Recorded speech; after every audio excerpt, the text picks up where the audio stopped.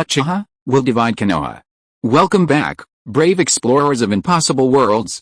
We are excited to have you here to continue this odyssey together. Before we continue, everything you'll hear is pure fiction, so please don't try to replicate combat techniques at home. This wonderful story and all its rights belong to its brilliant original author. We are only the messengers of entertainment. Want another dose of adventure? Subscribe to our YouTube channel so you don't miss a single chapter, and if you can't wait, our Patreon has exclusive surprises you'll love. Chapter 251 Danzo's Last Value. Uchiha, a hoarse, unpleasant roar filled with boundless rage echoed through the sky. Shimura Danzo had never been so furious, his reason was almost overwhelmed.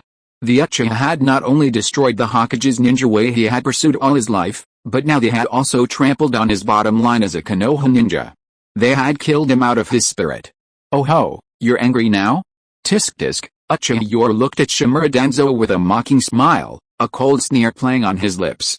Ever since you exposed yourself to all the Konoha ninjas for stealing the first Hokage's wood release and the Uchiha clan's Sharingan, you should have understood that in the eyes of all Konoha ninjas, everything you did was the work of a heinous traitor. You're still daydreaming, pretending to be a Konoha ninja now. Beneath Uchiha Yoru's mocking smile, his eyes simply glanced at the battle on the distant lake, continuing to assault Shimura Danzo's psychological defenses. By the way, did you think I would just kill you? Did you really think I didn't see the Sharingan ninjutsu on your arm? Uchiha Yoru's expression turned even more mocking. Rogue Danzo, have you forgotten who severed your previous arm? How could I not have investigated the secret on your arm, Izanagi?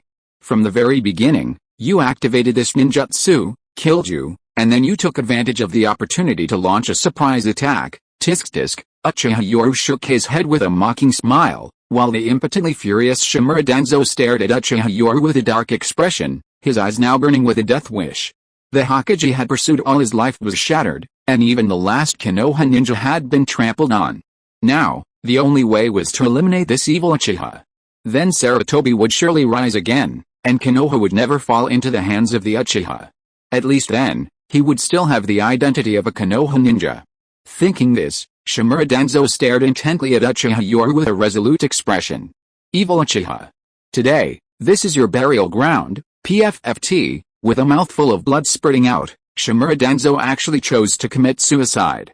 Looking at the fallen corpse, Uchiha Yoru retreated repeatedly. Evil Uchiha, I now possess the wood release that I can control. Back then, the first Hokage was able to suppress you evil Uchiha with a wood release. Today, for Konoha, I will definitely kill you here. Just then, with Shimura Danzo's sudden roar, one of the Sharingan on his arm slowly closed. It was clear that his suicide was for the Izanagi ninjutsu. His chakra has decreased considerably. Looking at Shimura Danzo, who had revived and was charging towards him with a kunai, Uchiha Yoru couldn't help but reveal a strange smile. Is it because the masked enemy bestowed upon you the gentle wood release cells, causing your chakra to surge and giving you confidence? Crack. Suddenly, a crisp sound rang out, and a classic scene appeared. Shimura Danzo, holding a kunai, pierced Susanoo. The sharp kunai snapped in two, and at that moment, Uchiha Yoru's main Gekkyou Sharingan spun within his eye sockets, revealing the legendary main Gekkyou ability, Susanoo. Uchiha Yoru's Susanoo was black, representing the initial skeletal stage of Susanoo. In an instant, the black arm skeleton gripped Shimura Danzo tightly, crushing his bones with immense force, yet skillfully managing to avoid killing him. Cough cough, Shimura Danzo, coughing up blood, glared furiously at Uchiha Yoru protected by the black Susanoo skeleton. Damn it! Not enough distance, I have to restrain this brat. Given the arm's extension, the success rate of Shimura Danzo using his trump card, a 1-for-1 exchange, was too low, and it would expose his ultimate technique, allowing his opponent to prepare. Susanoo. I never thought you evil brat, would actually go this far. Looking at Shimura Danzo, who was still spouting nonsense, Uchiha Yoru couldn't help but mock. Danzo, are you still hoping the masked man will defeat my two guards, and then you can take the opportunity to finish us off? Tisk tisk, you've got a pretty good plan. Uchiha Yoru shook his head mockingly, but he had to admit, this old man was truly stubborn.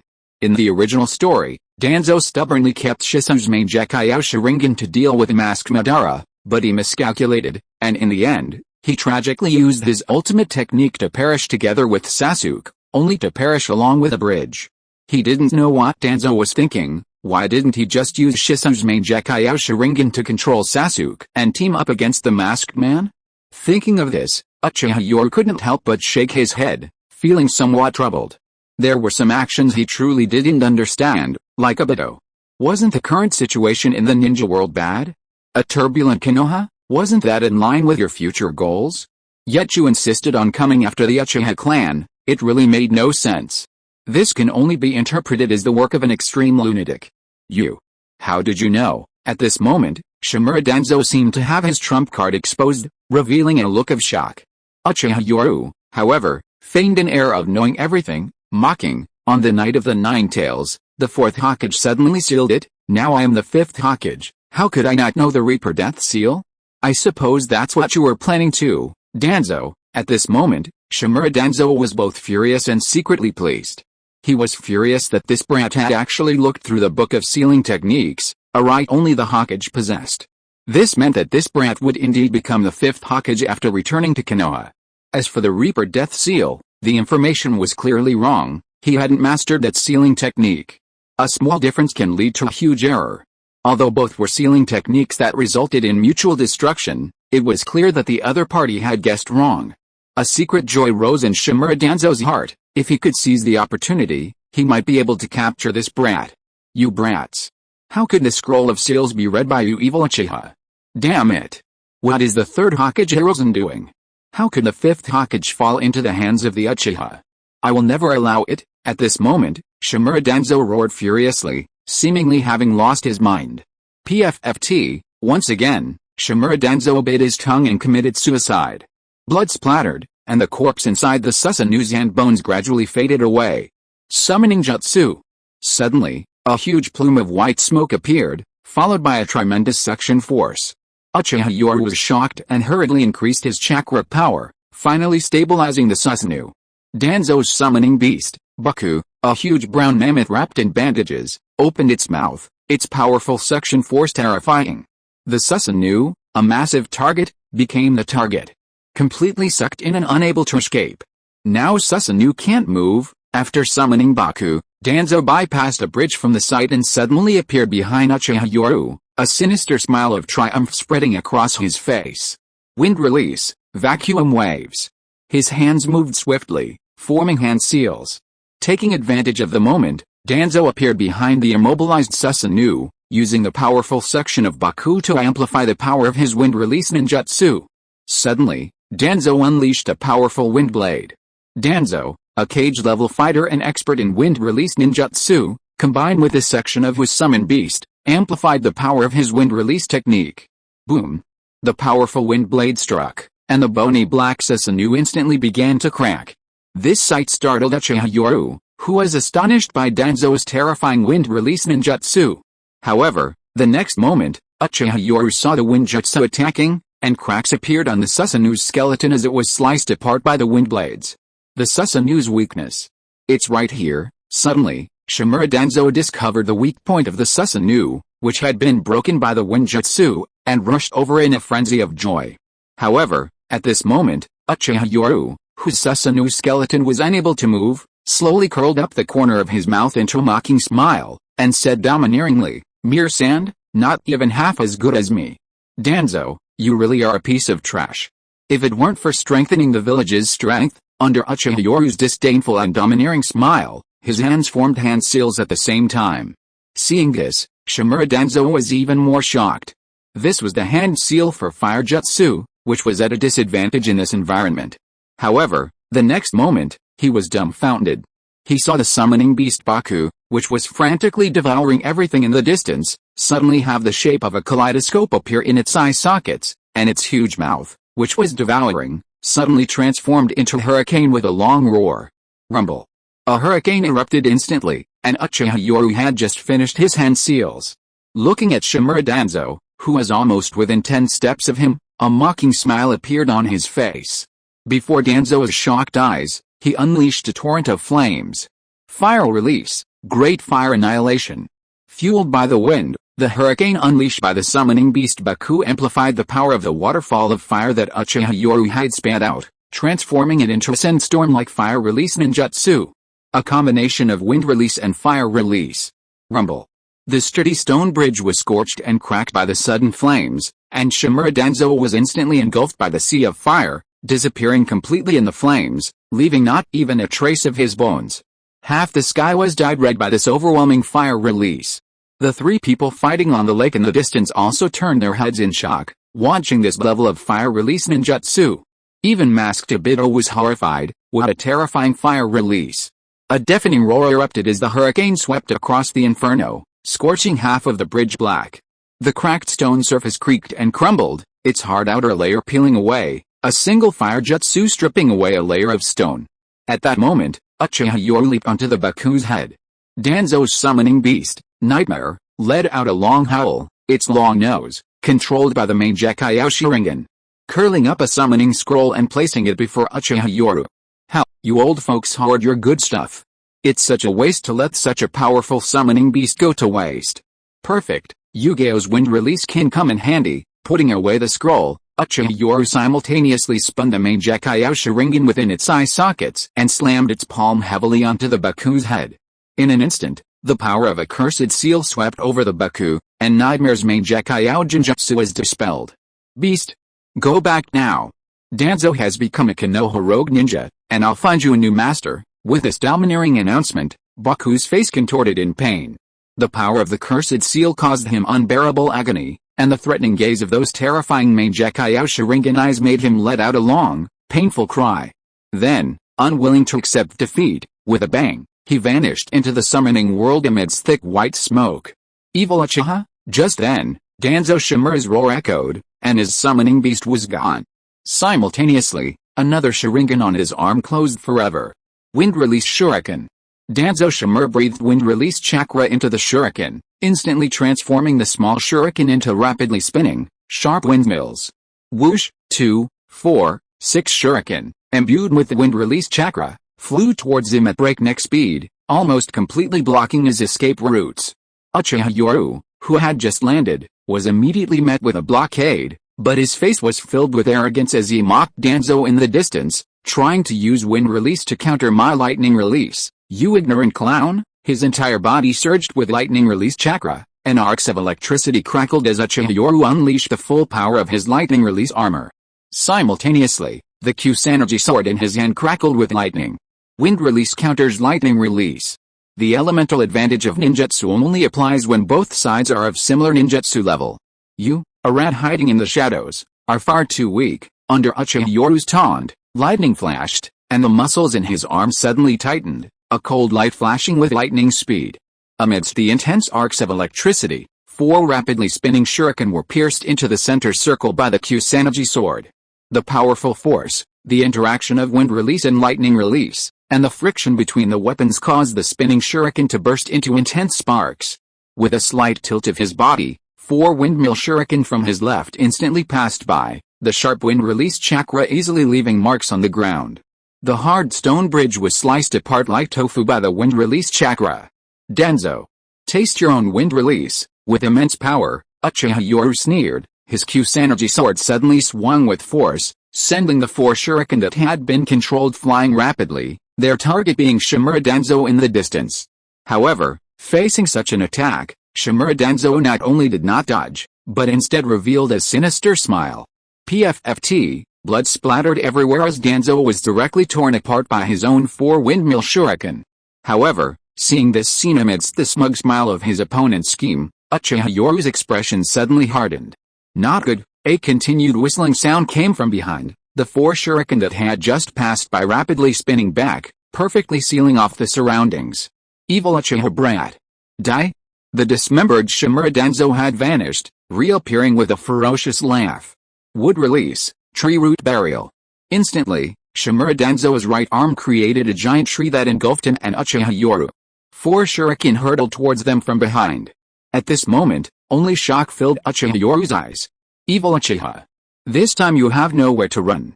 And masked Madara, I will eliminate you evil Uchiha here for Konoha? With a maniacal laugh, Shimura Danzo used a suicidal ninjutsu, relying on Izanagi. He was still immersed in the glory of fighting for Konoha to the last. However, just as he was trapped by the tree and 4 wind release, shuriken were behind him, A mocking look suddenly appeared on Uchiha Yoru's face. "You're really an eyesore, but you don't need to bother with the masked squad." Shimura Danzo, confident of victory, stared wide-eyed in disbelief, a disdainful smile playing on his lips as he looked at Uchiha Yoru before him, his body gradually turning to wood. Please support. Chapter 252 Sage Mode, Jiraiya and Orochimaru. PFFT, the thriving tree enveloped the two, and simultaneously, 4 sharp shurikens sliced through them like tofu, instantly splattering blood everywhere. Meanwhile, under the tree's rapid growth and confinement, with a loud thud, Danzo, in disbelief, was crushed into blood and gore along with one of his wood clones, becoming nourishment for the tree. Meanwhile, on the other battlefield, Obito Uchiha, standing beneath a bridge, was unaware of the battle above, but witnessing the clash between Might Guy and Itachi Uchiha, he couldn't help but marvel at their strength. "Your strength has earned my approval, but this is the end for you." Might Guy and Itachi were panting heavily, a sight that made Obito shake his head with regret. "Uchiha Itachi, you truly are a genius. If it weren't for your age limiting your body, and if you had another 5 years, you would have grown to a terrifying level. It's a pity, though." Might Guy, panting heavily after holding the 8 gates for so long, stared intently at his enemy, unable to contain his anger. "Damn it, all that power, but every time I hit thin air." Facing such an opponent was incredibly frustrating for a Taijutsu ninja like Might Guy. However, a smile appeared on Itachi's face despite his heavy breathing. "A pity? I think it's just right." Boom. Suddenly, the lake's surface exploded, and a glowing red dragon, wielding a black orb, shot out. Sage Art, White Strike Technique. A powerful, blinding white light flashed instantly, the air vibrating, and Obito, masked, was shocked. His senses were numb, and he felt immense pain in his body. Orochimaru, emerging from the water, was Orochimaru, already in Sage Mode, unleashing his ultimate technique. But the next moment, the croaking of frogs echoed throughout the world. A high-intensity sound wave was emitted over a wide area, and then Obito, wearing a mask, felt dizzy and disoriented. Even with his main Decay Sharingan, he found himself trapped in a Genjutsu world. This was the Sage Art, Illusion, Toad Song. In the original story, Jiraiya used this Genjutsu to even imprison pain with his Rinnegan, demonstrating its immense power. Inside the Genjutsu world, Obito stared in shock at himself, imprisoned in a cube-shaped water prison, surrounded by 4 giant toad statues. This is a mental binding Genjutsu called the Golden Binding Technique. Once caught in this Genjutsu, the body will be unable to move. Jiraiya's majestic voice echoed within the Genjutsu world. The masked Obito, trapped within, couldn't help but mutter in shock, truly worthy of being one of the legendary Sannin. They even possess such a Genjutsu. And their cooperation with Orochimaru just now was to prevent me from using Kamui. PFFT, amidst the splattering of blood outside, to the astonishment of Might Guy and Itachi Uchiha, Orochimaru and Jiraiya, now in Sage Mode, suddenly emerged from the lake, each wielding a weapon and thrusting it diagonally into the masked enemy's body. Orochimaru wielded the Kusanagi sword, while Jiraiya gripped a large bone sword. With perfect coordination, their X-shaped thrusts pierced the enemy's chest, blood splattering everywhere. "Haha, Orochimaru, long time no see. I didn't expect our teamwork to be as flawless as ever." Jiraiya's dignified expression suddenly vanished with a hearty laugh, completely shattering his composure. Orochimaru, standing beside him, scoffed disdainfully, mocking, "Idiot Jiraiya. I never thought you'd reach this level too, Sage Mode." Judging by his mastery of the technique, Jiraiya had mastered it even earlier. Haha, at this moment, Jiraiya looked at Orochimaru with his usual aloofness, even his eyes welling up with tears when he called him an idiot. His comrade was finally returning. Cough cough, little Jiraiya, this Genjutsu song will put a huge strain on your throat. It's very difficult. My throat hurts so much, little Jiraiya. What kind of enemy did you encounter this time? Why are you so cautious? And even teaming up with Orochimaru, the 2 old toads on Jiraiya's shoulders, Fukasaku and Shima, grumbled, but knowing the seriousness of the situation, they didn't interrupt, their expressions filled with solemnity. The enemy was terrifying, capable of instantly entering Sage Mode for Jiraiya and even teaming up with Orochimaru, another of the legendary Sannin. Hell, let me see who this enemy is who controls the 9 tails. Orochimaru, with his characteristic hoarse, evil grin, reached out to remove the masked man's mask. Blood splattered, and Obito's masked figure instantly became illusory. Not good, In an instant, Jiraiya and Orochimaru swiftly attacked, the black shadow behind them vanishing into nothingness, their attacks passing right through thud. On the water's surface, Orochimaru and Jiraiya quickly created distance, while Might Guy and Itachi rushed over. Orochimaru, Lord Jiraiya. Their cries of alarm echoed as Orochimaru and Jiraiya stared intently at the distant black shadow. Cough cough, as expected of the Sannin, so close, cold sweat beaded on the mask behind the Bido Uchiha's face. He had almost died. Crack, the mask on his left eye snapped open, revealing a three-tomo Sharingan that was slowly closing. Izanagi, Orochimaru chuckled hoarsely at the sight, showing no disappointment but rather a morbid interest. So you have one more chance to use Izanagi. I wonder what kind of face lies behind this mask after you use your other eye. Orochimaru's hoarse, morbid smile made Ibido's expression grave. His exposed Mangekyo Sharingan stared intently at the enemies present. Jiraiya, Orochimaru. When did you arrive? Suddenly remembering something, Ibido's pupils contracted, revealing a look of shock. He seemed to recall something. It was from the very beginning. From the very beginning, when Uchiha Yoru used fire-release ninjutsu, he used the concealment effect of the ninjutsu to lure him into summoning a flying eagle for help. At this moment, Masked Ibido finally realized something, and Jiraiya couldn't help but smile and nod. That's right, from the very beginning, that brat used the summoning jutsu 3 times. I left behind the toad summoning scroll in my blood. From the very beginning of the battle, that brat Uchiha Yoru actually summoned 3 times quickly using the summoning jutsu. The toad and snake took advantage of the moment when no one was paying attention and jumped directly into the lake under the bridge. Orochimaru and I hid in the lake until we entered sage mode. Idiot Jiraiya. Watching Jiraiya laughing as he recounted the events to his enemy, Orochimaru, who is usually arrogant and disdainful of everything, rarely retorted. What did you say, Orochimaru? Seeing the familiar scene, Jiraiya reflexively glared at Orochimaru and retorted. However, Ibido, the masked figure opposite him, stared at the current situation with a grave expression. And said in a hoarse voice, it seems we miscalculated today, but I still don't understand how you and Orochimaru could have prepared in advance.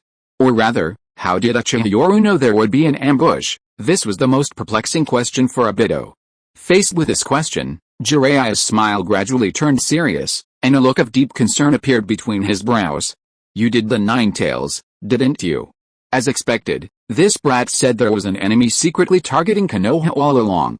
Originally, this was just to prevent the death of the only one, because if this brat died, the entire Konoha would fall into internal strife. And someone with the ability and the motive, the only person I can imagine is the culprit of the 9 tails night. At this moment, Jiraiya stared intently at Ibido with questioning eyes, as if wanting to ask about everything. After all, on the night of the 9 tails, he lost his most outstanding disciple, Minato Namikaze. Konoha suffered a huge loss, and in his eyes, the village had reached this point. Especially the hostility between the Third Hokage's group and the Uchiha clan, which clearly intensified after the 9 tails night. Konoha is now in a state of turmoil, and the root cause of all this is actually the mastermind behind the 9 tails night. Hell, Jiraiya, perhaps the answer is already in our hands. Just then, Orochimaru's hoarse, sinister smile appeared as a white snake slowly slithered along his neck, its tongue flicking. Suddenly, it opened its mouth and spat out a piece of pale white flesh. He split it in 2 and placed it in a test tube. Orochimaru's sinister smile was full of confidence. Jiraiya, I think you should know about the arm left behind by the enemy the 4th Hokage faced on the 9 tails night. Why don't you compare this piece of flesh to it yourself? On the 9 tails night, Ibido Uchiha was injured in his battle with Minato Namikaze. One of his arms was destroyed by the Rasengan and was abandoned on the battlefield. With the investigative abilities of ninjas, how could they let it go? Moreover, Danzo's arm was also very strange. Konoha had been researching wood release for so long, yet it was suddenly transplanted onto his own arm. It was probably through this remaining part of the arm that Orochimaru, through research, fitted Danzo with an immature wood release arm. I understand. Jiraiya took the test tube Orochimaru tossed him, his brow furrowed and he nodded heavily. At this moment, the enemy's ninjutsu, everything, almost perfectly matched the clues left by Minato, practically proving that the masked man before him was the culprit of the 9 tails night. Seeing this, the masked man, Uchiha Ibido, frowned, revealing a look of apprehension. Hell, it seems I underestimated you juniors. I'll let you go this time, But next time, you won't be so lucky. A special vortex rippled, and the masked man, Obito, revealed an arrogant and threatening smile before gradually disappearing. Is the enemy gone? Might Guy scratched his head, watching the disappearing figure on the lake, while Uchiha Itachi said in a low voice, "Be careful, in case the enemy uses a trick. Damn it, there's this brat." Suddenly, Jiraiya slapped his forehead in surprise, just as an angry roar rang out from the stone bridge behind him. On the stone bridge, Danzo Shimura's Sharingan eyes, one by one, had all shut down on his pale arms. This time, with the help of masked Obito, the stable wood release cells in his arms caused his chakra to surge, but the enemy he faced was also much stronger. Evil Uchiha. How could Konoha fall into your hands? Only I am the future of Konoha? Faced with his desperate predicament, Danzo Shimura couldn't help but let out a hoarse roar. He was unwilling to accept this. At this moment, the enemy he wanted to kill, Uchiha Yoru, stood at the bridgehead. A gentle breeze blew, making the Hokage at his waist even more dazzling. In this battle, Danzo hadn't even been able to test Uchiha Yoru's main decay Sharingan, which was somewhat pathetic. At this moment, facing Danzo Shimura, Uchiha Yoru still had no intention of letting him go and continued his psychological attack. The rats hiding in the darkness, thinking themselves the roots of Konoha's darkness, and the third Hokage thinking himself the leaves bathed in sunlight. Perhaps you were once, but now you have become rotten cancers hindering Konoha's development. Konoha was founded from the very beginning by the Uchiha and Senju. What right do you parasites have to talk about Konoha? Uchiha Yoru arrogantly mocked Shimura Danzo from his superior position, directly denying everything the other party thought he was right. Even if he died, he would make his enemy die with regrets. Cough cough, evil Uchiha? Danzo, whose very being embodied the Uchiha clan and evil, couldn't help but sneer at Uchiha Yoru. And what are you then? Would there be Konoha without the Uchiha? What is Konoha without the Senju and Uchiha? Just to fulfill your greedy and corrupt desires. Cough cough, Shimura Danzo stumbled across the stone bridge toward Uchiha Yoru. His right Sharingan was closed, and all the Sharingan in his right arm were shut, proving that he had exhausted all his energy and had no chance of reviving. Now, severely injured, he coughed up blood as if in a final burst of energy, weakly walking toward Uchiha Yoru, while frantically swinging his old, feeble arm with kunai, as if trying to kill him with a kunai. I am not reconciled. I have given my entire life for Konoha. What do you evil Uchiha? No, Konoha cannot fall into the hands of the evil Uchiha. The Hokage must not. Staggering and panting heavily, Shimura Danzo seemed to have only a few breaths left. At this moment, watching the distance draw ever closer, his heart was filled with wild joy. Almost there. Just a few more steps, and I can eliminate this Uchiha for Konoha. In his death throes, Shimura Danzo forced himself to maintain his frail body, hoping to lower his opponent's guard. He even feigned a pathetic state to get closer. Just as he approached Uchiha Yoru, at this moment, the extremely weak Shimura Danzo seemed to have a final burst of energy before death. He suddenly ripped open his shirt, revealing his aged muscles, and roared with a death-defying rage. For the ninja world. For Konoha. I absolutely cannot let you, an Uchiha, live. I will not allow the Uchiha to trample on the Hokage. Reverse 4-symbol sealing technique. Instantly, black sealing runes appeared on Shimura Danzo's chest, and black ink splattered everywhere as the seal activated. When he saw the splattered ink land on Uchiha Yoru, Shimura Danzo revealed a maniacal smile. Haha, Uchiha Yoru, you can't escape. The black ink sealing technique, formed from blood, would directly stiffen the body and disrupt chakra if it splashed on it. However, seeing Shimura Danzo's final maniacal smile, Uchiha Yoru, enveloped by the sealing technique, curled his lips into a smile, still determined to kill even at the last moment. Shimura Danzo, the Konoha traitor, used the reverse 4-symbol sealing technique before his death, ultimately sealing half a bridge in the process. What a legend! Uchiha Yoru's mocking smile trailed off as his body, affected by the sealing technique's disrupted chakra, stiffened from his feet, slowly transforming into a wooden structure. Wood release, wood clone technique, a clone technique even the eternal main decay Sharingan couldn't see through in the original story. However, when Shimura Danzo saw this, his Zhenning, meaning ferocious hideous, pupils were filled with resentment, especially the jarring title of Konoha traitor, which made his death unbearable. No, boom. The reverse 4-symbol sealing technique transformed into a massive black sphere of light, instantly sealing most of the sturdy stone bridge. along with a wooden statue, rendering it lifeless. Amidst the deafening roar, Jiraiya and the others, who were some distance away, happened to turn around and witnessed Danzo transforming into a black sphere of light to seal the bridge. A friend's new book. Those interested can check it out. Chapter 253 Konoha Splits. 5th Hokage.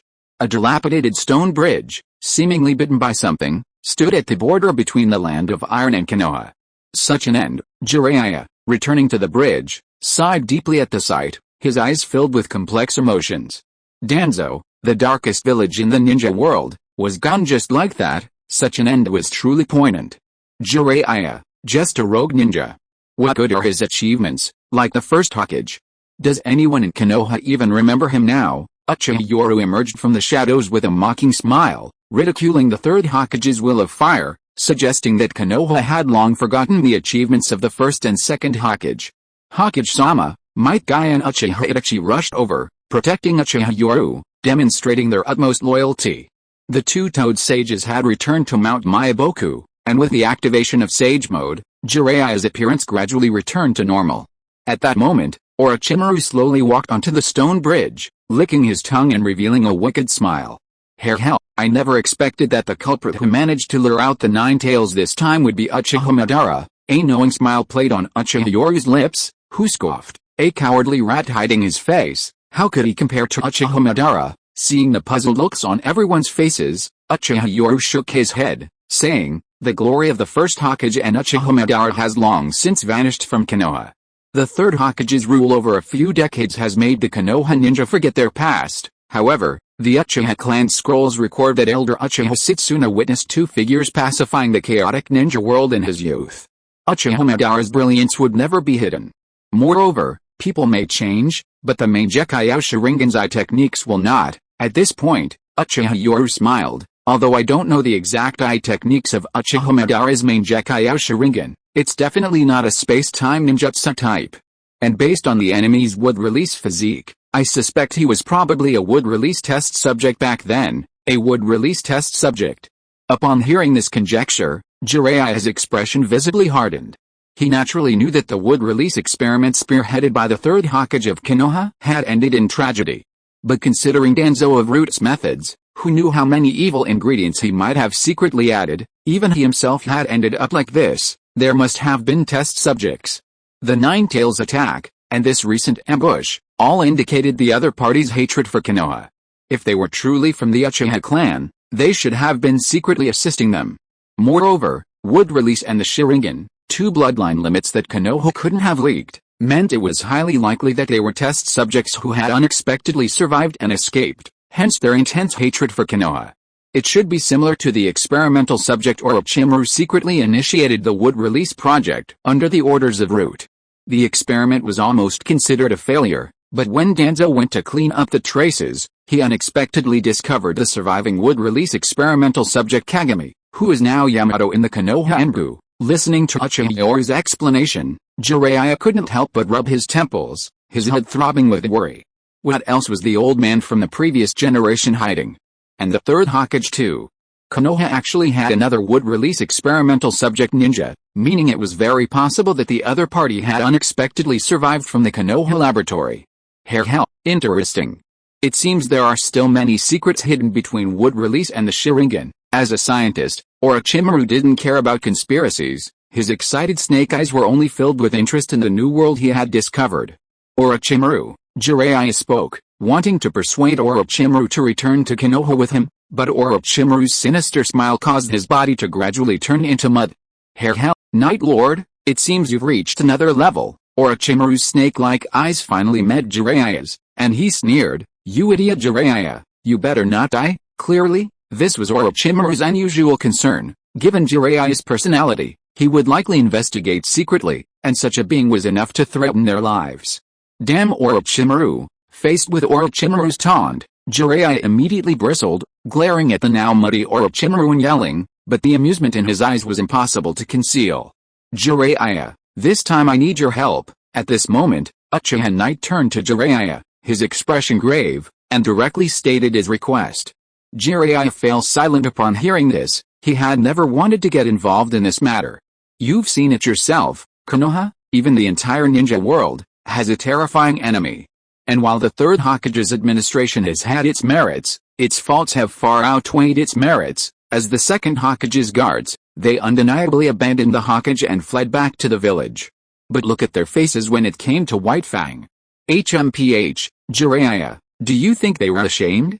One abandoned the Hokage to inherit Konoha, and the other abandoned his mission for his comrades. Since the White Fang incident was wrong, and they should have carried out the mission, why didn't they fight to the death to protect the Second Hokage back then? And there are countless other things.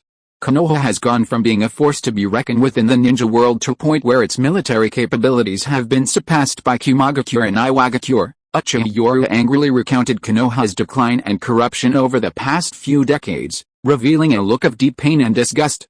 With my current strength, I'm capable of carrying out an armed coup, but I didn't. Why? Wasn't it for Konoha? For a stronger village? Looking at Uchiha Yoru, who carried such a heavy burden at such a young age, Jiraiya shook his head with a bitter smile inside. Kid, I admit your eloquence, your strength, and your methods. You are indeed stronger than the Third Hokage. Jiraiya agreed to stand on his side, mainly because of the terrifying enemy that had suddenly appeared. When a powerful, hidden enemy is present, internal conflicts begin to shift. Under external pressure, Jiraiya had made his decision. The village couldn't afford to waste any more time. It seemed they indeed needed to suppress the other side to maintain peace. Uchiha Madara. Jiraiya pondered this silently. He even suspected that Root's secret human experiments were combining Uchiha Madara's bloodline with wood release. Otherwise, why would the other party call himself Uchiha Madara? Leaving aside Jiraiya's own speculation, Uchiha Yoru smiled after seeing Jiraiya nod. With the tide turned and the net cast, the question now is how much they can reap. The highly anticipated 5-Cage summit captivated the entire ninja world.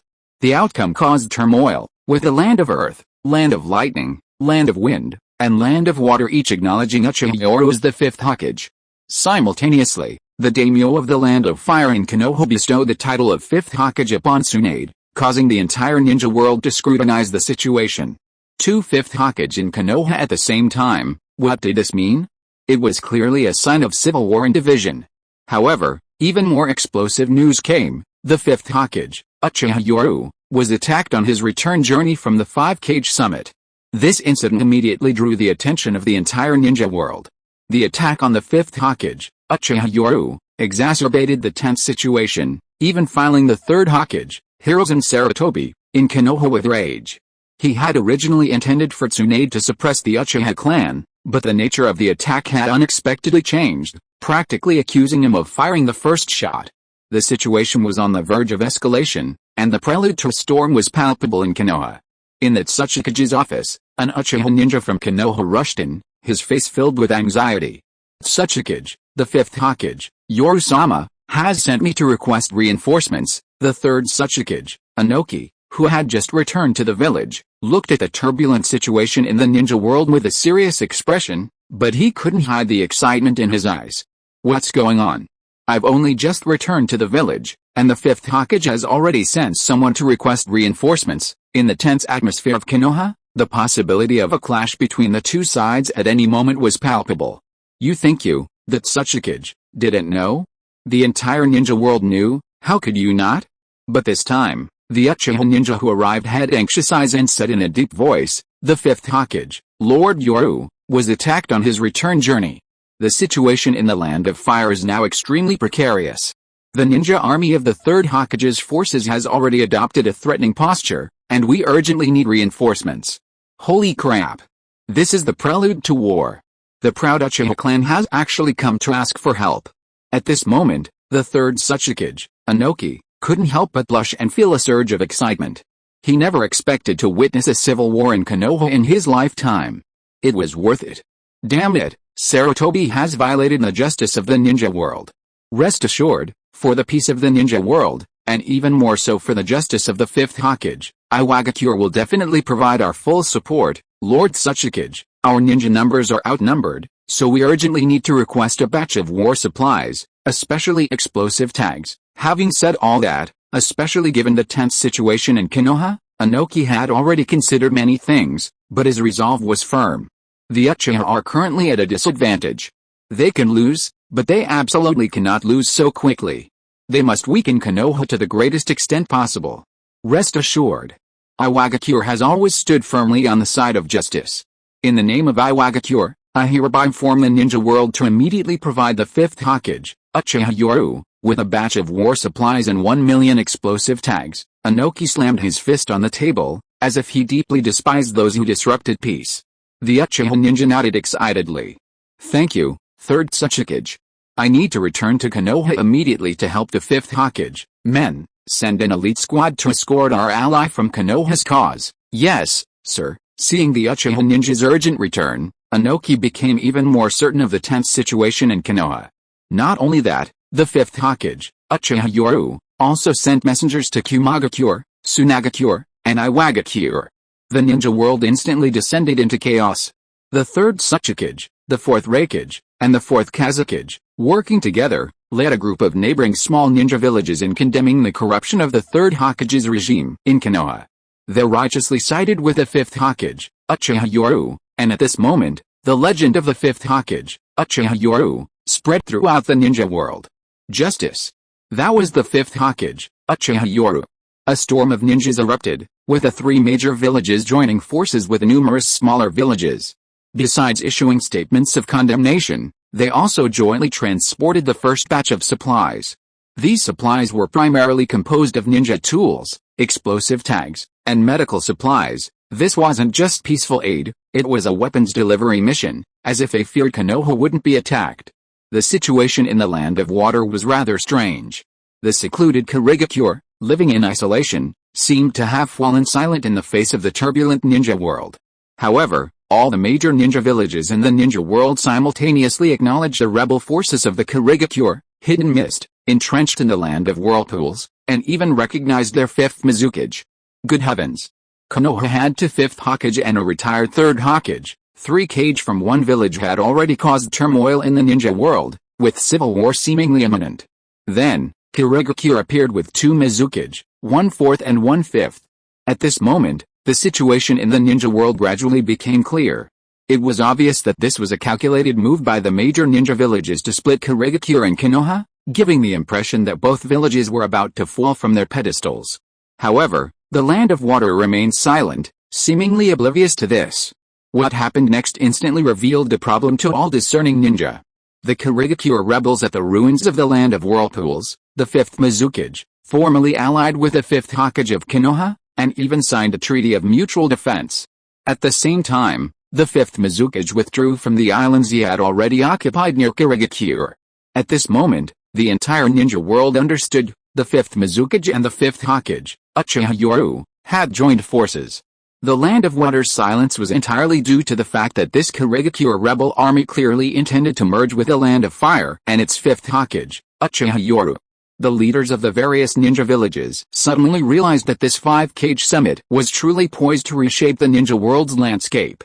The Kurigakure, feigning ignorance and simply maintaining a ceasefire, was able to persuade this rebel force to join Konoha, thus escaping the war. And under such a massive move, the Cloud Village, Iwagakure, and Tsunagakure seemed blind, even offering numerous favorable conditions for the merger of the 2 major powers.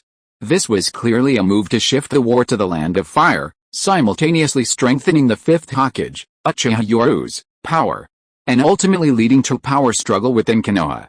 In just a few days, the turmoil in the ninja world was greater than in the previous decades. The first 5-Kage summit confirmed the transcendent status of the 5 great nations. The second 5-Kage summit would clearly similarly alter the ninja world's landscape. For so many years, Konoha has been the undisputed ruler of the ninja world. The day the civil war begins will be the day it falls from its pedestal. Meanwhile, Kurigakure of the Land of Water, remaining silent, is currently the biggest beneficiary. First, the civil war has ended. Second, the rebel forces have shifted their focus to Konoha. The day the Konoha civil war ends will be the day Kurigakure reclaims its lost territory. If Konoha is even weaker, it can use this opportunity to take a bite out of the Land of Fire. As for the ambitious Cloud Village and Iwagakure, needless to say, with Konoha falling from its pedestal, how could they remain idle? Tsunagakure will likely be the first to jump out and sever all treaties with Konoha. Please support. Chapter 254 How should the Hokage rock be carved? Konoha. Once the most prosperous and bustling village in the ninja world, it now exudes a repressive atmosphere. People hurry along the streets with their heads down, even those buying supplies are rushed, and no one lingers. The atmosphere within the village is tense, a prelude to conflict between the various factions of ninja. With the full support of the Third Hokage's forces, Tsunade initially holds an absolute advantage, her massive ninja force overwhelming the opposing side. However, the situation changes the next moment when the Uchiha clan returns. In the heart of Konoha, around the Uchiha clan's territory, several new clans have been established, displaying clan crests that are both strange and familiar. The Kaguya, Yuki, and Hazuki clans, the three great Kurigakure clans, have directly declared their allegiance to the Fifth Hokage's Konoha. Now, it is clear that under the leadership of the Uchiha clan, the Hyuga, Aburame, Inuzuka, Kurama, and other smaller Konoha clans, along with the three great Kurigakure clans and a group of Kurigakure ninja, have merged and coexisted together. Under external pressure, the ninjas of both bloodline clans merged with an astonishing speed. If one didn't know better, one would easily mistake them for long-time comrades. The Konoha clan, led by the Uchiha, finally found external support under the combined pressure of Tsunade and the Third Hokage, and naturally, they were eager to forge alliances with their allies. Meanwhile, the Kurigakure clans, who had lived a miserable life in the land of water, constantly enduring gloom, were suddenly welcomed with smiles upon arriving in Konoha, feeling like family. The integration was remarkably rapid. Indeed, pressure fuels motivation. In a very short time, the bloodline clans from the land of water and the Uchiha clans initiated marriage alliances, instantly entering a honeymoon period as if they were one family. At the Hokage's office building, the ninjas of both factions were almost completely separated. Even in the mission office, a red line marked the center of the Hokage's desk. Reporting to the Fifth Hokage, this is the mission report. A Konoha Chunin squad came to report their mission. Uchiha Yoru, seated at the Hokage's desk, smiled with satisfaction as they bowed respectfully. Excellent. The mission was completed very well, and the employer is very satisfied. The Chunin squad consisted of an Uchiha ninja, a civilian, and a Kaguya clan ninja. Clearly, they had quickly bonded and formed a comradeship. Meanwhile, another Chunin squad returned, respectfully reporting, Fifth Hokage, this is the mission report. However, it was Tsunade, the blonde-haired woman sitting on the left, who spoke. Looking at the mission scroll, she frowned and angrily rebuked, "Are you all piece of trash? Sarutobi Ichiro, look at your report during the mission. What do you take your teammates for? Your servants? Your lackeys? Because you caused their injury, and you still act all high and mighty. Good heavens!" Tsunade's anger was overwhelming, making Sarutobi Ichiro's face turn pale and then red. But seeing Tsunade's terrifying eyes, he immediately turned pale, his lips twitching, unable to say a word. Useless trash. Go back and let your father teach you how to get along with your teammates. Tsunade completely displayed her capriciousness to the extreme, scolding at the slightest dissatisfaction. Especially towards these once high and mighty Sarutobi and other clans. Compared to her status, anyone was trash in front of Tsunade, only worthy of obediently taking a scolding. The two formed a stark contrast, revealing the whole leopard from a single spot, and the vast ocean from a drop of water. Uchiha Yoru's faction was almost a unified entity, all under his leadership, with little infighting, even among the bloodline clans from the land of water. This group of bloodline ninja from the land of water wasn't all, only half. Some Konoha ninjas from the ruins of the land of whirlpools had also merged with the Kurigakure ninjas. Both sides faced immense external pressure, leading them to unite as one, with everyone aiming for the best, naturally resulting in positive developments. In contrast, Tsunade's faction, built over many years by the Third Hokage's lineage, had a deeply entrenched and interconnected power base, forming a cohesive unit. Tsunade's greatest strengths were her prestige and connections. Her prestige was undeniable. Those clan ninjas who had suddenly lost their former high status, like the Sarutobi clan, naturally harbored resentment and wanted to reclaim it. Tsunade's network of connections consisted mostly of commoner ninjas, creating conflict with the already unified ninja community of the Third Hokage's lineage. Although both sides exercised restraint, their motivations differed. The many commoner ninjas who followed Tsunade were there purely out of respect for her reputation and the debt of saving their lives. They simply wanted to honestly and dutifully complete their missions. However, these Sarutobi clan ninjas, under the guise of comrades, treated them like slaves. This wouldn't have been a problem in itself, but the contrast was stark. Under Uchiha Yoru's policies, there was a clear hierarchy. While they upheld the supremacy of bloodline limit ninjas, they also upheld the principle of merit. If you reached the Jonin level, you had everything a bloodline limit ninja possessed. Even among ninjas of the same rank, if you demonstrated talent comparable to bloodline limit ninja, even if you were of commoner origin, you would receive the same treatment. This contrast naturally led to resentment. Uchiha Yoru's policies were based on bloodline theory, but in reality, it was a meritocracy, making ninjas superior. Children with ninja talent were inherently superior to commoners without such talent, a clear case of bloodline supremacy. Bloodline limit ninjas are ranked higher because those who awaken their bloodlines are extremely powerful, occupying the majority of high-end combat power. Furthermore, the Fifth Hokage, Uchiha Yoru, emphasized the supremacy of bloodline limit ninjas. It wasn't simply about having the Uchiha surname, but about awakening the bloodline. Before awakening a bloodline limit, even if you were surnamed Uchiha, your treatment and status were the same as ordinary ninjas. Hell, it seems Lady Tsunade has quite a few troubles. Looking at Tsunade, who was easily angered, Uchiha Yoru, sitting to her right, teased her with a smile, while Tsunade snorted coldly in annoyance. Uchiha Yoru, don't be so smug. If it weren't for these old guys, Tsunade's face clearly showed her dissatisfaction. After all, ninjas from the Third Hokage's lineage, such as the Sarutobi, Nara, Yamanaka, and Akimichi clans, held high positions and enjoyed a superior status, only to be suddenly demoted. Just like the Uchiha clan who were once in the heart of Konoha, after the Nine Tails incident, they were relocated to the outskirts, which naturally caused resentment.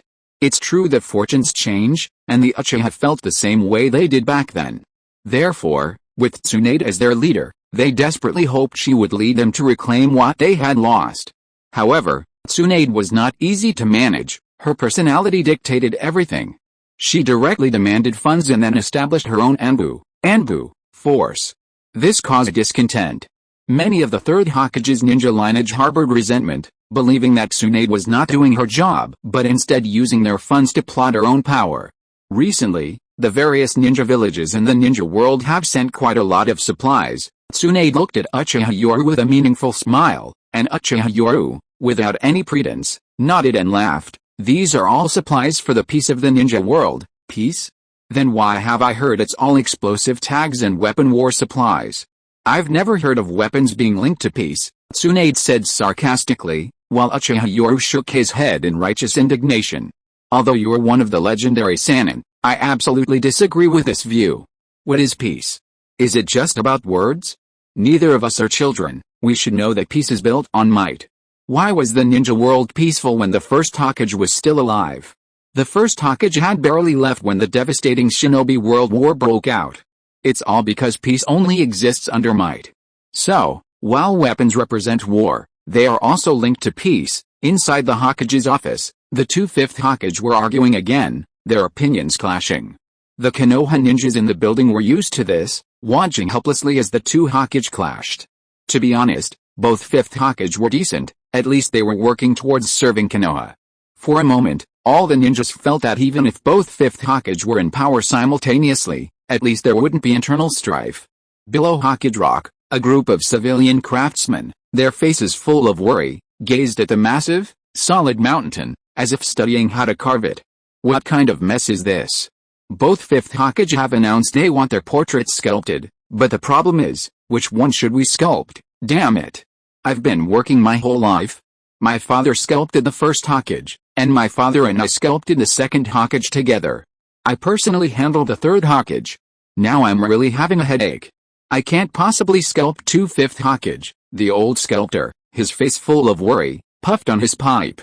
He was truly troubled. For the first time, he felt that money was hard to earn in a hot potato. However, his young son approached, scratching his head in an even more troubled manner. Father, now it's not two headaches, it's three. Three? The old father's worried face showed suspicion. Weren't there two Fifth Hokage? Has another one appeared? Who is it? The young son gave a wry smile and directly produced 3 photos. Father, it's the Fifth Mizukage. The Fifth Mizukage issued a mission, saying that she, as the Fifth Mizukage, would lead the Mist Ninja Army to join Konoha, and it's only right that she leave behind a commemorative image.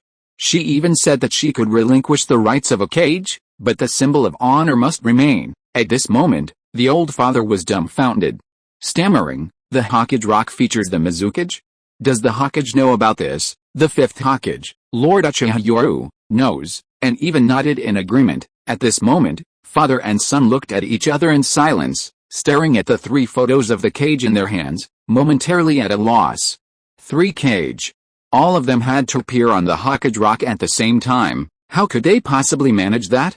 Just then, the 3 photographs overlapped slightly in the sunlight, and a sudden inspiration flashed through the old father's mind.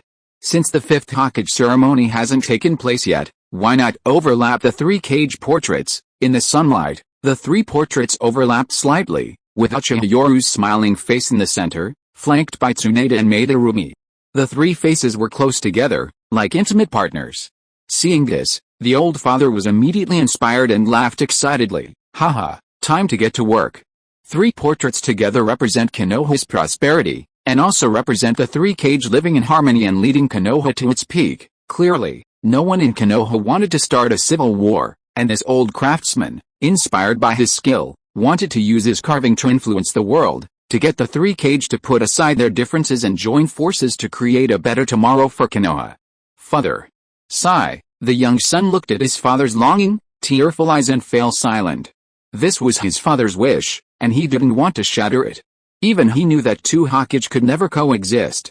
As the saying goes, 2 tigers cannot share one mountain, but he remained silent, not wanting to shatter his father's hopes, yet it was also a sliver of fantasy in his own heart. Never mind, since we accepted the mission, and even the 3 cage haven't said anything, let's do our best. A hearty laugh echoed across the Hokage rock, dispelling some of the somber atmosphere of Konoha. At the same time, as the iconic Hokage rock began to move, every Konoha ninja could see the shift from initial helplessness to astonishment. The outlines of 3 faces appeared more and more prominently each day, only to be covered by a huge tarpaulin, as if waiting for the official Hokage inauguration ceremony to announce the result. The Sarutobi clan. The character for ninja was displayed prominently on the wall. The pressure of this period had aged the 3rd Hokage, Hiruzen Sarutobi, by 10 years. Now his hair and beard were all white, and his somewhat hunched, thin, and short body already resembled 8/10 of his appearance during the Chunin exams in the original story. The pipe dangling from his lips clicked and puffed, filling the room with smoke. The retired 3rd Hokage, now living a secluded life at home, stared intently at the shogi board before him, looking like an ordinary old man. Seated directly opposite him was Nara Shikoku, the captain of the Konoha Jonin team, known as the Hokage's strategist. When 2 shogi pieces clash, one must be injured. All the pieces protecting the shogi pieces will be affected. Looking at the board, Nara Shikoku sighed, seemingly implying something. The 3rd Hokage, Hiruzen Sarutobi, understood and remained silent. Shikoku, do you regret it? Faced with this question, Nara Shikoku shook his head with a bitter smile. Do you have a choice if you regret it? The Ino Shikacho clan enjoyed preferential treatment and must bear the corresponding responsibility. This was the price. The Ino Shikacho clan chose to completely submit to the 3rd Hokage and enjoyed decades of rapid development, growing from a small clan to its current size. It could be said that for every year the 3rd Hokage ruled, they enjoyed preferential treatment. The clan has grown to the point where even its branches are stronger than the entire clan once was. It's not so easy to change and shed the label they bear. In the ninja world, Japan, betrayal is possible, but for the entire clan, treachery is universally condemned. Moreover, Nara Shikoku raised his head and gave a deep look at Hiruzen Sarutobi, the 3rd Hokage. The Ino Shikacho clan was at most accomplices, although they enjoyed everything and now had no choice, they still had a chance to breathe. The Sarutobi clan and the 3 smaller clans, Midaman, Utatane, and Shimura, were the ones truly without a choice. The Ino Shikacho clan, at worst, would be targeted and weakened to a certain extent, but they would be let go. But the Sarutobi clan, please support. Chapter 255 Standing Up and Asking for Money from Major Ninja Villages. The Sarutobi clan, the 3rd Hokage, Hiruzen Sarutobi, grew increasingly solemn. Speaking of his clan, he said with an air of authority, when I became the 3rd Hokage, I had a choice with my clan. They all chose to support me. That's why the Sarutobi clan exists today. This is fate. Having enjoyed the blessings of the will of fire for so many years, we must also bear the consequences. Hiruzen Sarutobi had elevated his belief in his clan to the point that the will of fire was superior to his clan. While this way of thinking was somewhat distorted, it was undeniably very Japanese. Hiruzen Sarutobi placed the chess pieces on the board, frowning as he said in a deep voice, "The current situation is just as you said. Once it escalates and civil war breaks out, Konoha will be destroyed. I will absolutely not stand idly by and watch Konoha fall into the hands of the ambitious and evil Uchiha. The day of the Fifth Hokage's official inauguration ceremony will likely be the day Konoha officially begins its civil war. The losing side of the Fifth Hokage's inauguration ceremony will definitely take the opportunity to disrupt things, and at that time, all of Uchiha Yoru's top fighters will be present.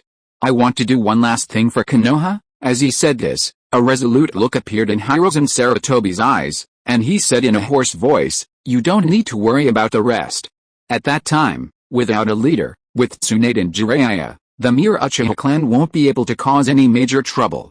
You only need to assist Tsunade in managing the village's internal relationships. Seeing Hiruzen Sarutobi's resolute appearance, Shikakunara frowned, his expression becoming serious, but the intelligent man didn't ask any further questions.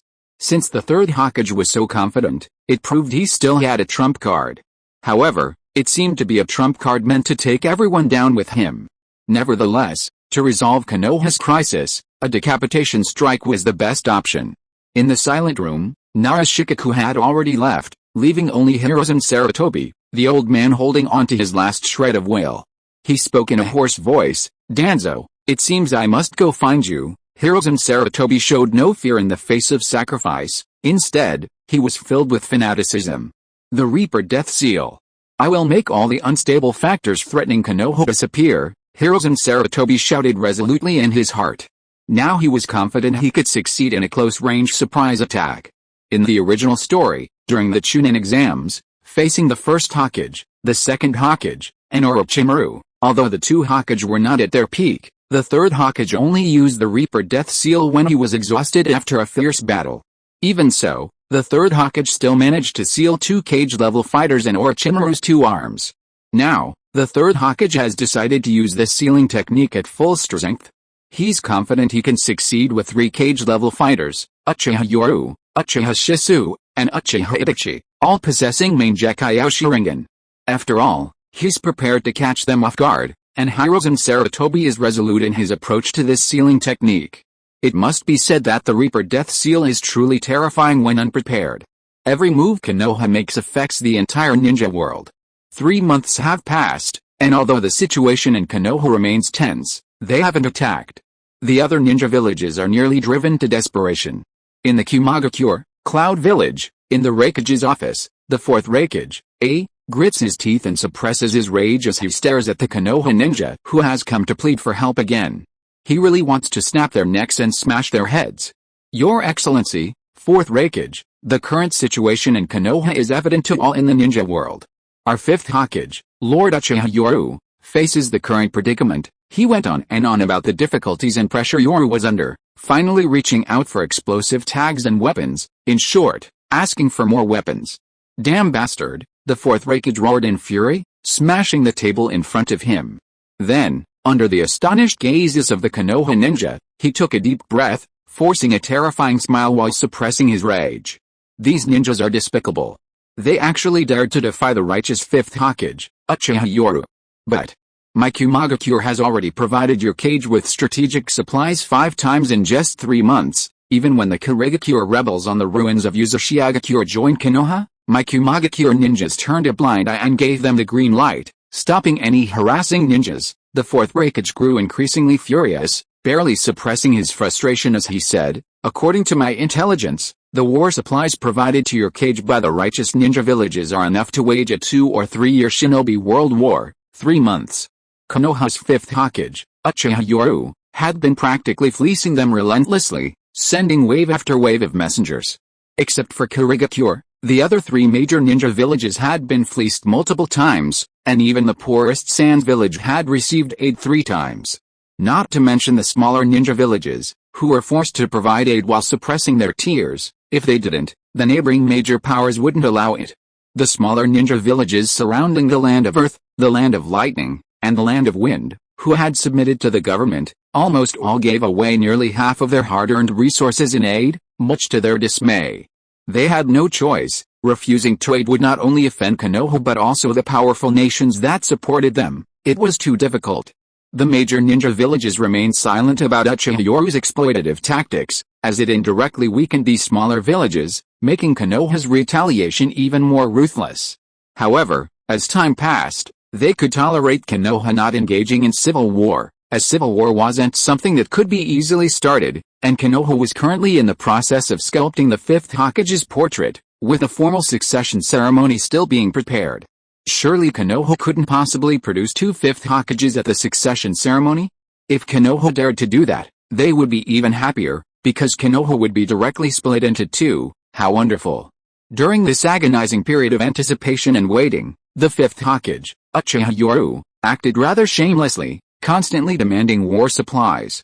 Now, the Land of Fire under Uchiha Yoru's control has at least 10 military bases. This is outrageous. You're not fighting, yet you're hoarding supplies like crazy, and using theirs anyway. If you were fighting, you wouldn't need to ask for anything, we'd see it and send it to you. Your Excellency, Fourth Hokage. Before the Konoha ninja could say anything, the Fourth Hokage, interrupted him, speaking in a righteous and solemn voice. For the sake of peace in the ninja world, my Kumagakure has unconditionally provided you with so many supplies free of charge, which has seriously affected the normal military defense of Kumagakure. Therefore, please reply to your Excellency that Kumagakure is currently powerless to do so. However, please rest assured, I have decided to order the rear to expedite the production of various ninja tools, explosive tags, and other supplies. New supplies will be available in a month. Don't let the Fourth Hokage's rough appearance fool you. Can a mere brute become a Kage? His bruteness is merely a facade and a persona. Deep down, he possesses the mind of a Kage. Seeing the Hokage's refusal, the Konoha ninja couldn't help but sigh. Although he was somewhat embarrassed, he had gotten used to it after visiting so many times. Since the other party wouldn't give it to him, he let it go. In that case, I will return to the village first and report the truth to my fifth Hokage, Lord Yoru. Finally, in the Hokage's office, the Fourth Hokage, forced a smile across his rugged face as he watched the other leave, before finally letting out a furious roar. Damn it! The fifth Hokage of Konoha is so unruly.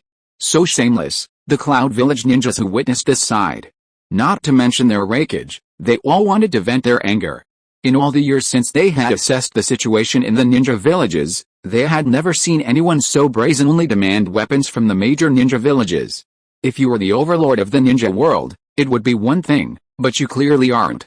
They clearly had the power to refuse, but they couldn't, which was incredibly frustrating.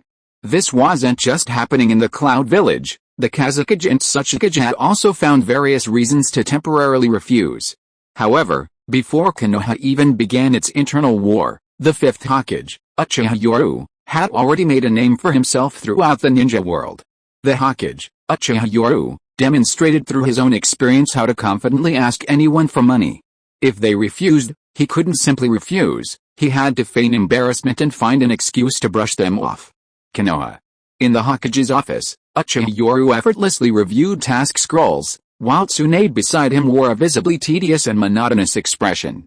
Especially when Tsunade glanced at the half-meter-high stack of documents in front of Uchiha Yoru, which he had finished in just over an hour, and then looked at her own work, a hint of embarrassment crossed her face. She had at most a little over half the number of documents this kid had, yet after a whole morning, she hadn't even completed a third. This kid. He's practically born for this. Tsunade considered herself quite capable, but there's always someone better. At this moment, she genuinely admired him. This really did require talent. Hey kid, you're reviewing these documents pretty fast. Are you messing things up? Tsunade couldn't help but tease. Uchiha Yoru, who was busy reviewing the documents, was using both his hands and eyes, laughing instead. Is this fast? It's just that you guys are reluctant to delegate authority. Look at the documents I need to prove. Minor security incidents within the village don't need to be sent here. They can be handled by the experienced captain of the police department. As the Hokage, I only need to use my spare time to randomly check the files and inspect the actual situation. At the same time, I've also set up a supervisory team within the Anbu. All their identities are kept secret, specifically to check whether subordinates are concealing or lying about anything, and the intelligence department, wait, for village missions, missions below rank B are approved by elite Hokage assistants. The Hokage only needs to glance at them and correct any errors. At this point, Uchiha Yoru, with a slightly amused smile, waved the documents in his hand and said, "How many B-rank missions or higher does Konoha have in a year? That works out to about 10 documents a day that truly require careful checking and processing. The rest are just cursory checks to ensure there are no oversights, which naturally improves work efficiency." Just as Uchiha Yoru was speaking with a relaxed smile, the efficient Uchiha Itachi entered carrying a stack of documents and reported this. "Lord Hokage, these are documents from the Intelligence Department, Medical Department, and Barrier Team. 3 of the Intelligence Department documents are rank B or higher and require your personal approval. These 2 are documents regarding the reorganization of Root and Anbu, which also require your personal approval." Looking at Itachi's report, Yoru Uchiha seemed to remember something and smiled at Tsunade, saying, "By the way, regarding Root and Anbu, which are personally overseen by the Hokage, aside from routine internal training tasks that can be handled by the department heads, any missions involving leaving the village or targeting ninjas require the Hokage's review." Goodness, Yoru's explanation, while initially seeming somewhat cumbersome, upon closer examination, made Tsunade frown. Looking at the young brat before her, a complex expression appeared on her face. This kid was truly willing to delegate power, practically delegating most of the Hokage's authority. However, upon closer reflection, it was simply delegating all the Hokage's trivial matters, making things easier for himself and winning over his subordinates. "Hey, how old is this Uchiha Itachi? Although he's quite strong, you actually dare to use him to assist you in handling government affairs?" Although she was convinced, Tsunade still had a look of dissatisfaction on her face, glaring at Uchiha Yoru as if to say, "Aren't you going too far?" However, Uchiha Yoru smiled and shook his head, saying, "Itachi is a genius. Perhaps he's a bit stubborn, but relatively speaking, when it comes to handling some of the Anbu's government affairs, Itachi already possessed the mind of a Hokage at the age of 5. Faced with his teacher's praise, the 12-year-old Uchiha Itachi was still a little embarrassed. After all, at his age and in such a high position, if it weren't for the Mangekyo Sharingan's power suppressing him, some people would really gossip. However, he was truly filled with gratitude. But Itachi is indeed a bit young. At this age, he should focus more on improving his strength. After all, a ninja's strength is the foundation of everything," Uchiha Yoru said with a smile. Upon hearing this, Itachi hurriedly bowed respectfully and shouted, "Yes. Itachi will definitely not disappoint the Hokage-sama." Tsunade, standing to the side, was somewhat dumbfounded. This brat's charm was no less than that of the old man in Orochimaru. He was almost always winning people over. Sometimes, superiors don't need to show much concern, or even just a peaceful smile, to make their subordinates feel moved and consider them their mentors, and they would be willing to give their lives for them. This is almost the way to manage subordinates. "Kid, your Hokage assistant is going a bit too far," Tsunade couldn't help but say with a hint of sourness, while Uchiha Yoru raised his head and gave a faint foolish smile. "Really? Kurenai, Yu-Gi-Oh, and Anko are all still young, and their strength has a lot of room for development. I always encourage them to focus on developing their abilities. Look at my assistants, Hisashi Hyuga and Shikiaburame are in charge of the intelligence department, Kakashi and Itachi are in charge of the Anbu, and there are also the newly joined ninjas from the Land of Water. They are best at interrogation and assassination. Sigh, we're still short-handed.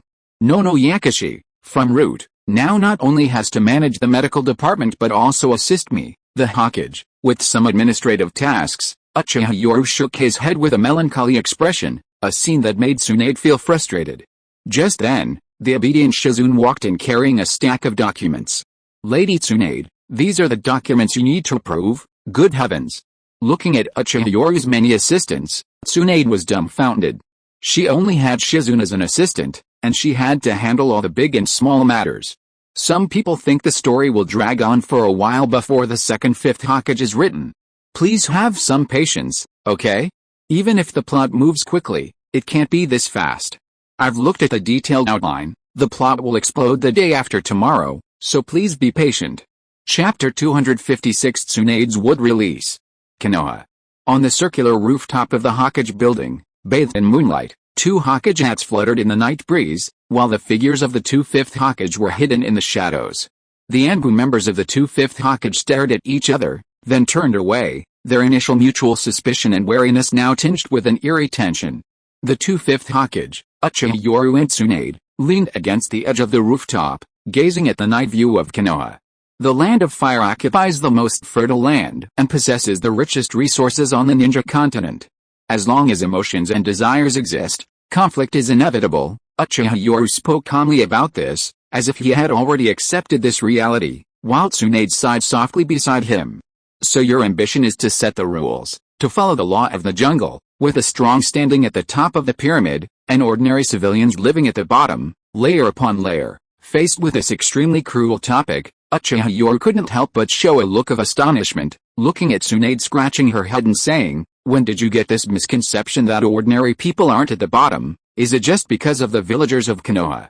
Then what's the difference between their lives and those of the civilians in villages like Iwagakure and Sunagakure?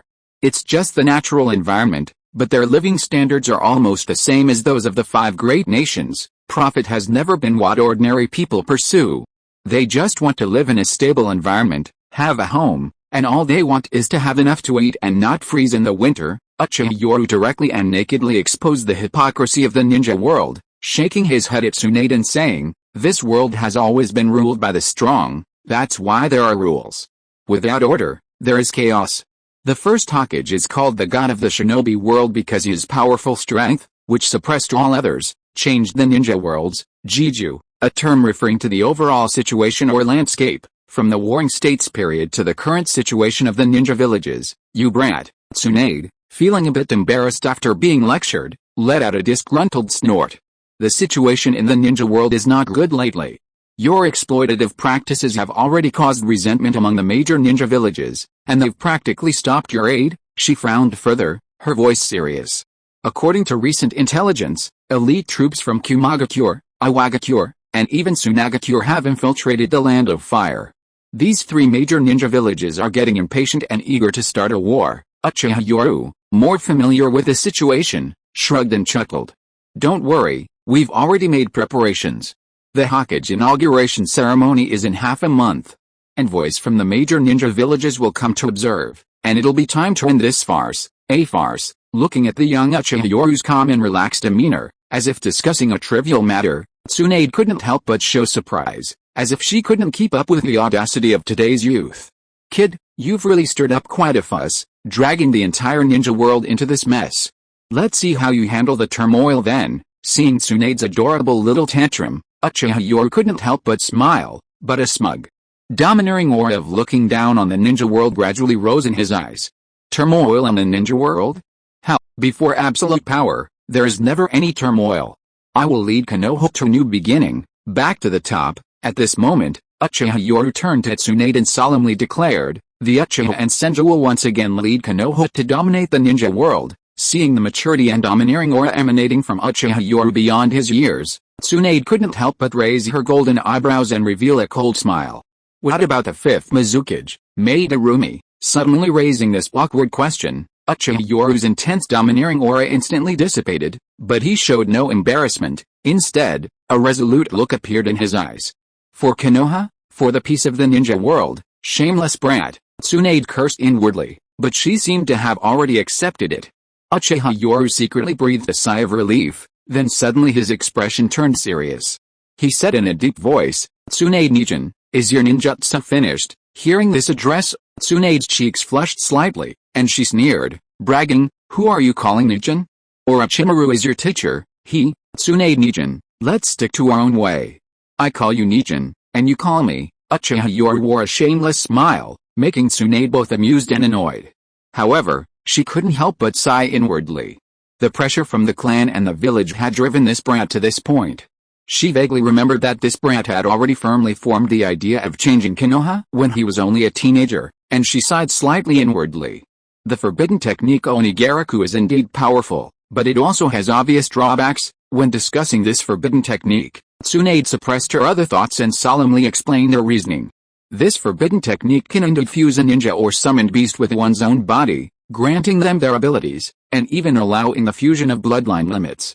However, The so-called immortality achieved after the technique is completed is merely theoretical. In reality, it at most enhances cell activity, at most extending lifespan, but it cannot achieve true immortality. Fusing with what one doesn't already possess will only result in incompleteness. For example, bloodline limits will definitely be inferior to the original users. Furthermore, the power gained after fusion is almost impossible to increase. The secrets of the human body cannot be fully understood by one person alone. Tsunade is the princess of the Senju clan. The second Hokage researched so many forbidden techniques, especially those like the impure world reincarnation, which undoubtedly involved extensive human research. Tsunade is no novice. Relying solely on the research data left by the second Hokage, Tsunade stands on the shoulders of giants. Her theoretical knowledge of the secrets of the human body is definitely no less than Orochimaru's. Uchiha Yoru nodded and chuckled, so I've just improved this ninjutsu. Although the difficulty has increased, and some aspects have even been reduced, it's still nearly perfect. Speaking of this perfected forbidden technique, Tsunade couldn't help but sigh. You truly deserve to be Orochimaru's disciple. Your talents in ninjutsu and forbidden techniques are equally terrifying. Indeed, this improved forbidden technique can achieve this. But it's better to focus on abilities you already possess, like those inherent within your body. As she said this, a slow smile appeared on Tsunade's lips, and her slender, white hand slowly extended. In the sight of only the two of them, a branch sprouted, its tender green tips emerging. For example, although I, a member of the Senju clan, did not inherit wood release, theoretically, every member of the Senju clan possesses a hidden wood release gene.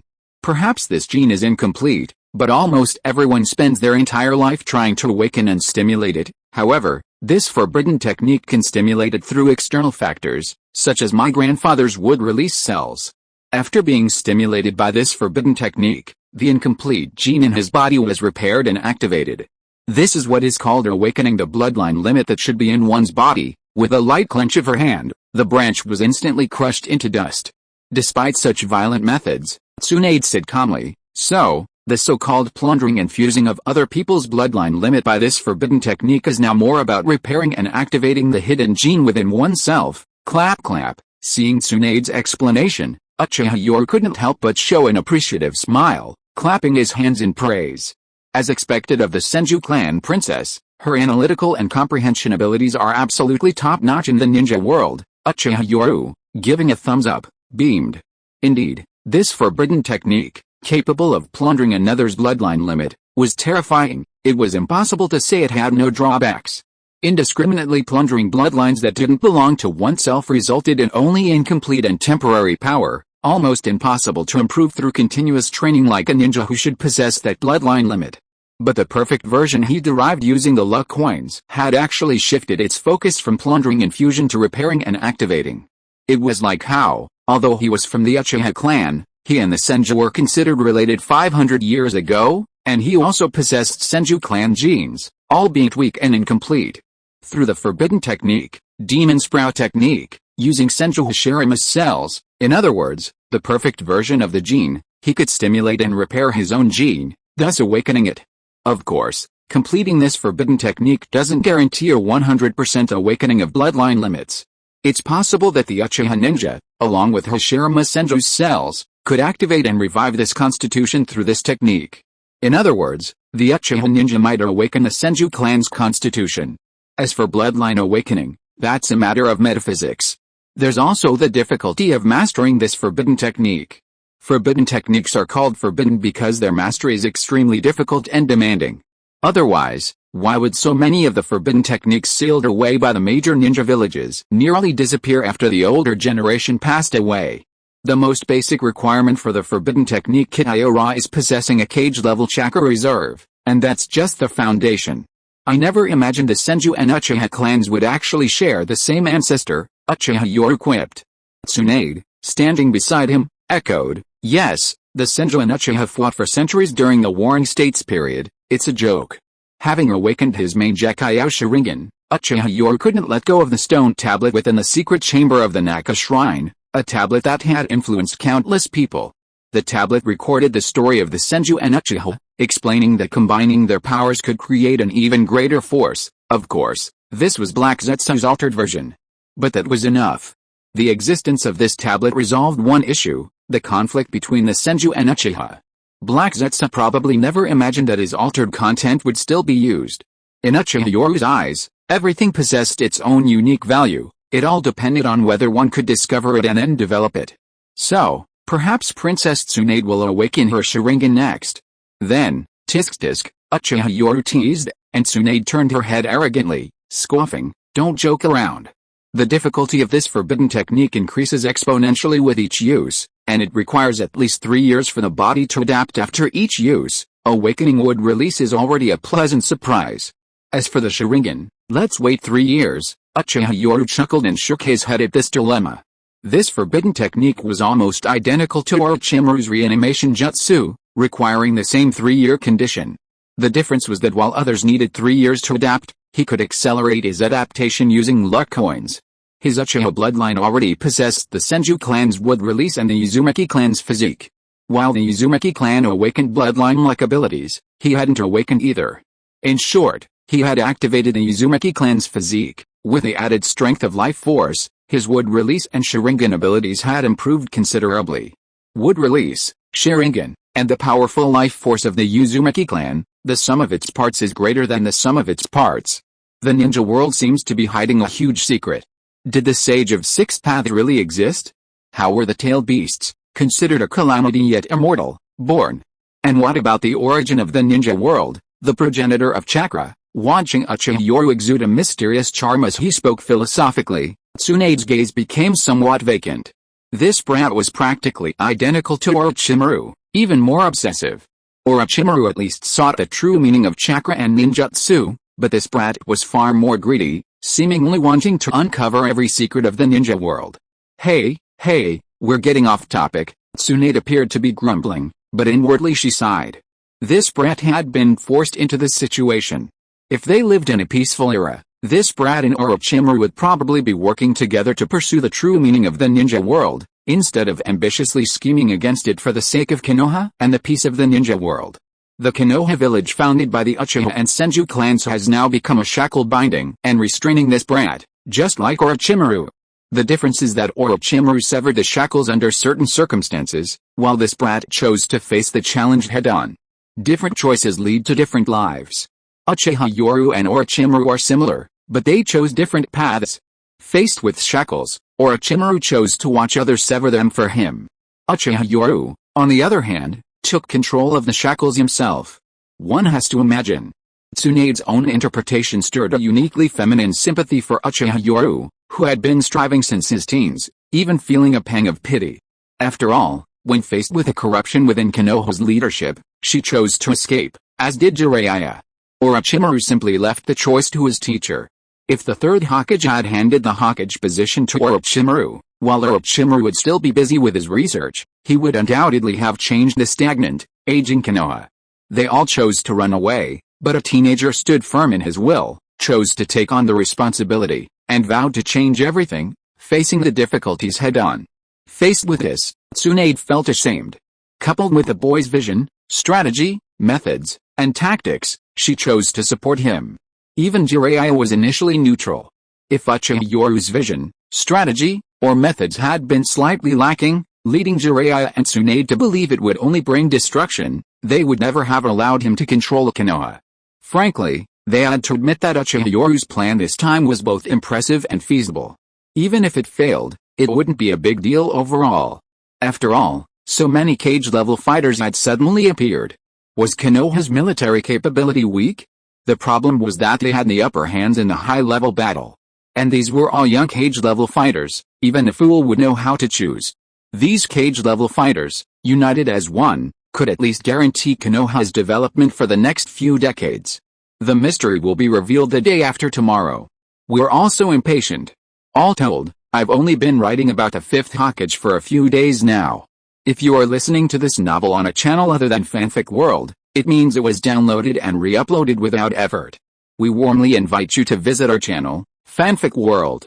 There you will find the original version of this story and many other novels of various genres. We look forward to seeing you dive into a world of incredible novels. Chapter 257. Watch him host his banquets and watch his building collapse. Konoha, Hokage building. I can understand Tsunagakure, But what do Iwagakure and Kumagakure mean by this? They should be firmly on the side of peace. How could they do this? Uchiha Yoru, inside the Hokage's office, angrily stood up, slamming his fist on the table and reprimanding them incessantly. Hearing the fifth Hokage's reprimand, all the Konoha ninja working in the Hokage building, whether they were there to receive or report missions, fell silent. Big eyes stared at small eyes. Although this wasn't the first time, they still felt their faces burning. Meanwhile, Uchiha Yoru, oblivious to his embarrassment, continued slamming his fist on the table in frustration. Damn it, inform the entire ninja world. I'm going to severely criticize Kumagakure and Iwagakure for their half-hearted and wavering stance. They're all making excuses and have even stopped their aid to us. We've barely managed to establish 17 reserve bases with the supplies we have, all for peace preparations.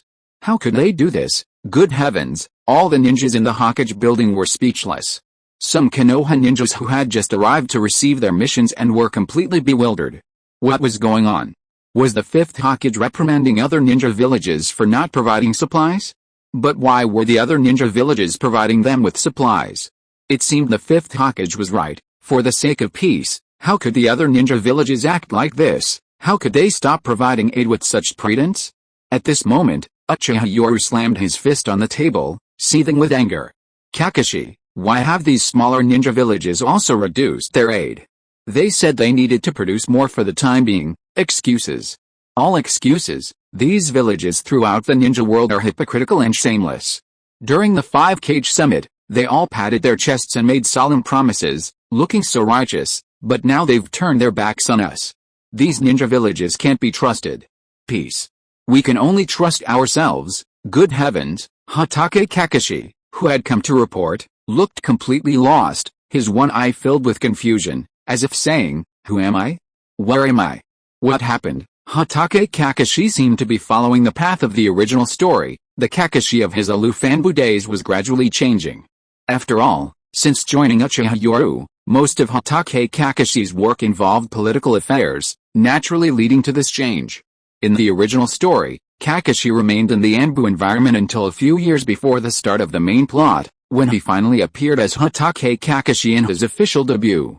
Haha, kid, you're so shameless. Demanding supplies from so many villages in the ninja world, and you're so brazen about it. You even scold them when they don't give them anything. Tsunade, sitting on the other side of the Hokage's table, couldn't help but laugh, slapping the table. She teased, if the third Tsuchikage and the fourth Raikage saw you like this, wouldn't they regret it? Facing Tsunade's teasing, Uchiha Yoru solemnly said, Princess Tsunade, I'm doing this for peace. For justice. You should be mindful of your image when discussing this topic. Alright, mindful of image, mindful of the impact. PFFT, Tsunade, covering her mouth, laughed until tears almost streamed down her face. This kid had swindled so many resources from the ninja world, and then he had to scold them. They were all giving them away for free. And when they didn't give them anything, he turned around and scolded them for being immoral. This twisted logic actually seemed quite plausible. Fifth Hokage, the aid supplies from the major ninja villages in the past few months have been enough to sustain tens of thousands of ninja in a protracted war. Even at the average attrition rate during the Third Shinobi World War, it could last for a year and a half, Kakashi Hatake said awkwardly, inwardly marveling at how Yoru had become Hokage while he was merely an assistant. This shamelessness and self-righteousness were something he could never achieve in his entire life. Kakashi was truly filled with admiration and looked up to Yoru's level of achievement. However, Yoru, instead of understanding Kakashi's explanation, stubbornly stuck to his own beliefs. Kakashi, issue a notice to the entire ninja world now, severely criticizing these people for their lack of resolve. As members of the 5 great ninja villages, we must set an example for peace. How can they act like this? This behavior is irresponsible towards peace. Hokage, envoys from Iwagakure, Kumagakure, Tsunagakure, and many smaller ninja villages have arrived in Konoha one after another. They have all expressed their apologies, Kakashi reported helplessly, but with a hint of admiration in his expression. They stood there confidently, demanding benefits, and when refused, they were reprimanded, yet the other party all greeted them with smiles and apologies.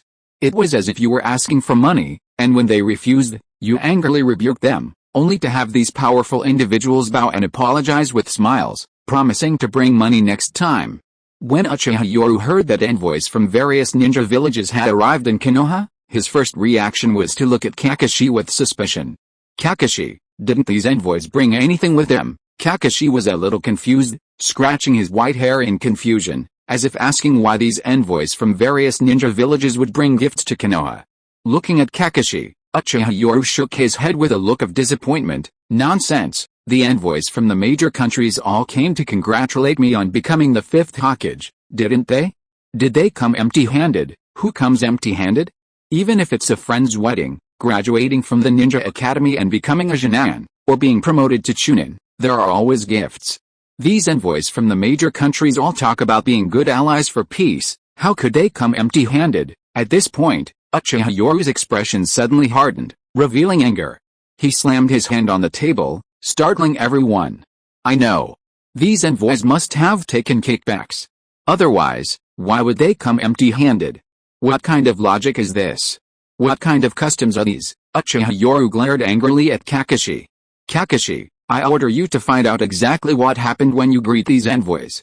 Did they take kickbacks from the gifts brought by the cage? I knew something was wrong. The 3rd Hokage, Inoki, and the 4th Hokage, are supposed to be righteous, peace-loving, and noble figures. How could they be so lacking in manners? Good grief, Kakashi finally realized. Uchiha Yoru wasn't just being serious about these issues, he clearly wanted to take one last bite, knowing he wouldn't have the chance later. Faced with this daunting task, Kakashi nervously swallowed, one eye peeking out from under his mask filled with helplessness. Hokage-sama, the Anbu missions have been quite heavy lately, could you perhaps, before Kakashi could finish speaking, Uchiha Yoru suddenly realized something, as if he understood something, and slapped his forehead in annoyance, saying, I almost forgot, Kakashi, you've had quite a lot of missions lately, and this envoy appointment mission is rather tedious. Hearing this, Kakashi secretly breathed a sigh of relief, even wiping away non-existent sweat from the corner of his eye. He was a little embarrassed to shamelessly ask someone for something, but Uchiha Yoru's next words made him want to cry. Kakashi, you have a heavy burden on your shoulders. For the sake of Konoha, you'll have to work hard this time. I'll send Shisui and Itachi to assist you. This time, you must set an example and pass on your experience. Next time, I'll send Shisui and Itachi. Good grief. First, he was flattered with familiar words of comfort from his superior, and then 2 more people were assigned. It seemed like his workload was lightening, but in reality, it wasn't lightening at all. On the contrary, he still needed to train new recruits. Finally, he even painted a huge pie in the sky, saying, next time, anyone else would probably be overjoyed by such words, taking it as appreciation from a superior. However, Kakashi Hatake, with his political acumen, felt something was off. Yes, although somewhat hesitant, Kakashi reflexively nodded, accepting the task in a daze. As he turned around, scratching his white hair, his face instantly fell. One eye peeking out from under his sleeve revealed helplessness. Turning back, he saw Uchiha Yoru already engrossed in a sea of documents on his desk. He opened his mouth to say something, but swallowed the words that were on the tip of his tongue. Kakashi sighed helplessly. It wasn't a matter of difficulty, it was that someone without a thick skin really couldn't handle it. Konoha's 5th Hokage had to be chosen on the day the Hokage rock statue was completed. Uchiha Yoru, the 5th Hokage, was recognized by the entire ninja world and all the major ninja villages. Konoha itself hasn't confirmed it yet, at least, neither the Land of Fire nor Konoha village has officially taken over. After all, the 3rd Hokage is still alive, and the succession to the Hokage position must symbolically be taken from him. With the completion of the Konoha Hokage rock imminent and the official inauguration ceremony for the 5th Hokage approaching, almost all the major ninja villages and smaller ninja villages in the ninja world have sent representatives. Ostensibly, they've come to offer congratulations, but everyone knows they were just there to witness the collapse of the Hokage Tower. They've watched Konoha build its towers, watched Konoha host its grand banquets, and now they're finally going to witness Konoha's downfall. The envoys from each major ninja village were each accommodated in a building near the Hokage Tower, with everything they needed, truly VIP treatment. But despite enjoying such preferential treatment, and being there to watch the spectacle, the envoys' expressions were rather grim. Inside the building, Kakashi Hatake, accompanied by the aloof Itachi Uchiha and the bewildered Shisui Uchiha, received almost all the envoys from various ninja villages. No. Absolutely not. How could we dare take kickbacks? An envoy from a small ninja village, his face flushed with embarrassment, shook his head repeatedly. However, facing Kakashi Hatake's deadpan gaze and Itachi Uchiha's indifferent stare, a bead of cold sweat involuntarily rolled down his cheek. Seeing the frightened envoy from the small ninja village, Kakashi Hatake, with his experienced eyes, casually pulled out a small notebook from his weapon pouch, muttering to himself, "Bird Village, coming to attend the 5th Hokage's inauguration, without bringing any gifts, suspected of harboring hostility towards Konoha, intending to incite border conflict. Good heavens!" Kakashi Hatake's muttered notes instantly turned the Bird Village envoy pale, and he hurriedly waved his hands, trying to explain. No, sir, it was my fault for not explaining clearly. I am merely an envoy who arrived in Konoha ahead of schedule. Our village leader and daimyo have prepared generous gifts to congratulate your village on the succession of the 5th Hokage. However, faced with the explanation, Hatake Kakashi merely raised his dead fish eyes and gave a soft "oh," as if to say he understood, but words were meaningless and lacked any sincerity. Seeing this, the envoy from Bird Village gritted his teeth and hurriedly said, 3 days.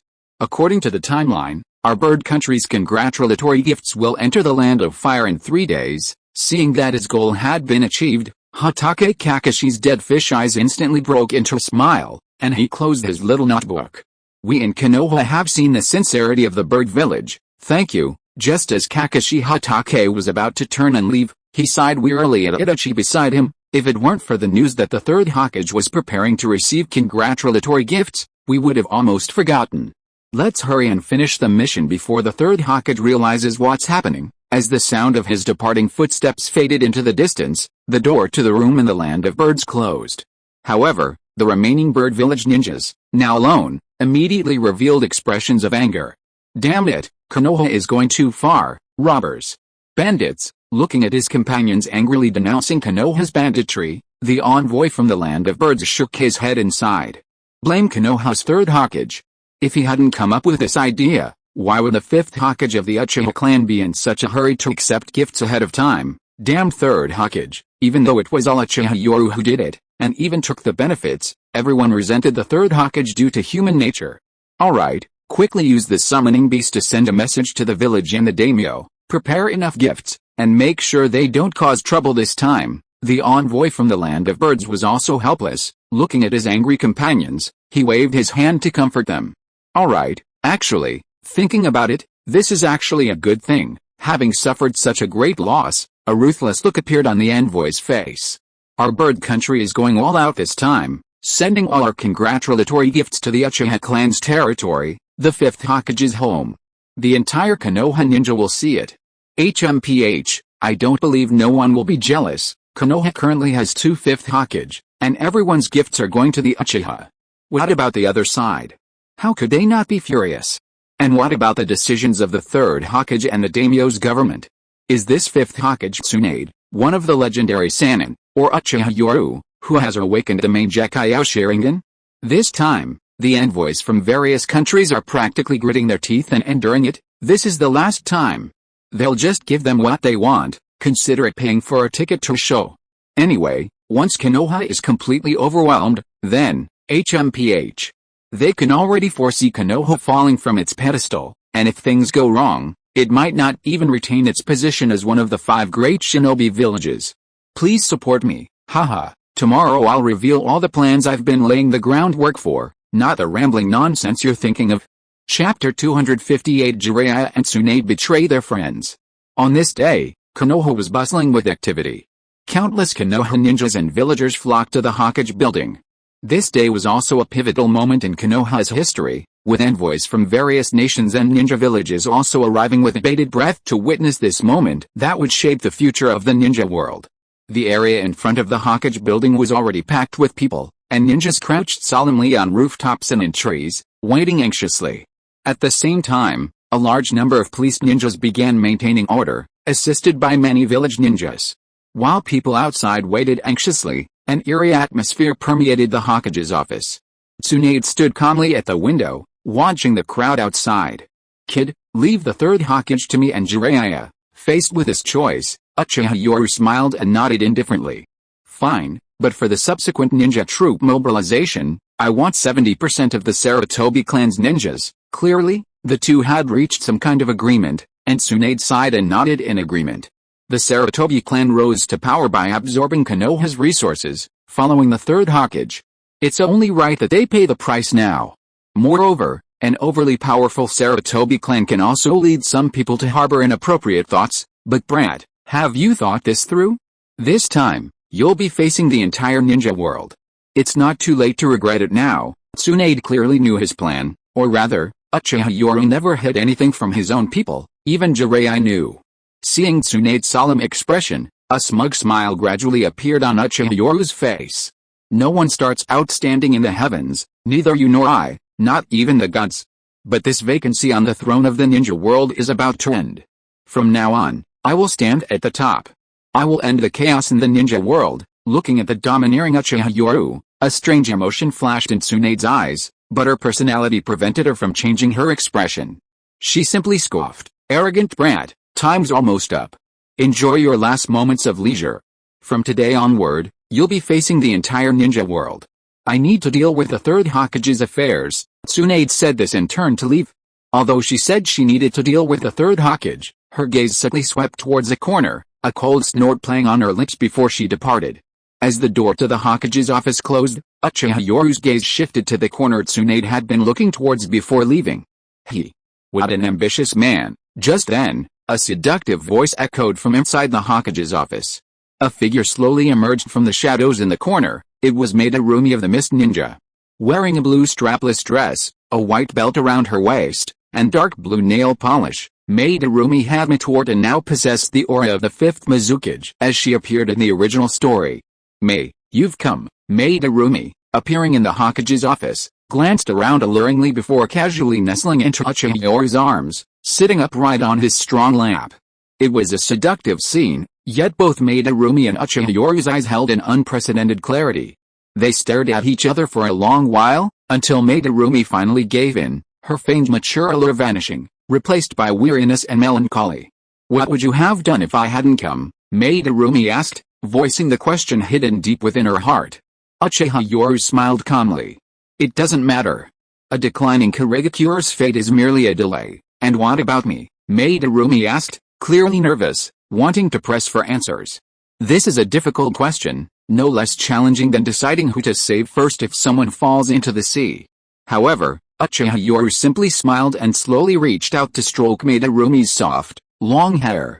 "Since the Mangekyo Sharingan can control the fourth Mizukage, I think it's not unreasonable for my eyes to control the fifth Mizukage." Hearing this answer, a hint of disappointment flashed in Madarumi's eyes, along with a trace of understanding. "Indeed, you are a truly ambitious person, but it is precisely this kind of person who possesses charm." Madarumi leaned gently against this familiar chest, her eyes narrowing as she enjoyed the temporary tranquility like a Persian cat. Hokage meeting room. The meeting room, which once held 4 chairs, now only has 1, representing the end of the F4 leadership of the Third Hokage's faction. And in this single chair, the now aged and frail Third Hokage, Hiruzen Sarutobi, sits alone, his cloudy eyes filled with countless memories. "Old man, sometimes don't be so stubborn. The future belongs to the young." Leaning against the window, the white-haired Jiraiya gazed at the crowds outside the building, then glanced at the Third Hokage, who exuded a lonely, aging aura. A touch of sadness crept into his eyes. Tsunade, who had just entered, immediately saw the Third Hokage silently and alone, sipping tea, enjoying his final moments as Hokage. Seeing this, Tsunade's lips curled into a smile as she turned to Jiraiya. Tsunade, faced with Tsunade's meaningful smile, Jiraiya's face was one of utter embarrassment and speechlessness. "Did you realize you were so quick to act, Jiraiya?" Tisk. Hearing Tsunade's sarcastic remark, Jiraiya's face turned green, as if he'd been stepped on, and he snapped back like a young man in his youth. "Tch. You think everyone's like you, an old cow eating young grass." It was obvious Jiraiya already knew something, or rather, figured it out. Although he felt a pang of sadness and emptiness at the time, as a hero, how could Jiraiya be so easily swayed? The next day, he reverted to his usual wild laughter. "Jiraiya, you're asking for death?" This was the last thing Tsunade wanted to hear. Veins bulged on her forehead, and a surge of anger rose in her beautiful eyes. However, The third Hokage, Hiruzen Sarutobi, who was lost in memories, was startled awake by the noise. He looked up at his two noisy disciples. Hiruzen sighed softly, casually setting down his cup. Just as he was about to say something, his expression suddenly changed drastically. His chakra suddenly felt sluggish, he'd been poisoned. The next moment, the third Hokage's eyes widened, revealing disbelief. He looked up at Jiraiya and Tsunade in shock and anger. The tea was poisoned. Only Jiraiya had touched this tea, Jiraiya had poisoned it. But it was colorless and odorless, so he hadn't noticed anything. The poison was prepared by Tsunade. In an instant, this experienced third Hokage had analyzed who had poisoned it, and even figured out who had prepared the poison. Jiraiya. Tsunade. You, a hoarse roar, like that of an old tiger, echoed in the meeting room. However, a tall and imposing white figure appeared before Hiruzen Sarutobi. At this moment, the chivalrous Jiraiya's face was filled with complex emotions. But his attack was anything but gentle. He slammed his palm heavily into Hiruzen Sarutobi's abdomen, the immense force sending the 60-something-year-old flying against the wall. Sealing technique, 5 elements sealing bang. With intense pain in his abdomen and uncontrollable chakra within him, Hiruzen Sarutobi, slowly sliding down the wall, roared a desperate scream. Jiraiya, teacher, Jiraiya stood there awkwardly, scratching his white hair, looking completely out of place. He was nothing like the Sannin, more like the clueless kid he used to be, embarrassed and at a loss for words. Good job, Jiraiya. Quick and decisive. You really haven't neglected your training yet all these years. Tsunade, standing to the side, clapped and cheered as if she didn't want things to get any worse, making Jiraiya even more embarrassed. Tsunade, you, a frustrated Jiraiya turned to look at Hiruzen Sarutobi, who was bent over and coughing violently on the ground. He stammered awkwardly, old man, I don't want to see you die in vain.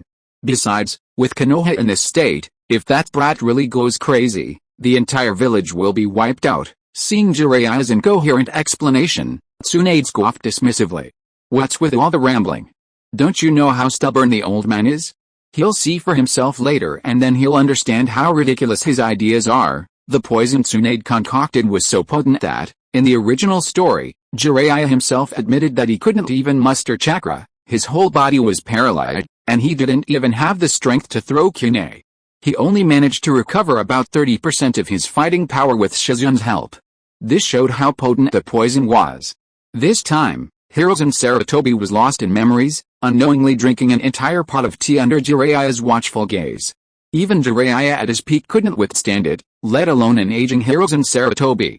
Jiraiya, you're really ruthless, making that old man drink a whole pot of tea. Tsunade picked up the teapot, looking at the nearly empty pot with astonishment, as if to say, are you worried about my poison, or about the third Hokage, a man in his 60s? Jiraiya, feeling aggrieved, hurriedly explained, you don't know, the old man just kept drinking cup after cup, sighing and moaning.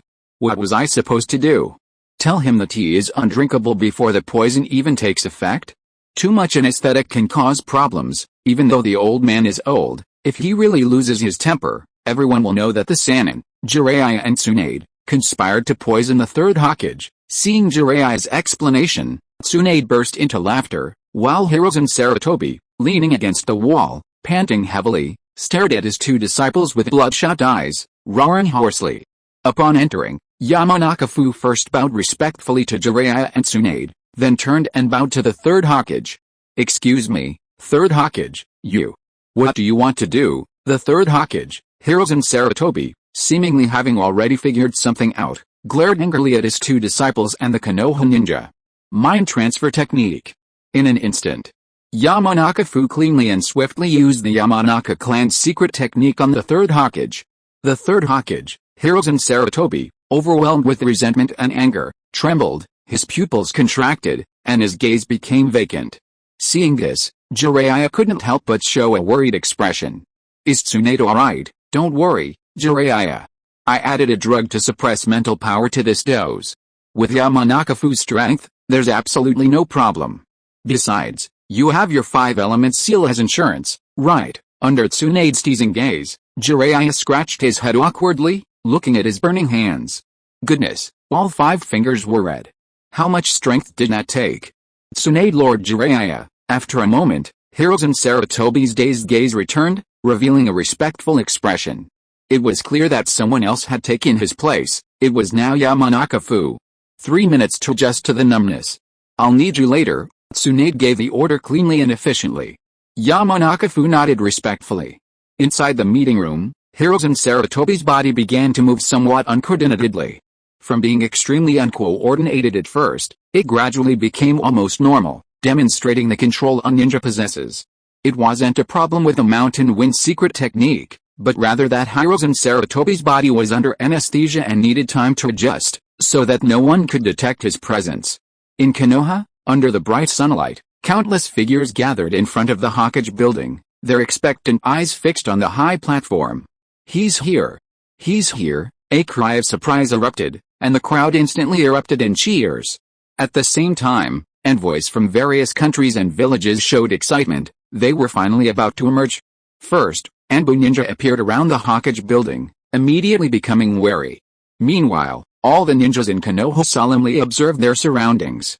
After all, this was Konoha's most important event, and no one was allowed to cause trouble, especially since the envoys from various countries were protected by several times the number of Konoha ninjas.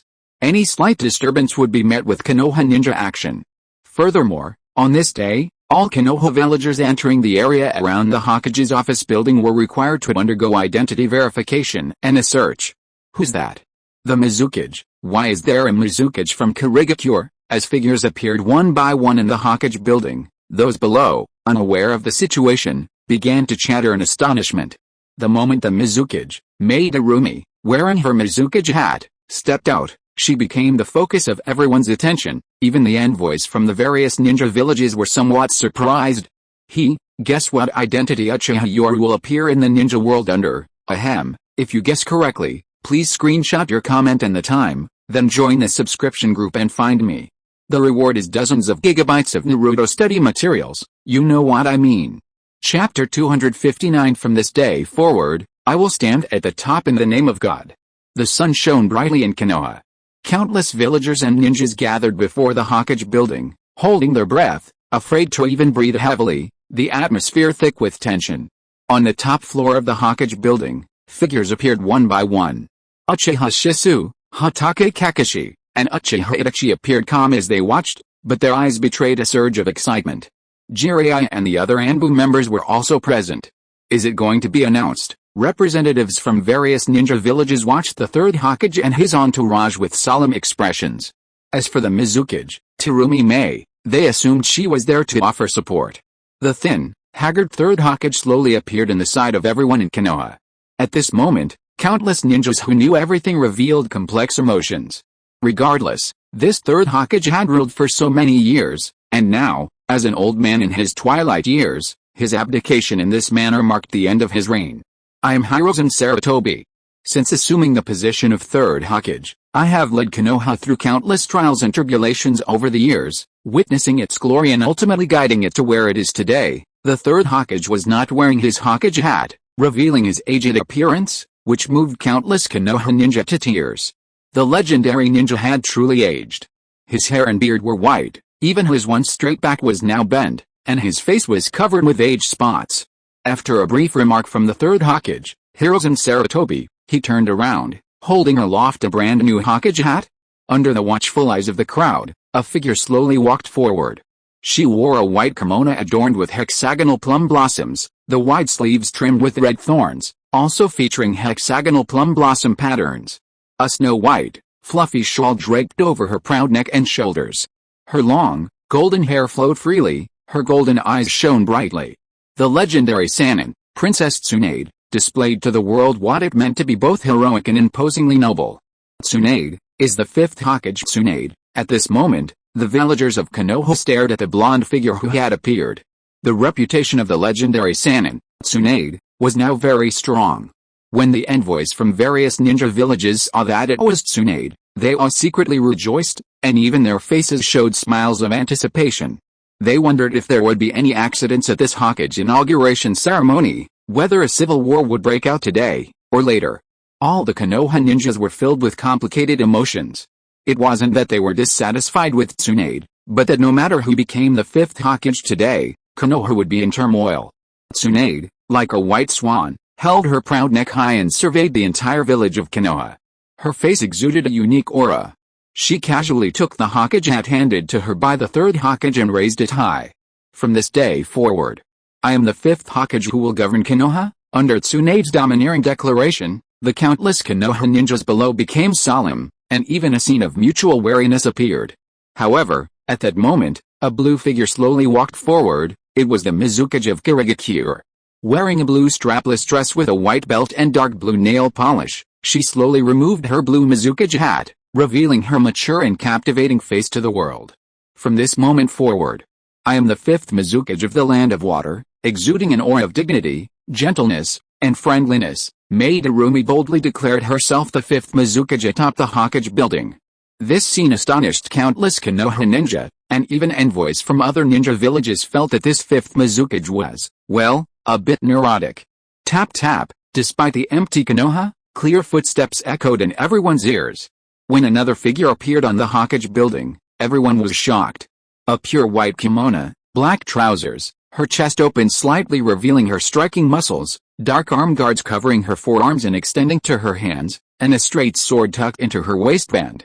Under the watchful eyes of everyone, Uchiha Yoru's tall figure slowly appeared between the two fifth Kage, like a star surrounded by the moon.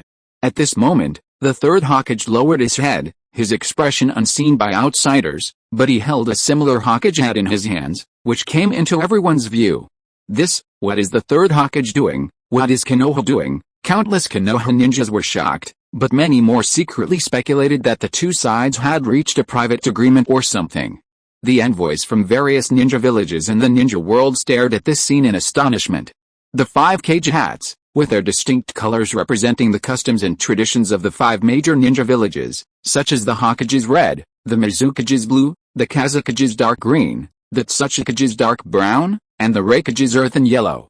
But this time, the Kage hat in the third Hokage's hands was a brand new snow-white one, with a touch of red on the brim.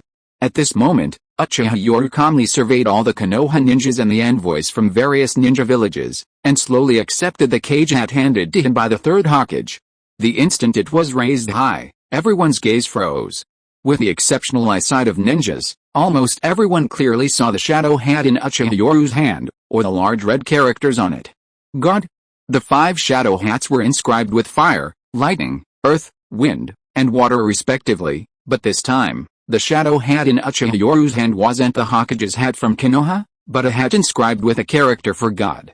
Countless minds echoed with the legends of Konoha, the legend of the god of the shinobi world.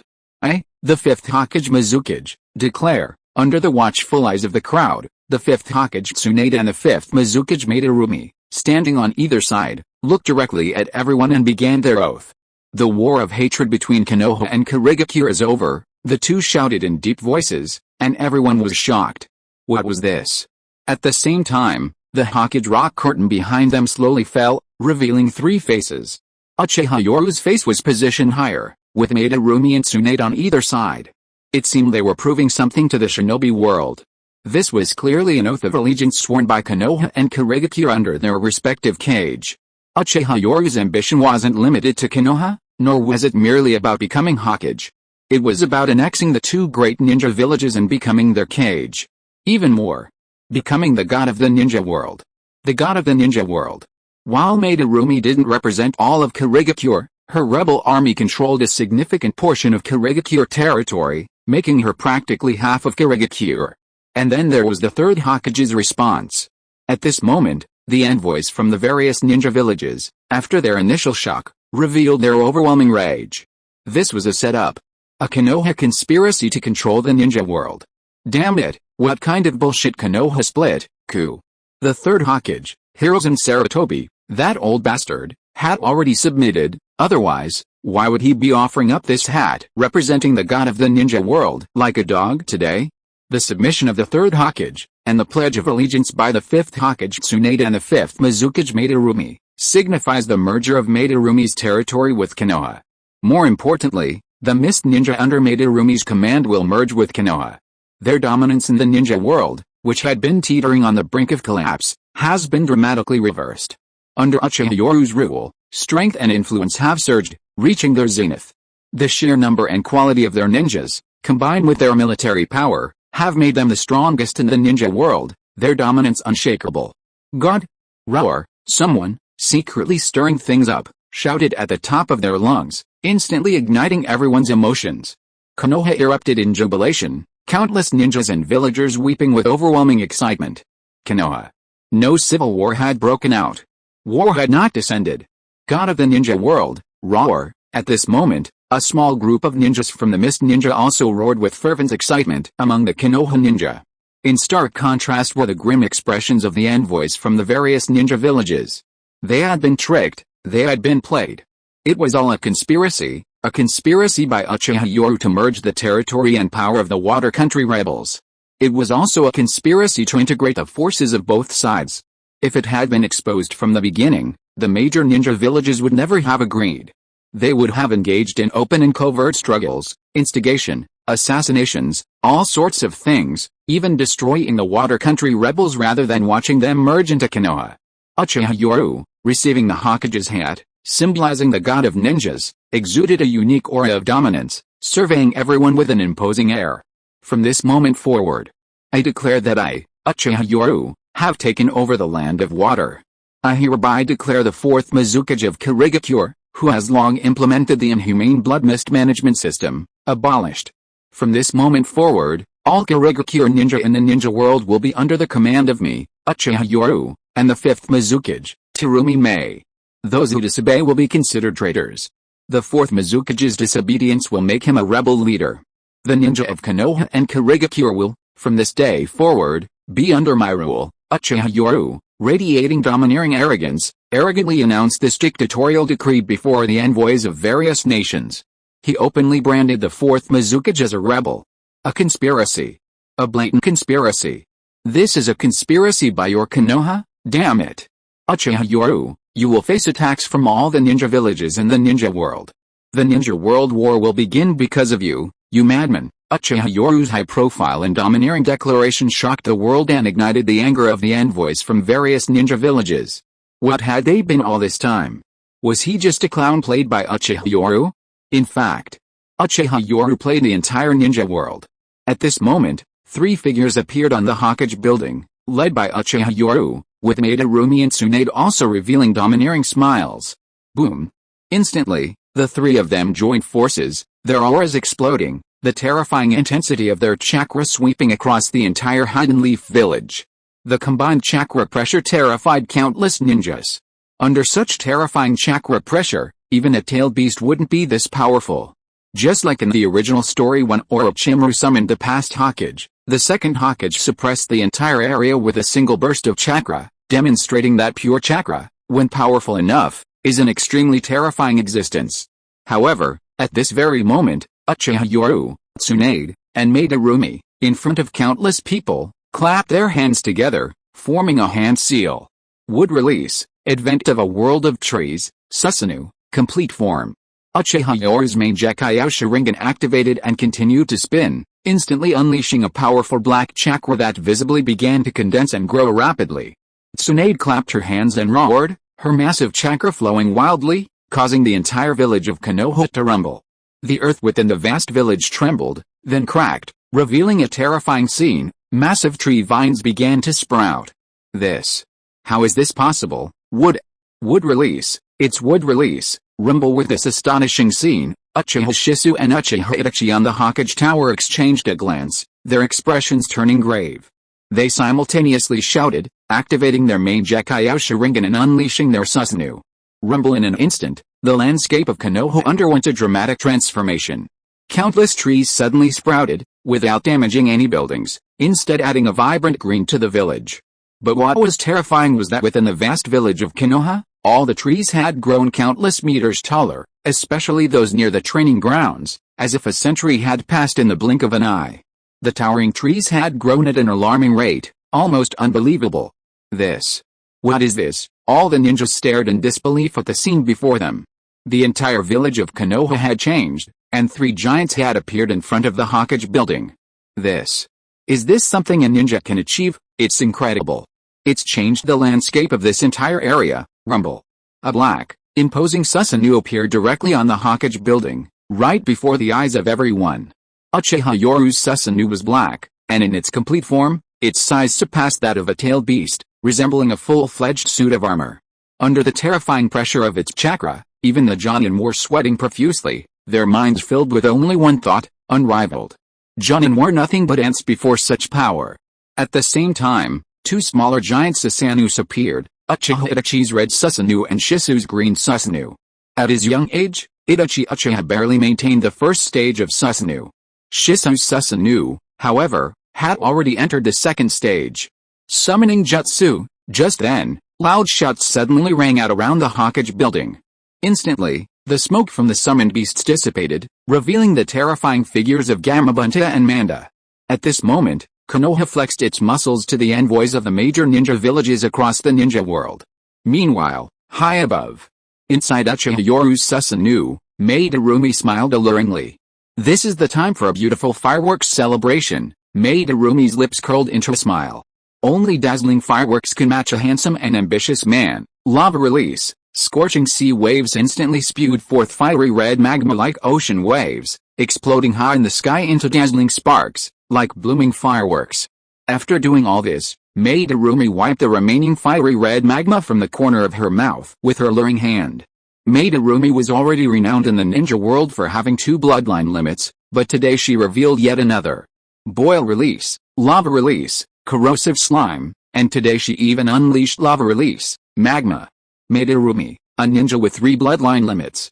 Is this really something a ninja can achieve? Damn it, this is on a completely different level. All the ninjas in Konoha stared blankly, as did the envoys from various ninja villages. Uchiha Yoru, perched atop Susanoo, looked down upon everyone in Konoha, roaring domineeringly, "Go back and tell your cage that the entire ninja world is so small, barely enough for me to wreak havoc. The ninja world has been in chaos for too long, peace has never arrived. No one is born on top, not even the 5 Kage or gods. But this unbearable vacancy on the throne is about to end. From this day forward, I will stand at the top in the name of a god." He ran his hands through his hair, his once youthful hairstyle now exuding mature charm. At the same time, Uchiha Yoru demonstrated to the entire ninja world what true dominance and unparalleled power meant.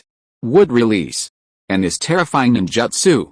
What is Konoha trying to do? The envoys from various countries, who were furious just a moment ago, now stared in fear at this scene. The power Uchiha Yoru displayed this time was too strong, too terrifying. The first Hokage's wood release, used to quell the chaos of the world, the legendary Mangekyou Sharingan Susanoo, and a series of terrifyingly powerful cage-level ninjas. This was a pure display of strength, telling the entire ninja world just how powerful and influential Uchiha Yoru was. Uchiha Yoru, atop his Susanoo, issued a domineering order. I hereby order Jiraiya, one of the legendary Sannin, to assume command at the border of the land of earth, and Orochimaru to patrol the border of the land of wind. I order Kakashi Hatake, Juzo Biwa, and Zabuza Mamachi to assume command at the border of the land of lightning. I order Shisui Uchiha, Itachi Uchiha, Kisame Hoshigaki, Amiri Ringo, and Might Guy to guard the land of water. Any provocation by the Kurigakure rebels will be considered an invasion. No mercy will be shown. The 5th Mizukage, Madarumi, and the 5th Hokage, Tsunade, will be stationed in Konoha. At the same time, I, Yoru Uchiha, hereby declare to the entire ninja world that any invasion of my territory will be considered war. Yoru Uchiha's domineering declaration echoed across Konoha, lingering for a long time. Countless people stared in shock at this unforgettable scene. For those who guessed it, join the subscription group. I'll send you some perks, haha, tens of gigabytes of content. Chapter 260 The Ninja World Shakes. The ninja world was shaken. An event that would go down in ninja history occurred at the inauguration ceremony of the 5th Hokage of Konoha. The newly appointed 5th Hokage was Tsunade, one of the 3 legendary Sannin, but what followed was the most shocking. Madarumi, the 5th Mizukage, appeared, and together with Tsunade, declared that she would lead Konoha and Kurigakure to submit to Yoru Uchiha. The title of God of Shinobi, only Hoshirama Senju, the first Hokage who ended the Warring States period, had held this title.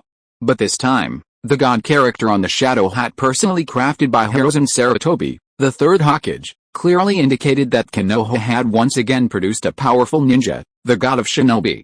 Tsunade unleashed her awakened wood release, and Yoru Uchiha directly unleashed his complete Susanoo.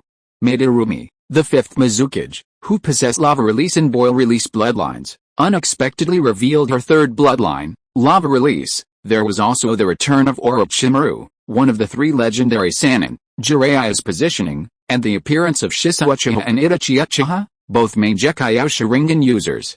The ninja world trembled at this moment. The number of cage-level shinobi Konoha revealed was simply terrifying. Uchiha Yoru, Uchiha Shisui, Uchiha Itachi, Hatake Kakashi, Jiraiya, Orochimaru, Tsunade, the third Hokage Hiruzen Sarutobi, and the fifth Mizukage Madarumi, a total of 9 terrifyingly powerful cage-level shinobi. Then came news that Kisame Hoshigaki had received the Samethoda, a Greek sword bestowed upon him by the fifth Mizukage, whose strength was comparable to the cage of the major ninja villages. There was also Juzobiwa, the wielder of the Executioner's Blade, who, while not a cage, was certainly an elite shonen. Especially with the addition of powerful members from the various bloodline clans of Kirigakure, Konoha's high-end combat strength was directly replenished, instantly surpassing the 5 great ninja villages. Furthermore, with the merger with Kirigakure, the previously weakened Konoha's ninja military power leaped to the pinnacle of the ninja world, regaining its status as the dominant force. The simultaneous appearance of the main Decay Sharingan and wood release in Konoha almost transported the village back to the early days of the ninja world, when the first Hokage and the Uchiha clan joined forces to suppress the ninja world. Meanwhile, in Iwagakure, Hidden Stone Village, the third Tsuchikage, Inoki, stared at the urgent report that had been sent back, his face deathly pale. Seeing the photos brought back terrifying memories buried deep within him for years, resurfacing in front of the Hokage building. Old man, what god of shinobi? Uchiha Yoru clearly tricked us all from the start. It was a conspiracy from the beginning. The fearless Kuratsuchi spoke angrily, but this time Inoki showed no mercy to his granddaughter, slamming his fist on the table in a fit of rage. Shut up, the third Tsuchikage, Inoki, rarely lost his temper, especially with his granddaughter Kuratsuchi, but this time, his roar silenced all the ninjas in that Tsuchikage's office. At this moment, Inoki, who once exuded the aura of that Tsuchikage, no longer possessed the imposing presence of an old man. Instead, he surveyed everyone with an unprecedentedly solemn expression. By the order of the third Tsuchikage, Iwagakure has always been committed to the peaceful development of the ninja world. At the same time, immediately cease all actions against Konoha. Now. Immediately. Right now, Inoki roared hoarsely, his voice echoing in that Tsuchikage's office. At this moment, his eyes were filled with endless fear. Grandpa, you? Kuratsuchi was terrified by the scene before her. However, her grandfather, Inoki, fell silent this time, and only after a long while did he speak in a hoarse voice. You have no idea how terrifying this main Decay Sharingan ninjutsu is, nor do you understand what wood releases. As he spoke, Inoki's face turned pale, and he slunk limply in his chair, his eyes empty and lifeless, muttering to himself. Why does heaven favor Konoha so much, allowing the main Decay Sharingan and wood release to reappear in Konoha? After a long while, Inoki, recovering his composure, wore a frustrated expression. Konoha seemed on the verge of collapse, and then suddenly so many cage-level ninjas appeared. Intelligence analysis revealed that Konoha had cage-level ninjas of all ages, seemingly appearing all at once. This sudden unity made Inoki break out in a cold sweat. He realized with horror that the Iwagakure village was in dire straits. His military strength had developed well under his leadership, with a number of ninjas reaching nearly 30,000, a peak in Iwagakure history. But he had no successors. How old was he? And Konoha? Uchiha Yoru was only in his 20s, and there was a whole group of young ninjas. More importantly, Konoha's middle-aged ninjas were still in their prime, yet the younger generation had already emerged. Would release. Susanoo, the mere thought of these two beings who once dominated the ninja world sent chills down Inoki's spine. Send messages to the Raikage and Kazekage. Konoha is no longer a force our village alone can contend with. Yes, sir. With each order issued by the third Tsuchikage, Inoki, the entire Iwagakure village sprang into action. Meanwhile, Kuratsuchi, who had been stunned, slowly recovered, cautiously observing Inoki's grim face, and whispered, "Old man, are wood release and the main Decay Sharingan really that terrifying?" Looking at his granddaughter, whose face had turned pale with fright, Inoki felt a pang of shame. Faced with this question, he could only manage a wry smile. Meanwhile, The office was filled with elite jonin from Iwagakure, all showing expressions of doubt. They hadn't lived in that era and had no idea how terrifying Madara Uchiha and Hashirama Senju were, two beings who had overwhelmed the ninja world. It's not the wood release and the main Decay Sharingan that are powerful, but the person who uses them. Look at this information, and the photos. This time, Inoki patiently explained to everyone, and at the same time, information and photos came into everyone's view. Even the main Decay Sharingan has different levels. I don't know how Uchiha Yoru did it, but judging from this Susanoo, his main Decay Sharingan is already no less than that of Uchiha Madara back then. And the terrifying range of this wood-release ninjutsu actually covers the entire Leaf Village. More importantly, the person who inherited wood release is the granddaughter of the first Hokage, Senju Hashirama. Tsunade can now be called Senju. Senju Tsunade and Uchiha Yoru are simply replicas of Uchiha Madara and Senju Hashirama reincarnated. What's even more terrifying is the combination of Senju and Uchiha. At this point, the third Hokage, Inoki, looked frustrated. Back then, Senju Hashirama and Uchiha Madara were at odds, and their internal strife gave the ninja world a chance to breathe, but this time it's different. Two tigers cannot share one mountain, but this time, it's a male and a female. Look! The information from Konoha says that the god of shinobi, Uchiha Yoru, will soon officially marry the 5th Hokage and the 5th Mizukage. What is this? This is clearly a symbol of ambition. The union of the Senju and Uchiha should have been a check and balance, but now I've gotten myself to do it. The feud between the Senju and Uchiha will be over, and so will the 5th Mizukage. Damn it, I was blinded by greed back then, actually acknowledging Madarumi as the 5th Mizukage, and now I've given Uchiha Yoru the opportunity. The 5th Hokage and the 5th Mizukage marrying Uchiha Yoru together is not only an alliance of 3, but also represents the union of 3 forces. Inoki was frustrated and furious. Now he wasn't even given a chance to sow discord. If Madara Uchiha and Hashirama Senju hadn't been 2 men, and if either of them had been a woman, their union would have ended the ninja world long ago. But now, the scene he least wanted to see had unfolded. He had previously given Madarumi's forces time to coexist harmoniously with Konoha, and now there was no chance to sow discord. According to intelligence from the past 3 months, the Kurigakure and Konoha ninjas had already merged, completely intertwined. Damn it, and more importantly, it's the audacity of this young man, Uchiha Yoru. That's the most terrifying thing. This brat is even more terrifying than Uchiha Madara was back then. Looking at the reports that were coming in, the 3rd Hokage, Inoki, grew increasingly grim. Uchiha Yoru actually possesses such courage, setting an example by issuing a decree that from his time onward, the surnames of his offspring will be entirely determined by the awakened bloodline. If no bloodline is awakened, the surname is entirely up to the individual. Even more, this young man Uchiha Yoru's courage this time. When marrying the 5th Mizukage and Hokage, he allowed both to retain their original surnames. According to the rules of the ninja world, any woman who marries another, no matter how powerful, must take her husband's surname and abandon her original one, unless she marries into his family. Uchiha Yoru directly and openly broke with history, allowing Tsunade Senju and Madarumi to maintain their original surnames. This was due to their noble status, their bloodline factors, and, most importantly, the respect shown to them, a direct way of winning hearts and minds. Uchiha Madara acted too domineeringly back then, but Uchiha Yoru not only inherited Madara's power but also possessed a more magnanimous heart and strategic acumen. Terrifying. Uchiha Yoru set a benchmark for the ninja world. Those who awakened Ice Release were given the surname Mizuki, Sharingan Uchiha, Shikatsu Myakukagu Aya, Byakugan Hyuga, and so on. For those with multiple bloodlines like Madarumi, the choice was based on the specific circumstances. Uchiha Yoru fully acknowledged Tsunade and Madarumi's original surnames, showing them ample respect, and even boldly declared that the surname of their children was yet to be determined.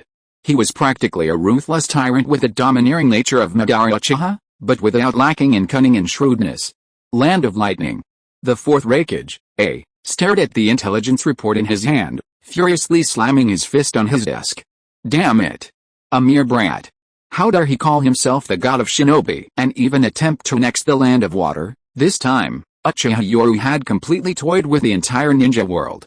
He should have faced the wrath of the ninja world, but clearly, the power he unleashed generated more fear than rage. Although Hashirama Senju and Madara Uchiha are now history, and there are few historical records of them in the ninja world, there are still some sealed materials about these powerful figures. However, because there have been no legends about the main decay Sharingan and would release for many years, these materials have been covered in dust. But this time, materials about Madara Uchiha's main decay Sharingan and Hashirama Senju have resurfaced throughout the ninja world. Lord Raikage, according to intelligence records from the first Raikage's era, the ninjutsu used by Tsunade and Konoha was called Wood Release Secret Technique, Advent of a World of Trees, and the giant that appeared when Uchiha Yoru and others with main decay Sharingan appeared was called Susanoo. Furthermore, according to detailed intelligence records, while the range and intensity of Uchiha Yoru's Black Susanoo and Tsunade's Wood Release might not be as great as those of Uchiha Madara and Senju Hashirama, they weren't far off. More importantly, past intelligence records indicate that tailed beasts had virtually no ability to resist these two ninjutsu, even the strongest 8 tails and 9 tails. The elite cloud ninja in the Raikage's office had unearthed long sealed intelligence, and their expressions turned grave as they carefully reported to their Raikage. What do you mean? Upon hearing this explanation, the fourth Raikage, glared angrily, while his deputy, after a long silence, uttered a fact he didn't want to admit. This means that once war breaks out, our Cloud Village's ultimate weapons, the 2 tails and the 8 tails Jinchuriki, will likely be countered, or even defeated. Boom. Upon hearing this report, the Raikage slammed his chair to pieces again, roaring furiously. What about the supplies I provided to that brat Uchiha Yoru? I even provided so much supplies to the entire ninja world, and now you're telling me that not only has Konoha been unified, but even Kirigakure is going to be annexed. This is all a conspiracy by that ambitious Uchiha Yoru, who has toyed with the entire ninja world, and we have to swallow our anger. Seeing the fourth Raikage, venting his fury, the Cloud Ninja fell silent. Although the fourth Raikage, had a volatile temper, he wasn't stupid. His anger wasn't just about being tricked, it was about Konoha once again becoming the dominant force in the ninja world. With such immense power, Konoha had returned to a state where other ninja villages had to join forces to challenge it, as they were no match for it individually. This was what enraged him most. Is the entire ninja world just going to stand by and watch Uchiha Yoru annex Kirigakure and merge the Land of Water and the Land of Fire? The issue isn't just about Uchiha Yoru, the so-called god of shinobi, or marrying the 5th Hokage and 5th Mizukage. It's about the Land of Water's impending doom. The 4th Mizukage, Yagura Karachi, still controls most of the Land of Water, but this time he's in grave danger. Previously, in their smug satisfaction at weakening Kirigakure, the entire ninja world had directly declared their recognition of the 5th Mizukage, Madarumi. Now, anyone who dares to interfere in the Land of Water is interfering in Konoha's affairs. The 5th Mizukage and the 5th Hokage were both emerged by Uchiha Yoru, who simultaneously declared his rule over both villages, effectively adding another supreme position above the Kage. The 5 Kage were once the leaders of their respective villages, but things are different now. A god of shinobi has emerged, clearly riding on the backs of the 5 Kage, revealing Uchiha Yoru's ambition. He's not content with just 2 villages. The news that Uchiha Yoru, the god of shinobi, would simultaneously marry both the 5th Hokage and the 5th Mizukage swept across the entire ninja world. It also announced the merger of the Hidden Mist village and Konoha village, and acknowledged Uchiha Yoru, the god of shinobi, as the supreme leader above the Kage. This news shook the ninja world, but more than anything, it instilled fear. The power revealed this time was terrifying. Wood Release, the main decay Sharingan, and a host of formidable ninja from the 2 great villages. Uchiha Yoru, who had incurred the wrath of the masses, should have faced condemnation from the entire ninja world, or at least verbal attacks. However, faced with this terrifying power, the entire ninja world fell silent, plunging into a deathly stillness. Actually, it was hinted at earlier. Would 2 5th Hokage appear? Impossible. Alice, some readers are too impatient, thinking I would write hundreds of thousands of words about 2 5th Hokage. I can only say, you're overthinking it. Chapter 261 The Adjustment Period between Konoha and Kirigakure. Konoha.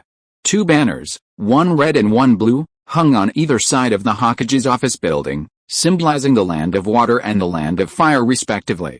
The ninjas of Kirigakure and Konoha are merging, and so are all departments. Even if there are many frictions in the beginning, it must continue, even my own Enbu is not excluded. I plan to appoint Kisame Hoshigaki and Itachi Uchiha as the new Enbu captains, Kakashi Hatake and Shisui Uchiha will be the captain and vice-captain of the Konoha Jonin team. Inside the office, Uchiha Yoru exuded confidence and composure. Facing the merger of the two ninja villages, he showed no sign of trouble, but rather a confident smile. As if he had everything planned out, the series of policies he issued astonished everyone, making the previously troublesome problem seem less daunting. I must say, no wonder he's the man Madarumi has her eye on. At this moment, Madarumi, on the left side of the office, saw that the troublesome problem had been resolved so easily, and a seductive smile appeared on her face. The tea-making was completed in one swift motion, but Uchiha Yoru's eyes twitched as he watched Terumi serving him. If only there weren't stacks of official documents on either side. Meanwhile, Tsunade casually toyed with cards, a broad smile on her face. Not bad, she said, as expected of the god of shinobi. Even the 5 Kage combined can't match your efficiency in reviewing official documents. Seeing the two enjoying their leisure while leaving all the official business to him, Uchiha Yoru's smile felt somewhat unnatural, but his eyes held a warmth. He knew this was a compromise between them. After all, in these crucial times, who would handle these important matters, the Mizukage or the Hokage? If nothing was wrong, it was fine, but if something happened, what would become of them? They might be exploited by those with ulterior motives, even sowing the seeds of future trouble. On the other hand, Uchiha Yoru's struggle history had made him famous throughout the ninja world, especially the policies contained within, which Terumi's Kurigakure army cherished. It could be said that Uchiha Yoru's reputation was equally high in the eyes of these Kurigakure ninja.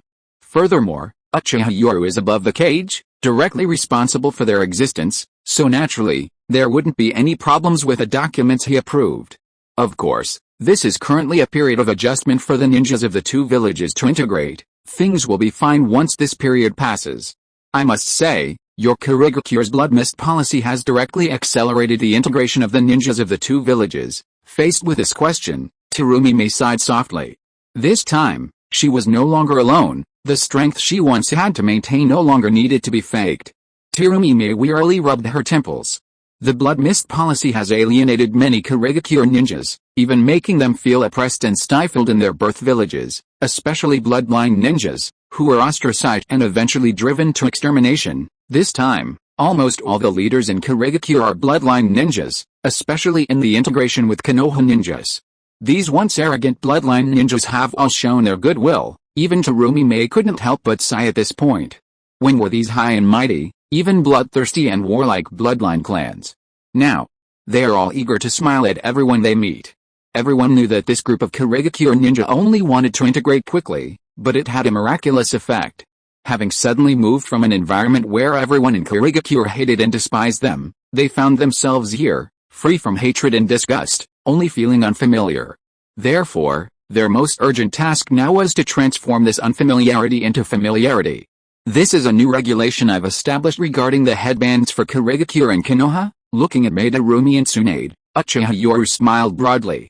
Kurigakure and Konoha represent the customs and cultures of two different countries.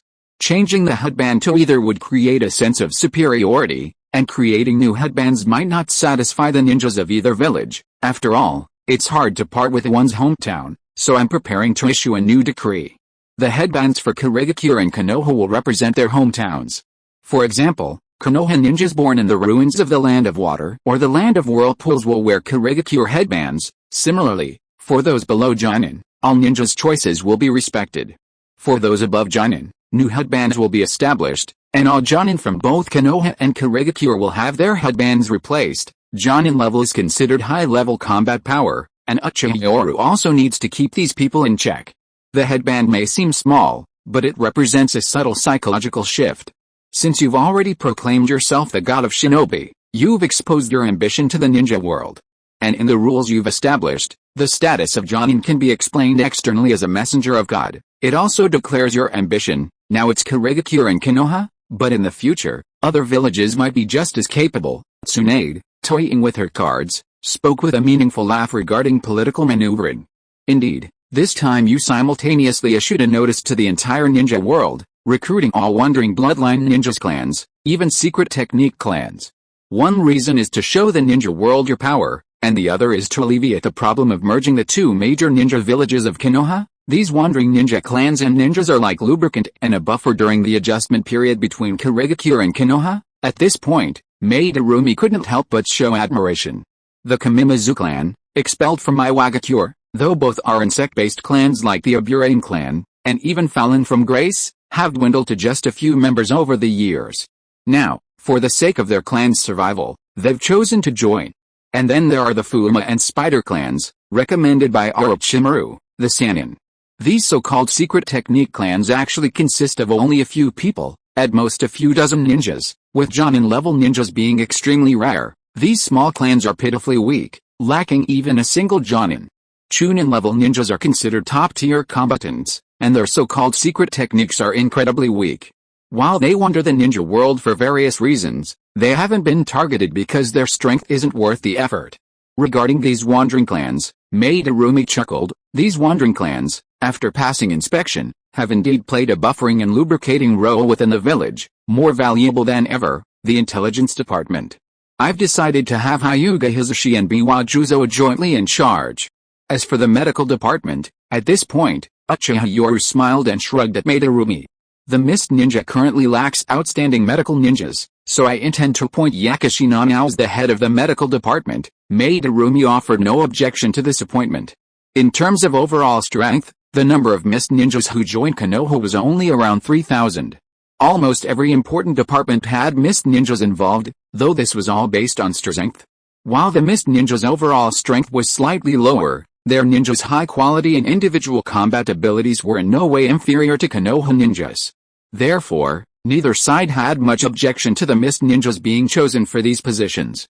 After all, besides the suitability of the ninjas' intellect and personality, the most important factor in these departments was strength. Without strength, nothing else mattered. In combat, the Mist Ninjas were among the top tier, but in terms of medical ninjas, their situation was appalling. The ninja world is a bit too quiet these days. After finishing most of the trivial administrative tasks, Madarumi narrowed one of her exposed eyes, speaking with a smile, but a clear hint of seriousness lingered in her eyes. Tsunade, standing nearby, scoffed and said disdainfully, "They're all a bunch of old foxes." Faced with overwhelming power, naturally no one will be the first to step forward, but look, she continued, everyone in the ninja world is watching Kirigakure. After all, Yoru's ascension to power was a declaration to the entire ninja world that Kirigakure, the land of water, was under his jurisdiction. This battle is the ninja world's test of our strength. Even if our strength is slightly weaker this time, as long as the combined power of our wood release and main Gekkai Sharingan is 80% of my grandfather's, the entire ninja world will accept it. Tsunade's direct exposure of the ugly face of the ninja world's self-interest caused Yoru to smile and nod in agreement. That's right. Faced with absolute power, they'll only keep a low profile, even act subservient, until they're fully prepared, provided their interests aren't threatened. Once the line is crossed, it's like a herd of cattle facing a pack of wolves. A little bit won't hurt, but if they try to swallow the whole herd whole, the seemingly harmless herd will launch a final charge. Madarumi and Tsunade, both fifth Kage in the original story, are certainly not ignorant of politics. On the contrary, they're extremely adept at it and see things clearly. Hey, kid, this time it's for the peace of the ninja world. Suddenly remembering something, Tsunade's face showed a hint of stubbornness. After all, her status was the most noble, and yet she'd pulled this stunt.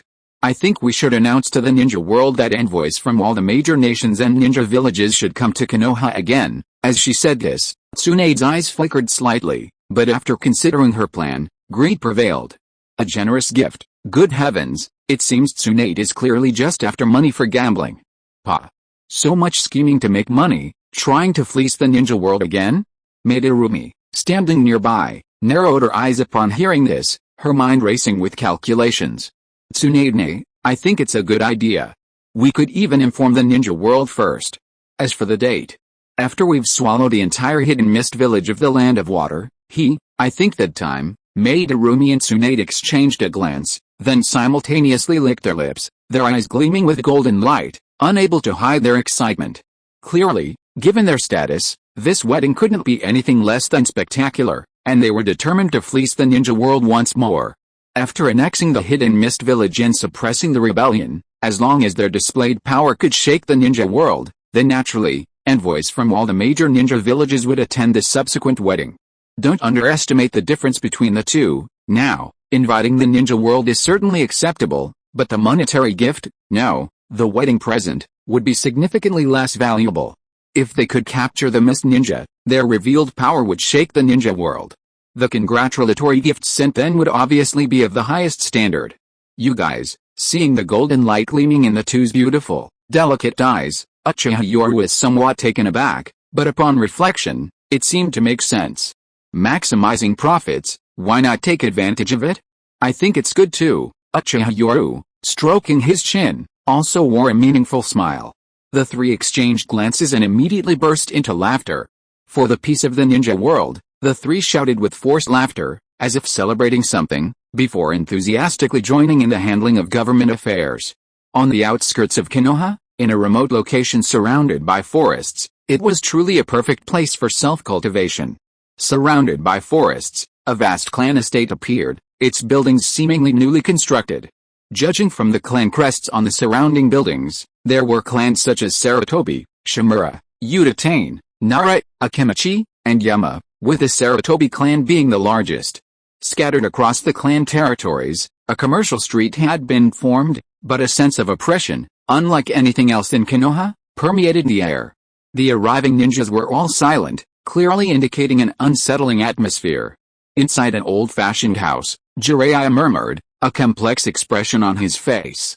Sigh, how similar this situation is to the Uchiha clan back then. He had sensed the unusual atmosphere as soon as he entered, oppressive, uncomfortable. After the Nine Tails attack, he had returned for the Fourth Hokage's funeral and witnessed the Uchiha clan's relocation. The atmosphere was the same, only now reversed. Inside the house, Hiruzen Sarutobi had lost his former vigor, his aura dejected, resembling that of an old man, even his gaze somewhat vacant, as if suffering from dementia. Old man, look at Konoha now. It's a force to be reckoned with in the ninja world, yet no one dares to challenge it. Although this is only temporary, and I don't know if it's right or wrong, Konoha has truly become powerful, Jiraiya muttered to himself with a sigh. The Water Country's blood mist policy left these bloodline ninjas in clans with no desire to join Konoha. Not a single one of them missed the Water Country. Now, I see these Water Country bloodline ninjas joining Konoha. They genuinely want to integrate into this village, and with a powerful Uchiha clan above them, these clans won't cause trouble. Now, Konoha's Cage level and Jonin level combat power is the best in the ninja world. Currently, with military strength alone, Iwa and Kumo ninjas alone cannot contend with it. Only by joining forces can they succeed. As Jiraiya muttered to himself, he poured himself a full glass of wine and gave a self-deprecating smile.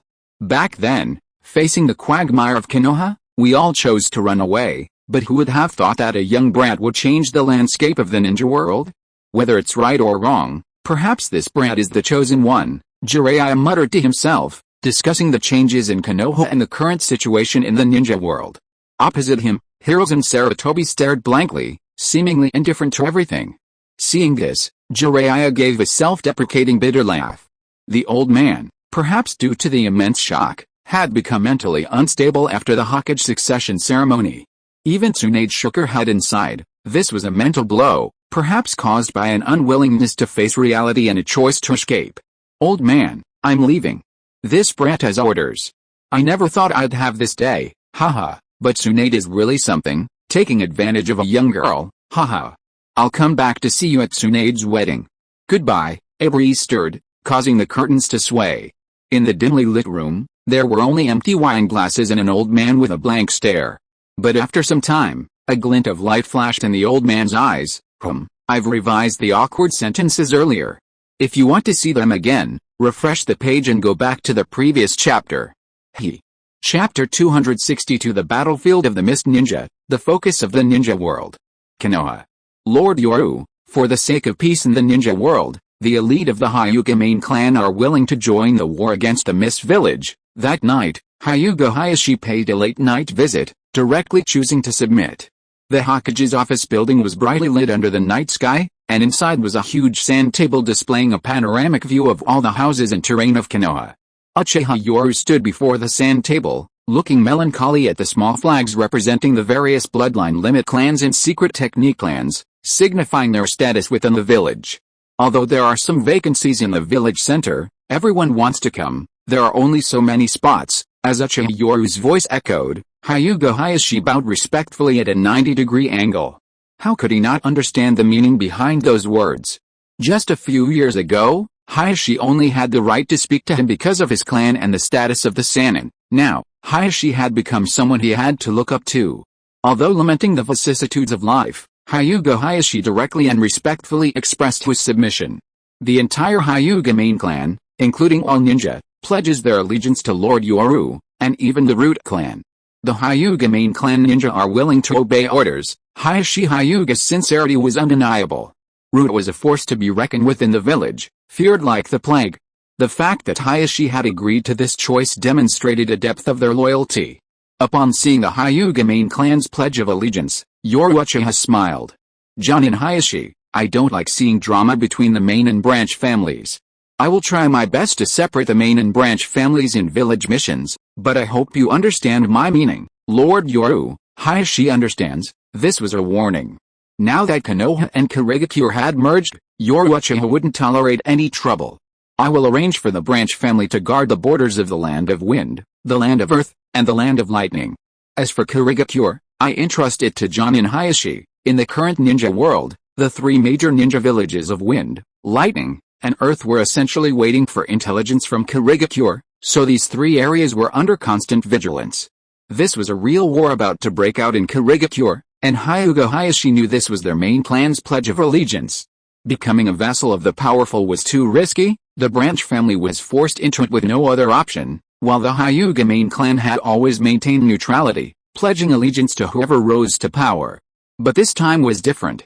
With so many bloodline clans joining Kirigakure and Uchiha Yoru's ambition, Hyuga Hayashi knew that if he didn't step in, the main clan would be marginalized. The branch family was already on board, just waiting for the tide to rise. He couldn't fall behind, and he didn't want the main clan to become obscure in the future. Lord Yoru, Hyuga Yoru said, a hint of surprise flashing in his eyes.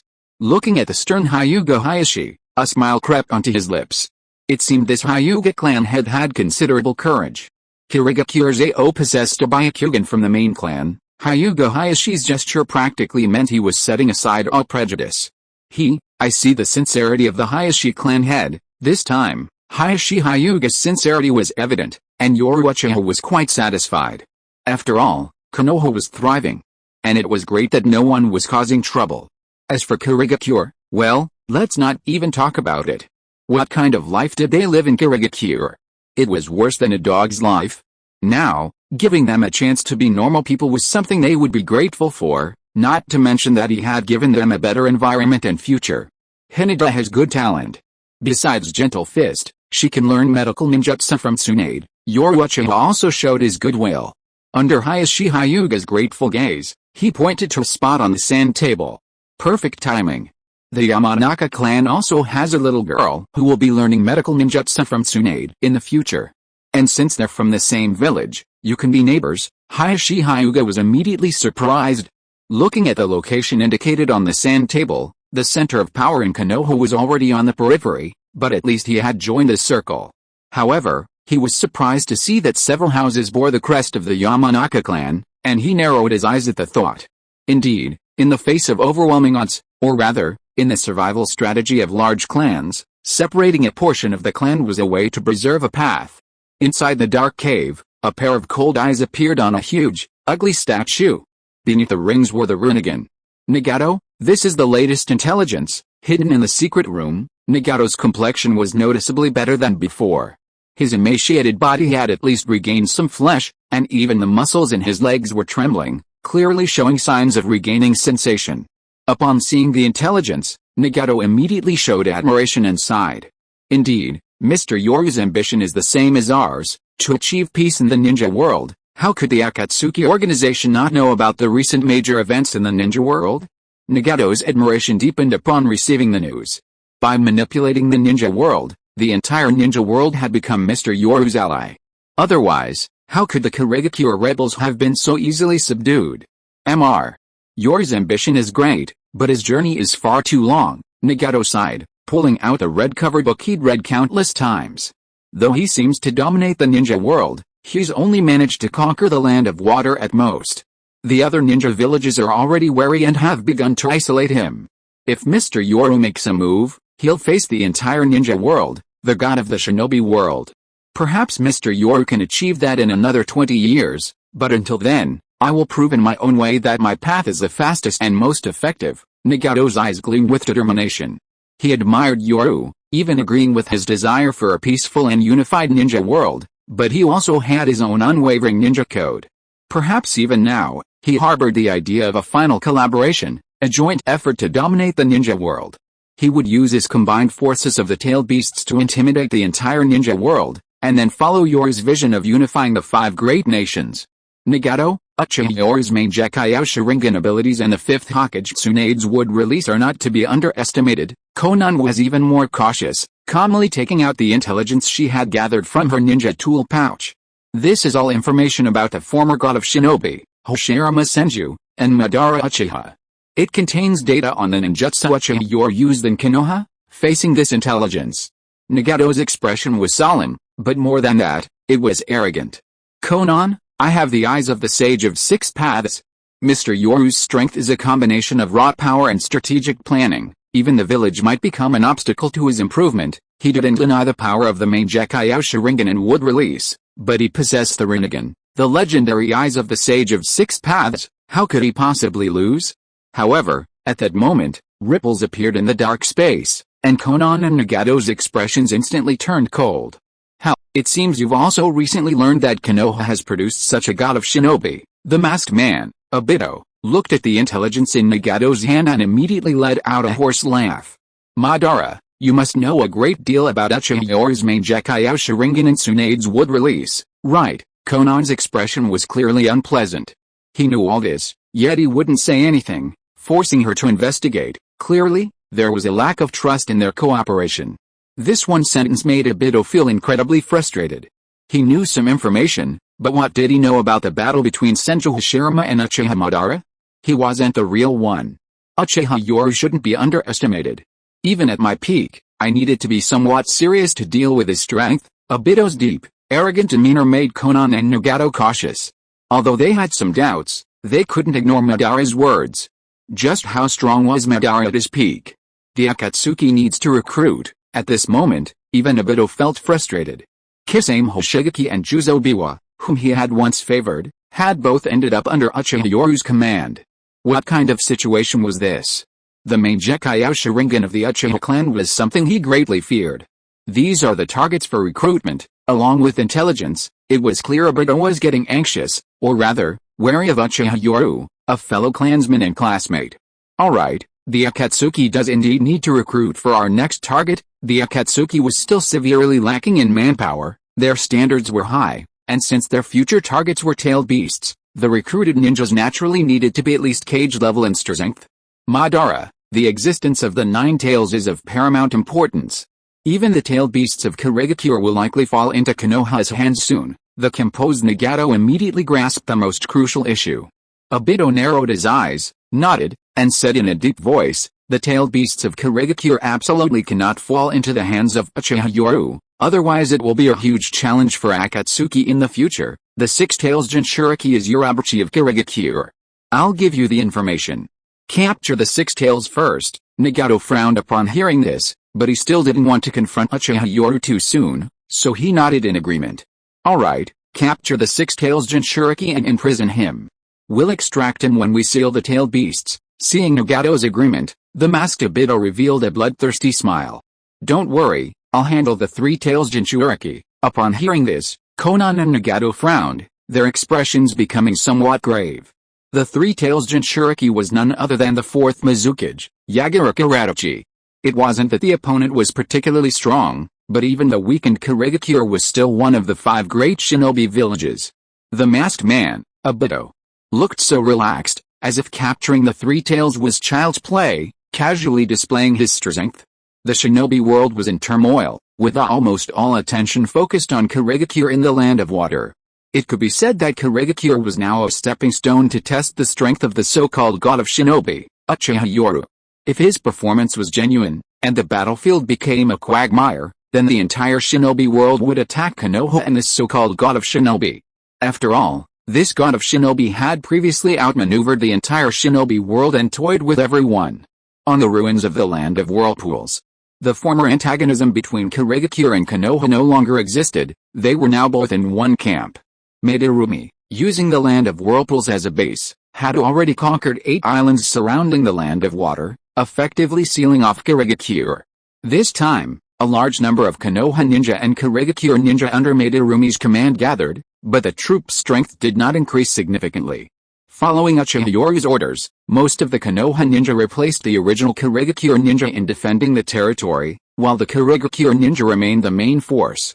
After all, this was for the sake of peace with Kirigakure. Internal strife and encountering acquaintances was one thing, but if a Konoha ninja accidentally killed someone's family, it would incite hatred, so it was better to let them resolve it themselves.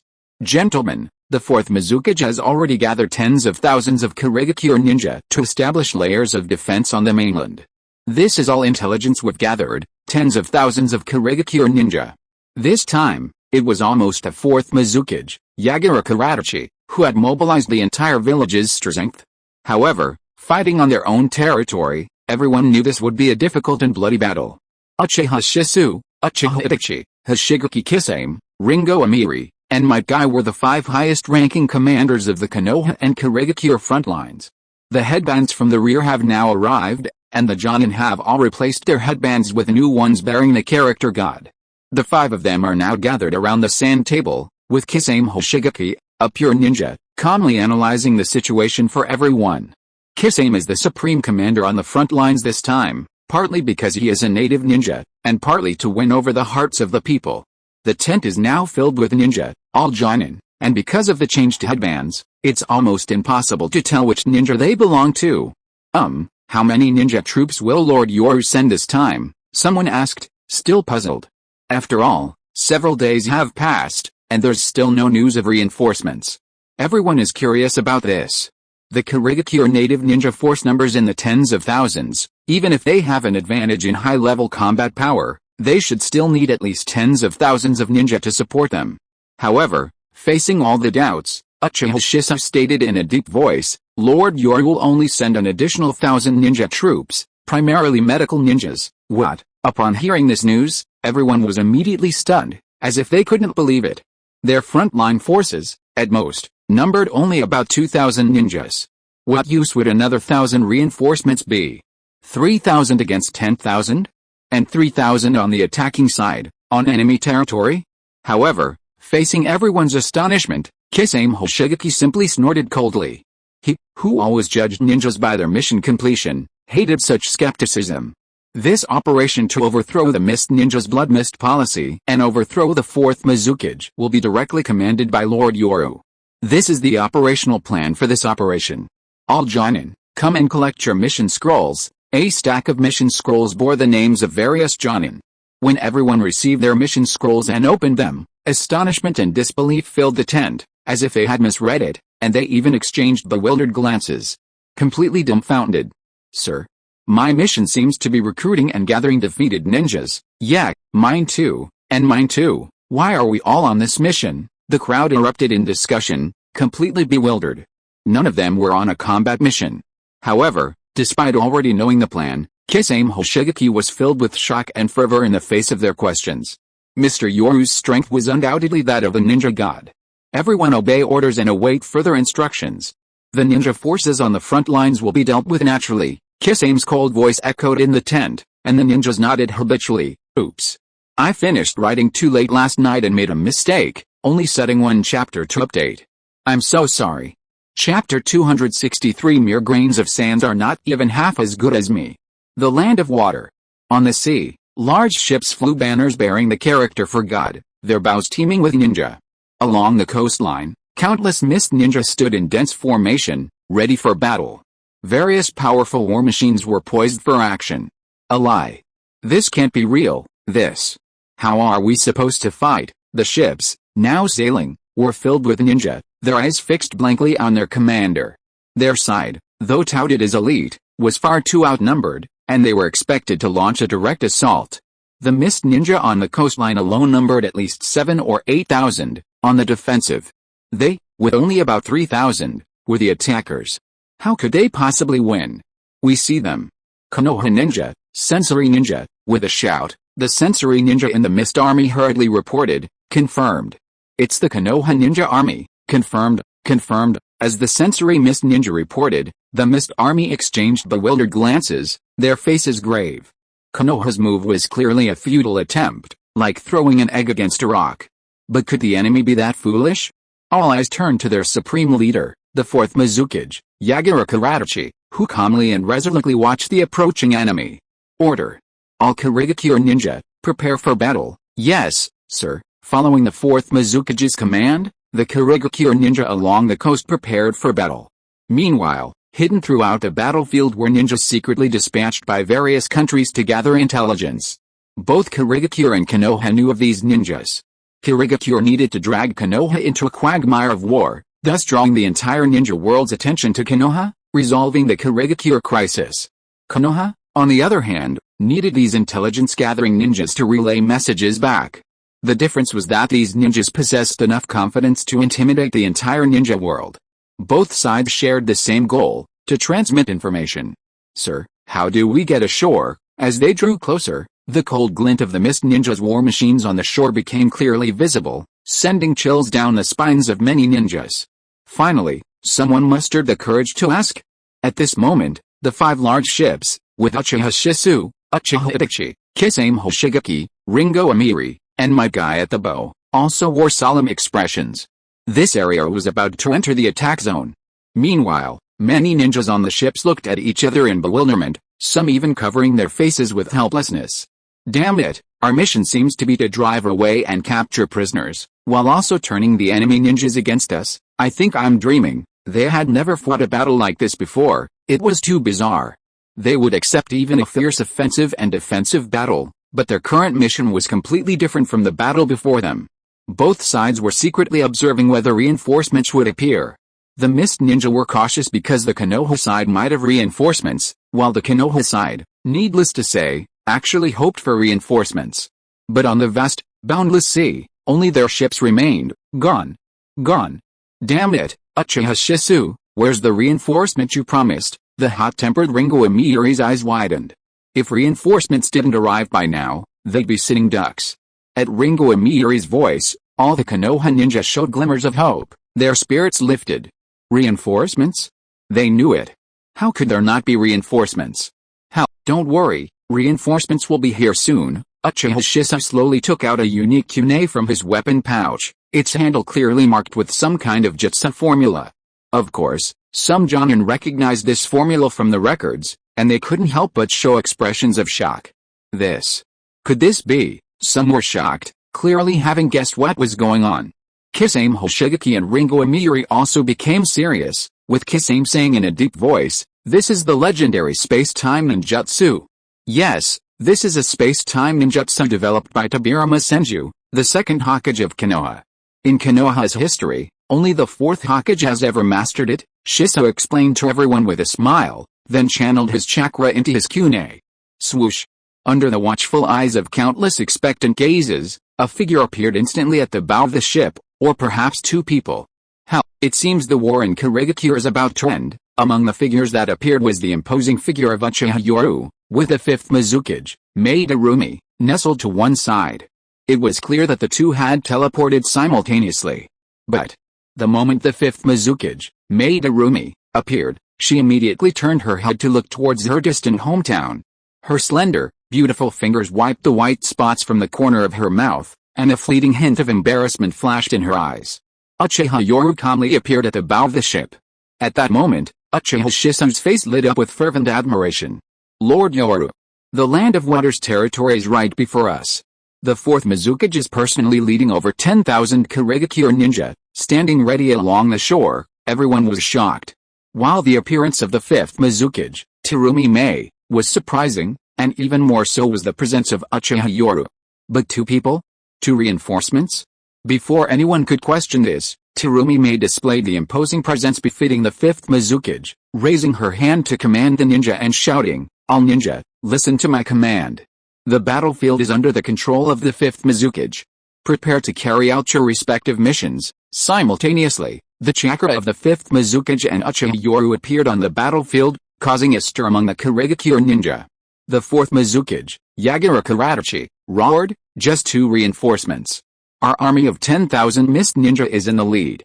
All Mist Ninja, prepare to counterattack." In an instant, Mist Ninja stepped forward, thousands of them forming hand seals in unison. Water release, Great Waterfall Technique, Water release, Water Dragon Bullets Technique. The Mist Ninja with their vast chakra released the Great Waterfall A-rank ninjutsu, while those with less chakra and control released the B-rank Water Dragon Bullets Technique. Because the sea was right in front of them, their chakra consumption was minimized. Rumble. The scale of the ninjutsu released by thousands of water-released ninjas was previously unknown, but at this moment everyone knew. A natural disaster.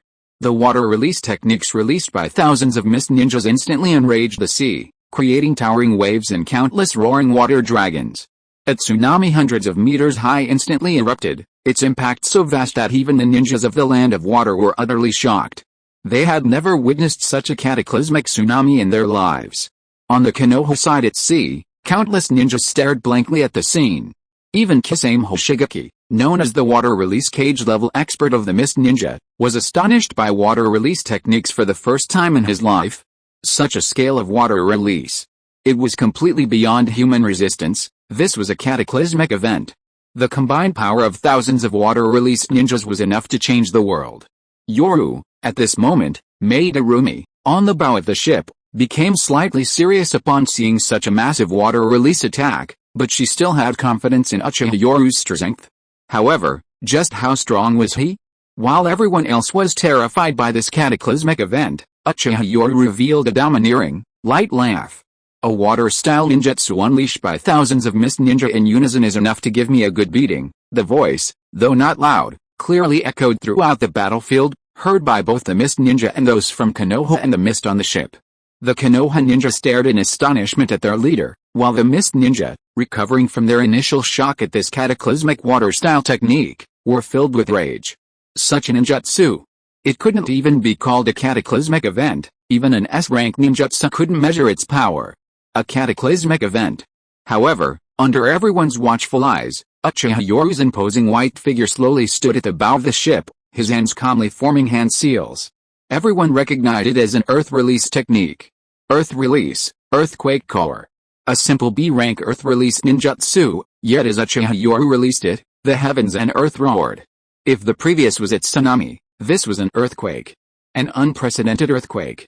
Rumbling, the mist ninja along the coast were terrified, the earth trembled. It's the seabed.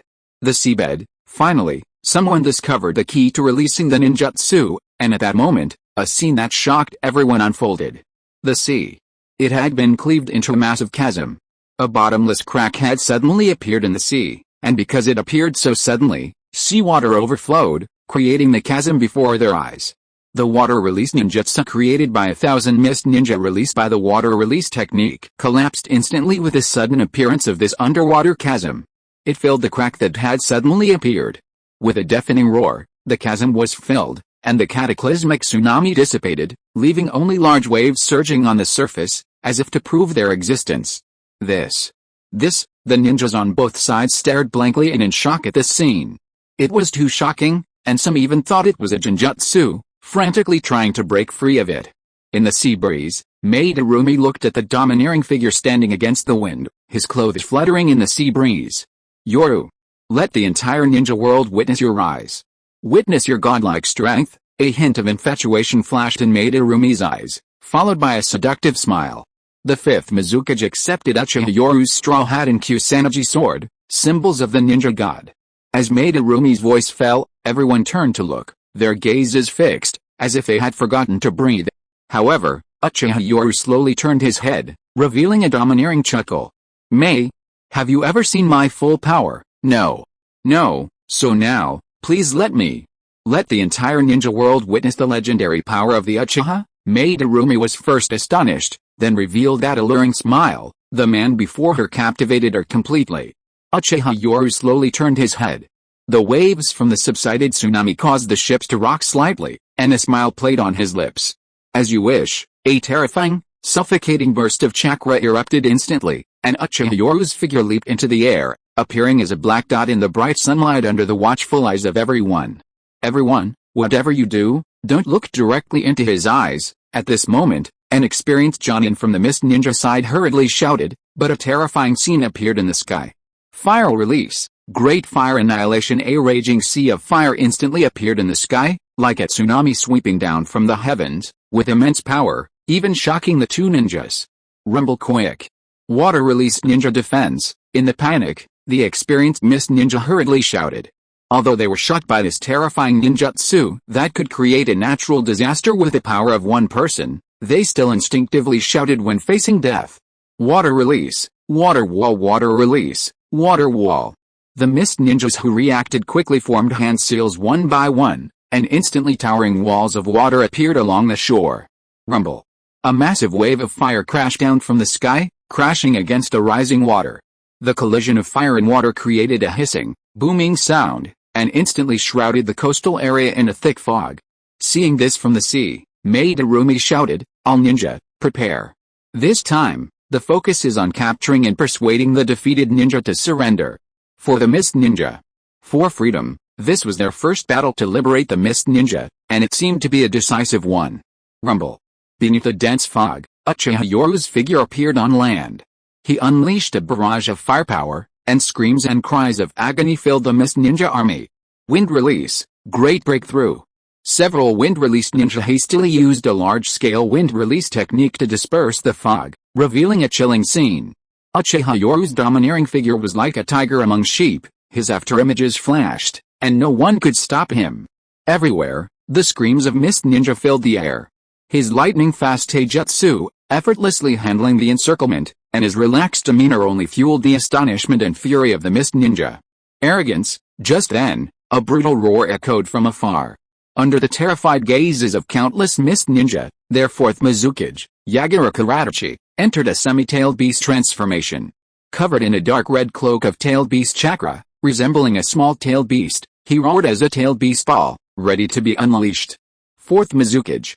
Our people are still alive. The terrifying power of the tailed beast ball would inflict heavy casualties on the Mist Ninja. Many among them showed reluctance, anger, and fear of the Mizukage's cruel methods. No, countless Mist Ninja watched helplessly as the terrifying tailed beast ball hurtled past. Those within its target area, witnessing this, had their pupils contorted with terror. They had fought and died for the Mist Ninja. And now they were about to be killed by their own cage. The unwavering will they held for their village was instantly replaced by despair. Was it all worth it for the village shrouded in blood mist? What if the fifth Mizukage were in power? Could things have been worse? Fourth Mizukage, angry and resentful roars echoed, as many Mist Ninja within the target area roared in fury. The solidified black-tailed beast ball had already appeared above their heads. In this moment of despair, many Mist Ninja, either brainwashed or psychologically disturbed by the policies within the blood mist, laughed maniacally.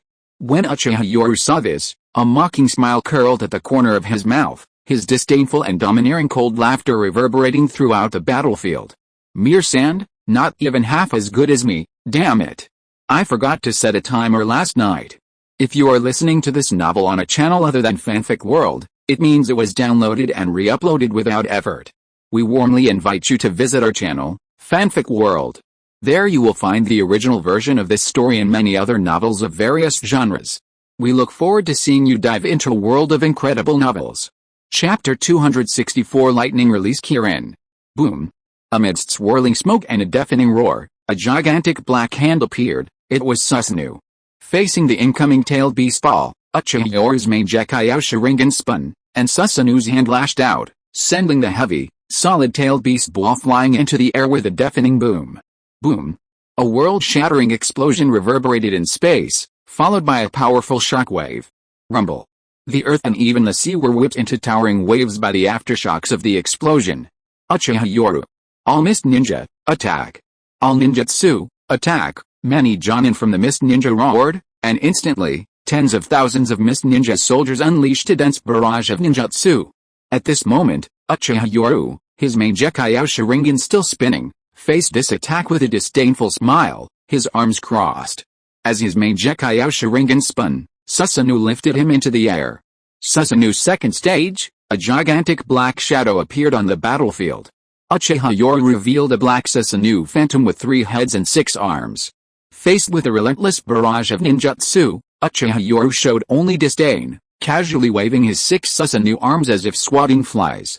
A series of booming sounds echoed as the powerful ninjutsu, once the pride of ninjas, now seemed like mosquito bites. The terrifying scene on the battlefield caught the eyes of all the ninjas. On the distant warships, the Konoha, Mist ninjas stared blankly, filled with shock. Some even swallowed hard, muttering, This, it's not even in the same dimension. He, as expected of the man the 5th Mizukage, Terumi may have chosen. He's indeed tough and strong." Gazing at the terrifying, godlike Uchiha Yoru on the battlefield, Terumi may wiped away non-existent drool from the corner of her mouth, her eyes filled with infatuation. This was the man worthy of her. Is this the power of the Uchiha? Even Kisame Hoshigaki fell silent. Faced with such power, his prized Samehada sword seemed utterly ordinary. Ninjas inherently admire the strong, especially in the ninja world, Japan, where only the strong are worthy of their homage. Meanwhile, the spies and ninjas from various countries, hidden throughout the battlefield, stared in stunned disbelief at this scene. This moment shattered their understanding. How could they write the intelligence? A single man sweeping away tens of thousands of elite Karigakure ninja? A terrifying Susanoo? It all seemed like a fabricated story, yet it was unfolding before their very eyes. Rumble on the battlefield, Uchiha Yoru displayed his might. Facing the attack's events, a growing impatience rose in his eyes, and he coldly declared to the enemies on the battlefield, "From this day forward, I will take over the land of water. The 5th Mizukage, Madarumi, will lead you to abolish the so-called blood mist policy. Insects, submit now." At the very start of the battle, Uchiha Yoru declared with domineering confidence that the land of water was now his, and announced that Madarumi would be in charge of the area. He also announced the abolition of the blood mist policy. The already disoriented and hesitant mist ninja on the battlefield immediately wavered upon hearing this. Roar. "Uchiha Yoru, you're too arrogant. The god of shinobi is a thing of the past. You'll stay here." With a thunderous roar, a terrifying chakra aura suddenly erupted in the distance. Taking advantage of this opportunity, the 4th Mizukage, Itachi, directly transformed into his complete tailed beast form. A turtle covered in spiky spikes with 3 tails, the 3 tails Isabu, appeared, now controlled by the 4th Mizukage's consciousness. With a deafening roar, a terrifying scene unfolded on the battlefield as the colossal 3 tails appeared. The 3 tails full force tailed beast ball materialized once more. If the previous half-tailed beast's tailed beast ball was only the size of a football, this one was now the size of a human face on the Hokage rock. A terrifying tailed beast ball, the size of a house, exuding a destructive aura, instantly coalesced. Rumble. As Uchiha Yoru's main Gekkai Sharingan spun, Susanoo rapidly rose from the ground, forming a black giant as large as a mountain.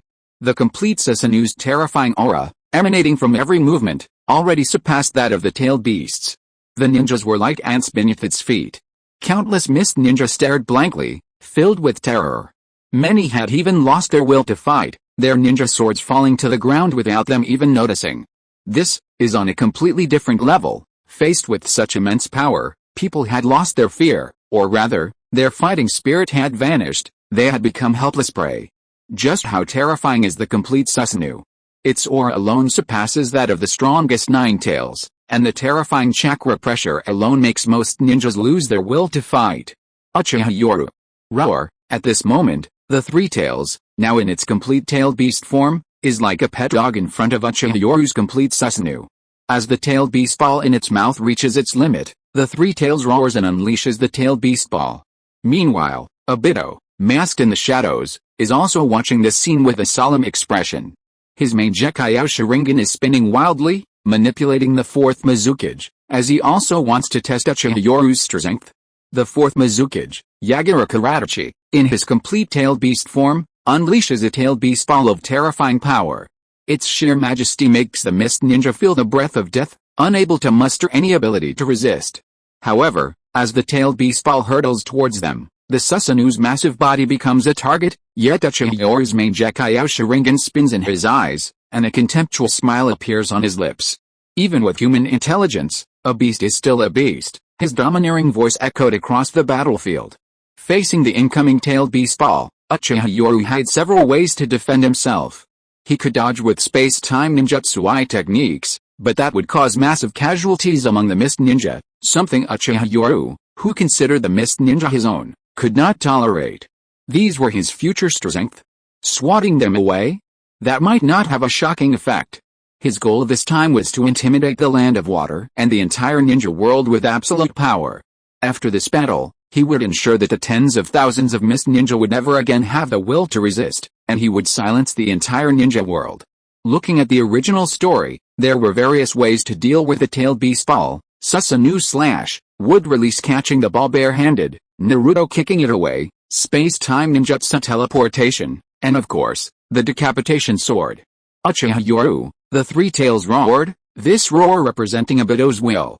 The tailed beast ball hurtled towards them, but the massive black Susanoo, under the stunned gazes of tens of thousands of ninjas, simply stretched out a hand and caught the terrifying tailed beast ball like a ball with a single hand. Whether it's the 5 Kage or anyone else, they're all weaklings before my complete body. Susanoo, with an arrogant and disdainful voice, the arm holding the tailed beast ball slowly rose, the hand clenching tightly and exerting force, instantly causing the tailed beast ball to flash with blinding light. Boom! A massive explosion resounded through the heavens and earth, because the giant Susanoo had lifted the tailed beast ball above its head, making it appear like a mountain. The tailed beast ball was essentially exploding in the sky above tens of thousands of ninjas. Even so, the aftershocks of the explosion caused all the ninjas on the battlefield to temporarily lose their hearing and experience tinnitus. A powerful shockwave swept down instantly. Layers of earth were torn up, and tens of thousands of ninjas, shocked by the shockwave, were sent flying backward. Some were even killed or injured by falling rocks. A massive wave surged across the sea, and Kisame Hoshigaki, witnessing this horrifying scene, finally reacted. All water release ninjas, prepare defensive ninjutsu, water release, water wall. Under Kisame's command, a massive water barrier appeared before the fleet, instantly neutralizing the impact of the first wave. Subsequent waves were no longer lethal, but even so, the sea was still turbulent due to the shockwave. The Konoha fleet swayed precariously in the raging waves. As the roar subsided, tens of thousands of ninjas stared in horror at the scene in the distance. Is this the fighting power of the god of shinobi? Is this the legendary power of the Uchiha? Is this the kind of enemy we're facing? One by one, the ninjas, their eyes glazed over, collapsed to the ground, their morale shattered by the fourth Mizukage's tailed beast ball, which had disregarded their lives. As the explosion subsided, the colossal figure, resembling a god or demon, was revealed. Uchiha Yoru, protected by Susanoo, appeared calm, but inwardly he was groaning. This display of power had come at a high price. He had lost a significant amount of chakra, and his hands and arms had been severed in the explosion. He had only managed to recover instantly by increasing his chakra and ocular power. Now, with the power of the Uzumaki and Senju clans within him, his main Gekkai Sharingan had just broken through to the eternal level. Although he possessed the wood release and Uzumaki bloodline, he had only recently acquired this power, though he still possessed about 80% of the strength of Uchiha Madara and Senju Hashirama at the Valley of the End. After all, he didn't have the protagonist's halo like Indra and Ashura. His strength needed to be built step by step. Beast, this boring game is over. A pair of black wings suddenly and powerfully unfurled from Susanoo's back, and Susanoo took flight. Its massive body moved with incredible speed, without any clumsiness. With a deafening roar, the massive Susanoo tore through the air, creating a violent gust of wind and leaving the ninja below in disarray. Roar! The Susanoo suddenly appeared before the gigantic Three Tails, delivering a powerful kick that sent the fully formed Three Tails flying. Before the stunned and shocked eyes of tens of thousands of ninja.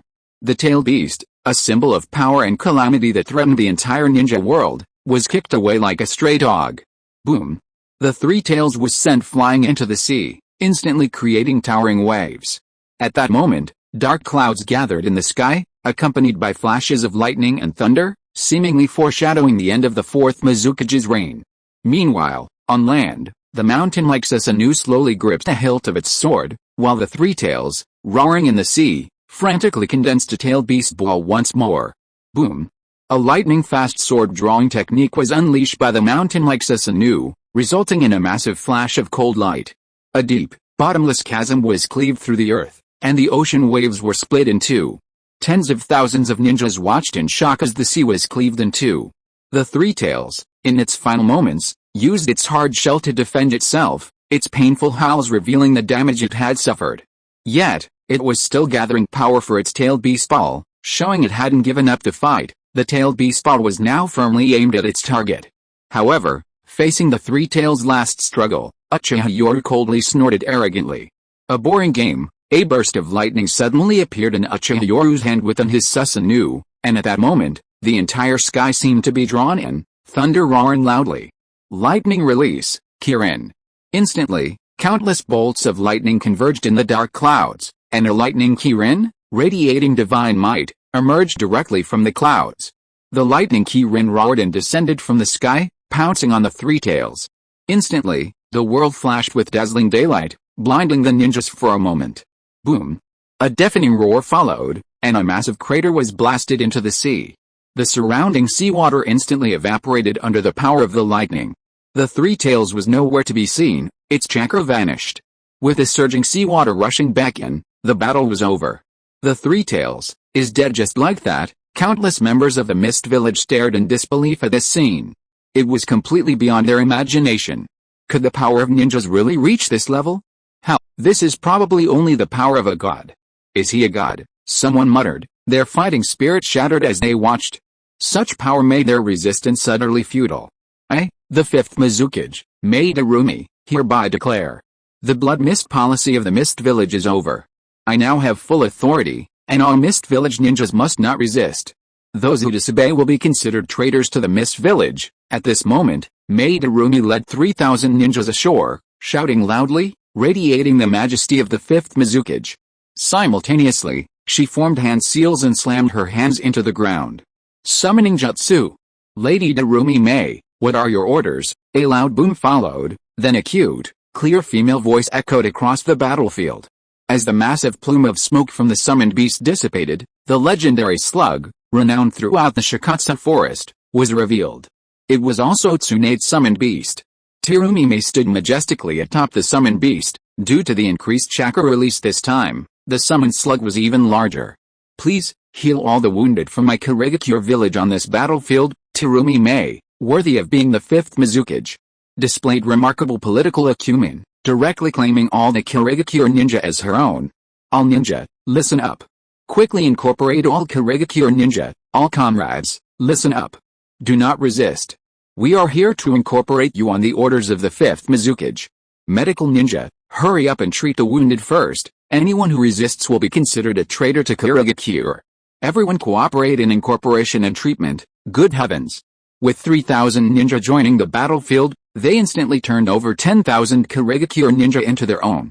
At this moment, the Kirigakure ninja, devoid of any fighting spirit, stared blankly at everything. How could they resist?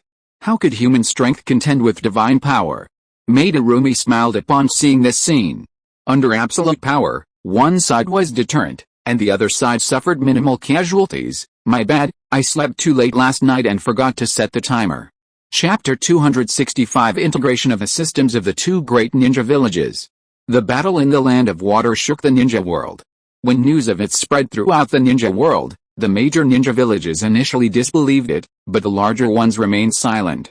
After all, the histories of Madara Uchiha and Hashirama Senju weren't that distant. With the intelligence-gathering capabilities of the ninja villages, they could easily gather the information.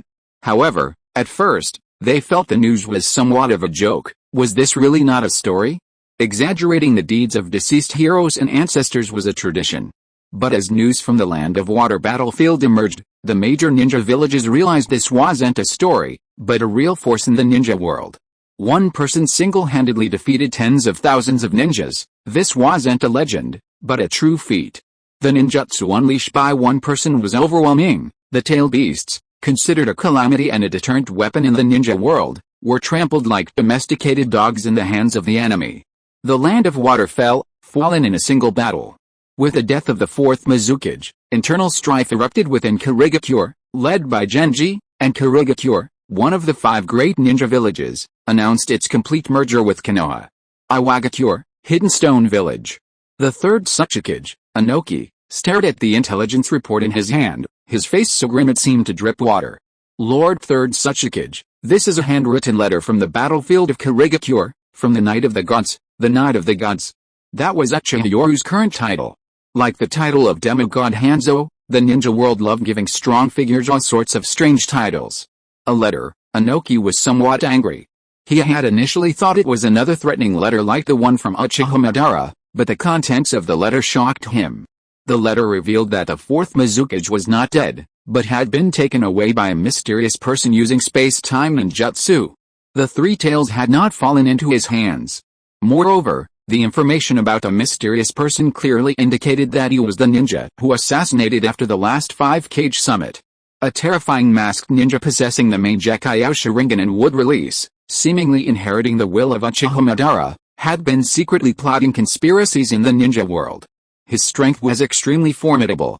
Another main Gekkai Sharingan and would release user, Inoki's eyes widened in shock as he looked at the intelligence report. Had this guy stirred up trouble with the Uchiha and Senju clans? How could the numbers keep increasing? But then, as if struck by a sudden thought, a sinister smile appeared on Inoki's face. A powerful enemy hidden in the shadows? This is perfect for keeping this self-proclaimed god in check, men. Issue my orders. Secretly investigate the masked, one-eyed dragon masked ninja in the ninja world. Here is his portrait. Despite this, Inoki remained suspicious and dispatched ninjas to begin the investigation. Not only that Hokage, but Uchiha Yoru also wrote letters to the Kazekage and Reikage, and even joined forces with the 5th Mizukage of Karigakure, Madarumi, and the Karigakure's founder to announce the news to the ninja world. The first message was that Karigakure and Konoha would merge, maintaining Karigakure's existence but accepting the rule of God Yoru. The second message was about the conspiracy within the bloody mist of Karigakure. And this news was quite explosive.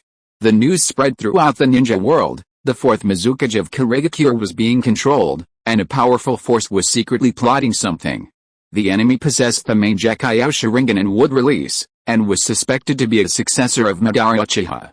Furthermore, the 4th Mizukage was taken away by this enemy at the final moments of the battle. Amidst the uproar caused by this news, many were suspicious, believing it was a smokescreen orchestrated by Konoha and Karigakure to mislead the ninja world. But all of that was no longer important. Smaller ninja villages lacked the power, and the two major villages of Konoha and Karigakure disdained to explain themselves to them. The offices of the major cage in the larger villages already contained images of Obito Uchiha's mask, information on his space-time ninjutsu, and locations where he was suspected of having been. With the intelligence capabilities of ninjas, it was impossible for Obito Uchiha to be completely unaware of any clues, especially since the entire ninja world was investigating him. Some might secretly believe someone was restraining him, but wasn't Yoru Uchiha also secretly plotting? Launching a war to unify the ninja world now, uniting Konoha and Karigakure, would likely be extremely difficult. One issue is that Karigakure needs at least 3 to 5 years to digest the situation, given the recent major war. The other is Uchiha Yoru's growing power. His current status surpasses that of the daimyo. The daimyo of the Land of Water and the Land of Fire are already wary of him. Now, Uchiha Yoru needs to stabilize his internal affairs, allowing Konoha and Karigakure to better integrate. Simultaneously, he needs to resolve all internal troubles within his jurisdiction. Karigakure has fallen, entering the era of the 5th Mizukage under the rule of Yoru. Madarumi swiftly suppressed the troublemakers and began abolishing various irregularities within the village, while Uchiha Yoru has returned to Konoha. Time has passed. 2 months have gone by since the Land of Water was incorporated into the territory. Konoha, Hokage's office building.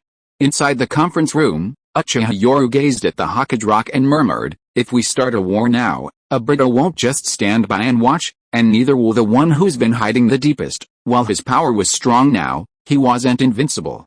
If pushed too far, they could summon the Leaf Village's dancing king, Uchiha Madara, whose power with the Rinnegan surpassed even that of Madara at the Valley of the End. He needed time, not to mention the so-called Sage of Six Paths. However, just as Uchiha Yoru was deep in thought, the conference room door opened, and one by one, renowned ninjas from the ninja world entered. Uchiha Shisui, Uchiha Itachi, Hatake Kakashi, Might Guy, Kyorna Iyuhi, Matera Shienko, and many more. Almost all of Konoha's top-tier Junin were present. The Karigakure side also had elite ninjas such as Kisame Hoshigaki, Zabuza Mamachi, Ringo Amiri, and Juzo Biwa. This time, there were 3 chairs. Uchiha Yoru sat in the middle, flanked by the 5th Mizukage, Madarumi, and the 5th Hokage, Tsunade. Yo-ho, it seems everyone has arrived. Just then, Jiraiya's hearty voice rang out, accompanied by the arrival of Genma Shirinu, Rito Namishi, and the Genma team, including Iwashi.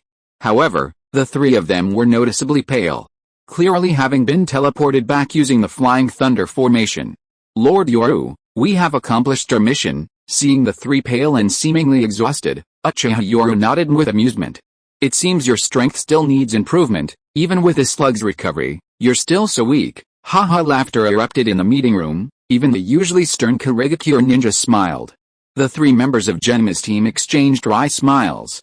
It wasn't that they were weak, aside from the numerous teleportations, the slug could replenish their chakra, but their mental energy needed to be restored themselves.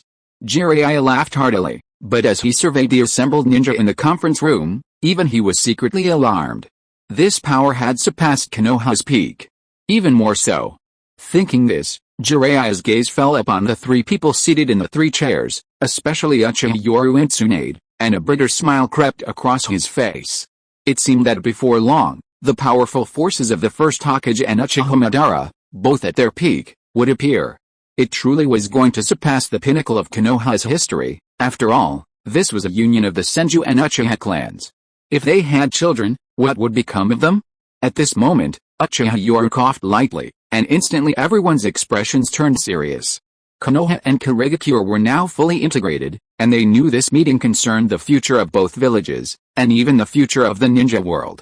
Gentlemen, the Land of Water and the Land of Fire have begun full integration, but some problems will still arise. The common people are manageable, but the hatred between ninjas is ever present. For example, the hatred within Kurigakure itself, the hatred between bloodline ninjas and ordinary ninjas, regardless of the reasons, stemming from the blood mist policy, has persisted for many years and cannot be changed overnight. There's also the ninja hatred between Konoha and Kurigakure, and so on. All of these will become tools for the enemy to launch covert attacks. Looking around at everyone, Uchiha Yoru solemnly stated a rather realistic issue. Peace and integration are not as simple as a few words. As for Naruto Uzumaki being able to create temporary peace, it was because during the 4th Shinobi World War, he encountered an even more powerful external force. Without setting aside prejudices and joining forces, death was inevitable, even for his own family and friends in the ninja world. This led to the allied shinobi forces. I have a few policies to offer. Seeing the solemn expressions on everyone's faces, and some bewildered and unsure how to proceed, Uchiha Yoru shook his head with a wry smile. If most ninjas were purely ninja-minded, this would be far too difficult for them. I've always upheld the principle of ninja supremacy, not out of personal selfishness, but based on sound reasoning. Ninjas possess immense power. To treat them as equals to ordinary civilians is inherently unfair. Seeing Jiraiya's attempt to retort, Uchiha Yoru stated sternly, take the rich and the poor as an example. Do you think the rich would distribute their wealth to the poor to achieve a level playing field? It's like, as fellow ninjas, would you be willing to pass on your ninjutsu, even secret techniques, to ordinary ninjas? Uchiha Yoru stared directly at Jiraiya as he spoke, and Jiraiya opened his mouth twice, his face showing embarrassment. He scratched his head. Momentarily silent. Would he teach ninjutsu to ordinary ninjas? No, it was almost instinctive. Therefore, I hereby order all bloodline ninjas from Kurigakure to relocate to Konoha, using Konoha as their base. Kurigakure itself will remain, and I will arrange for Konoha's medical and educational ninjas to join our Kurigakure comrades in maintaining order in Kurigakure. Ninjas who have reached the Jonin rank can relocate with their families after passing an examination. Similarly, Konoha ninjas can also relocate to Kurigakure. Kurigakure and Konoha need to merge, and more importantly, they need peace. This is even the precursor to future peace in the ninja world. I hope you will cooperate with me to accomplish this great ambition. Uchiha Yoru practically declared that his future goal was to unify the ninja world. Everyone understood, some excited, others worried. Furthermore, I have decided to have Kurigakure and Konoha's Anbu exchange intelligence. We will first relocate ninjas with grudges to different locations, in all directions, to carry out missions, ensuring they rarely see each other. If possible, we will even separate their mission schedules, Time heals all wounds. Looking at the mostly bewildered expressions on everyone's faces, Uchiha Yoru sighed helplessly as he explained. When the Uchiha and Senju clans joined forces to establish Konoha, all the other ninja clans within the Konoha family harbored hatred. However, they suppressed it under overwhelming power. Then, peace attracted them, causing them to suppress their hatred for the sake of future generations. Finally, time. As time passed, facing a common enemy, hatred gradually weakened until the hatred of the previous generation was buried with them, resulting in the peaceful Konoha we see today. Uchiha Yoru spoke these words almost directly to Jiraiya, while also telling everyone that his ambition was not empty.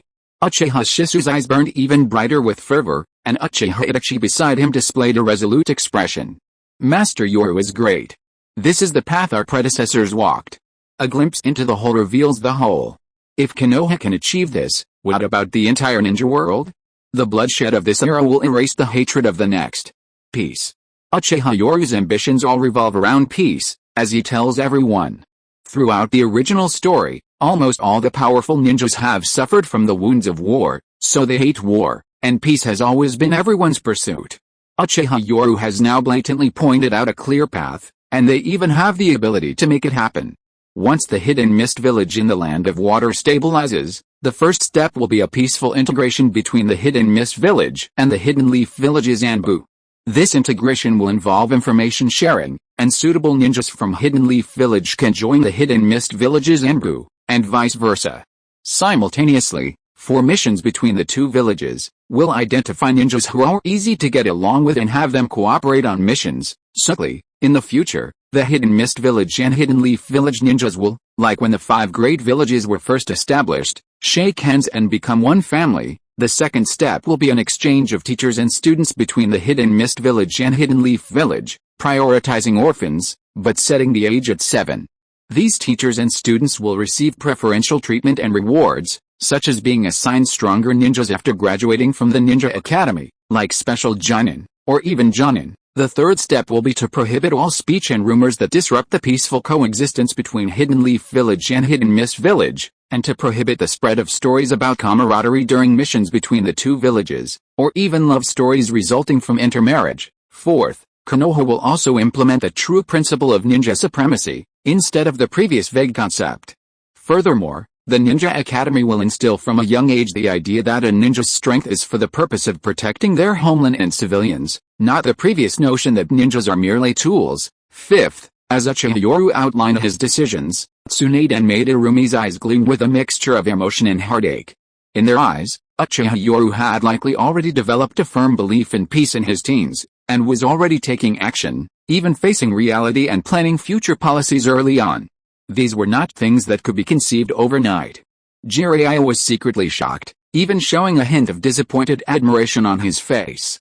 He admired that this kid had a dream, not only taking action and putting in effort, but also drawing on the experiences of his predecessors. Even though his own peace ideals were hollow, he had been aimlessly searching for peace and hadn't found it yet, only able to place his hopes on the chosen one. Uchiha Yoru's peace philosophy, however, evolved from being empty at first to becoming increasingly substantial. He summarized experiences from historical events and other sources, and then developed his own peace principles. Uchiha Yoru put in real effort and action, unlike Naruto Uzumaki who only relied on empty words and vague peace concepts. Please support. Chapter 266 How can a country have two voices? Inside the meeting room, the ninja from both the Mist Village and the Leaf Village listened with flushed faces and great excitement. Kakashi secretly admired him, realizing his choice was indeed correct. Yoru was truly a legendary figure capable of rewriting the history of the Leaf Village and the ninja world. All of this is for the sake of peace between the Leaf Village and the Mist Village. These things require time to prove themselves, so please work together with me. With an 8-year target, I believe we can see initial results in 5 years, and in 8 years, we will be one. Any integration requires time, and time can heal all wounds. Yoru Uchiha looked at everyone with a resolute expression, and finally said in a deep voice, at the same time, I have decided to establish the 13th division of the Goroi 13, an elite ninja force dedicated to maintaining the ninja world. The 13th division is divided into the first division for command and mission issuance, the second division for assassination and intelligence gathering, the third division for emergency backup and support, the 4th Division for Comprehensive Treatment and Medical Care, the 5th Division for Rescue. Yoru Uchiha slowly explained the divisions. Upon hearing this, Kakashi frowned, scratching his white hair and asking in confusion. Lord Yoru, the founders of the 13th Division are practically a gathering of elites, encompassing almost every aspect of the 2 major ninja villages. Seeing Kakashi's confusion, Uchiha Yoru smiled directly. Kakashi, you're right, but did I say the 13th Division would be formed in the next year or 2? His words stunned everyone. Uchiha Yoru narrowed his eyes and chuckled. Once the 13th Division is fully established, ordinary members will need to be at least at the elite Chunin level, while special Jonin and Jonin may compete for the designated positions, team leaders.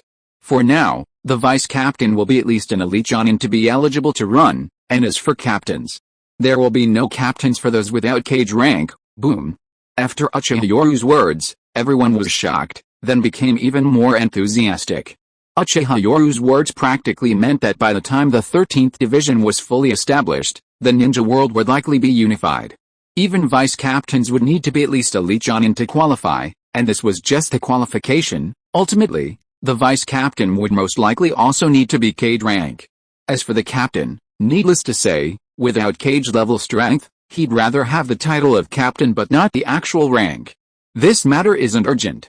I plan to establish the 1st, 2nd, 3rd, 4th, and 5th divisions within 5 years, with members selected from the 2 major ninja villages. Now, everyone, for the future. Finally, Uchiha Yoru stood up and solemnly surveyed everyone, who in unison shouted, "For peace." Jiraiya's gaze froze upon seeing this.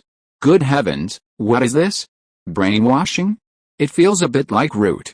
As the meeting ended, Shiranyu Genma, Name is Shirado, and Dewashi's faces turned green. They looked weak and pleadingly at Uchiha Yoru. Upon seeing this, Uchiha Yoru burst into laughter. Alright, no rush. It's rare for everyone to come back, and arrangements have been made for everyone in the border region, so I'll give you 2 days off, but only 2 days. You must return to your posts after 2 days. Hearing this, Shiranyu Genma, Name is Shirado, and Dewashi breathed a sigh of relief. The Flying Thunder God technique had turned them into teleportation array. Yoru, Kirigakure cannot be delayed for a moment. I must stabilize Kirigakure as quickly as possible. Everyone else was fine, but Terumi Mei's gaze was resolute. Uchiha Yoru nodded seriously. Okay, I'll personally escort you there. The entire ninja world fell into a strange peace. The friction between ninja villages had all ceased with Uchiha Yoru's powerful rise. After Uchiha Yoru defeated the 4th Mizukage and his tens of thousands of Kirigakure ninja, Kirigakure erupted in internal strife, further complicated by the presence of the 5th Mizukage, Terumi Mei. The Hidden Mist village offered little resistance. If it had been purely Konoha ninja from the start, they would likely have faced fierce resistance. But this time was different. The 5th Mizukage, Mei Terumi, was a Hidden Mist ninja, and the large army she brought was also from the Hidden Mist. Furthermore, they were operating under the banner of eliminating the Blood Mist, and with the assistance of the Hidden Mist's prestigious elder, the Hidden Mist village accepted this with little resistance.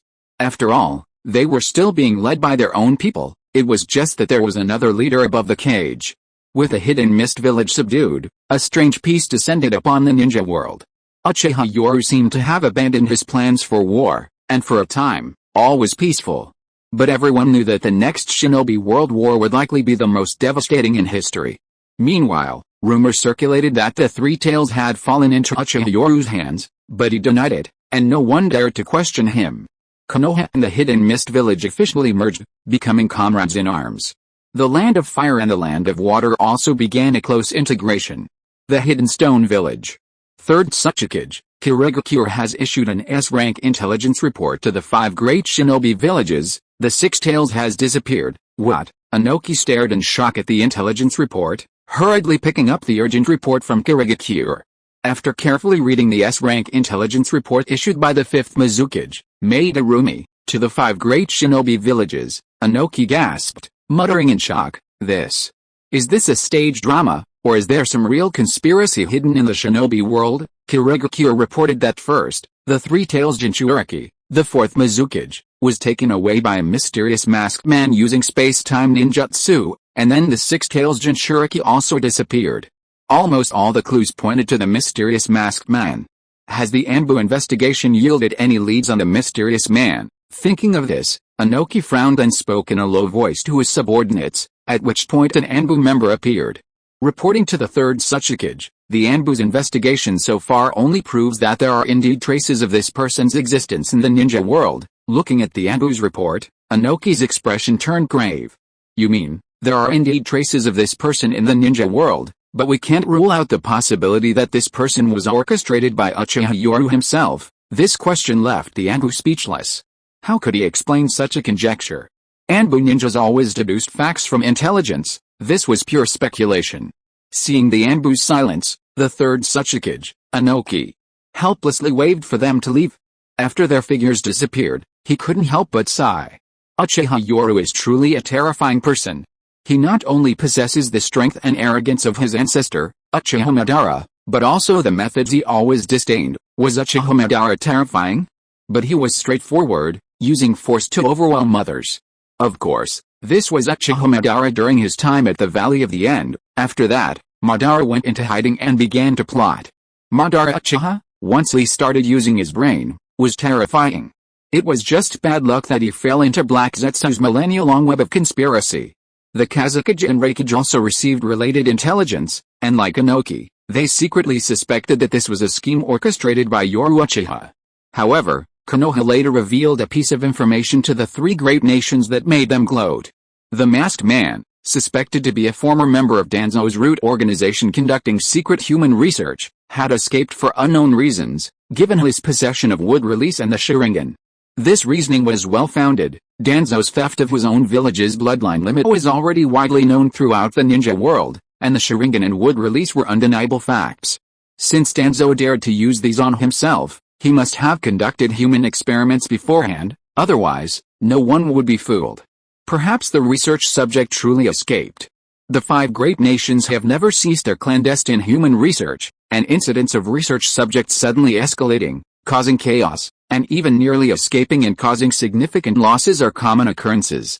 Moreover, the success of these experimental subjects involved too many coincidences. You can only attribute these things to luck, metaphysics. There's no way to explain them, no way to replicate them. The three great ninja villages of the Three Tails and Six Tails haven't given up their suspicions, so who knows if Uchiha Yoru actually has anyone in his possession? At the Akatsuki base in the ninja world, the fourth Mizukage, Yagura Karachi, and the Six Tails Jinchuriki, Yorobozu, lay unconscious in a dark stone cave, their bodies covered with sealing talismans. Nagato, the Three Tails and Six Tails Jinchuriki are temporarily sealed and hidden, to be sealed later. The Gato Mazo, sealing a tailed beast requires starting with the One Tails. If it weren't for Uchiha Yoru this time, they wouldn't be in such a hurry. Although it's been exposed, the ninja world will also suspect that this is a trick orchestrated by Uchiha Yoru himself. After all, hiding Jinchuriki is a trick that the major ninja villages are most skilled at, Master Bito said with a cold laugh. With someone comes loss, how could he not know that the ninja world was secretly investigating him?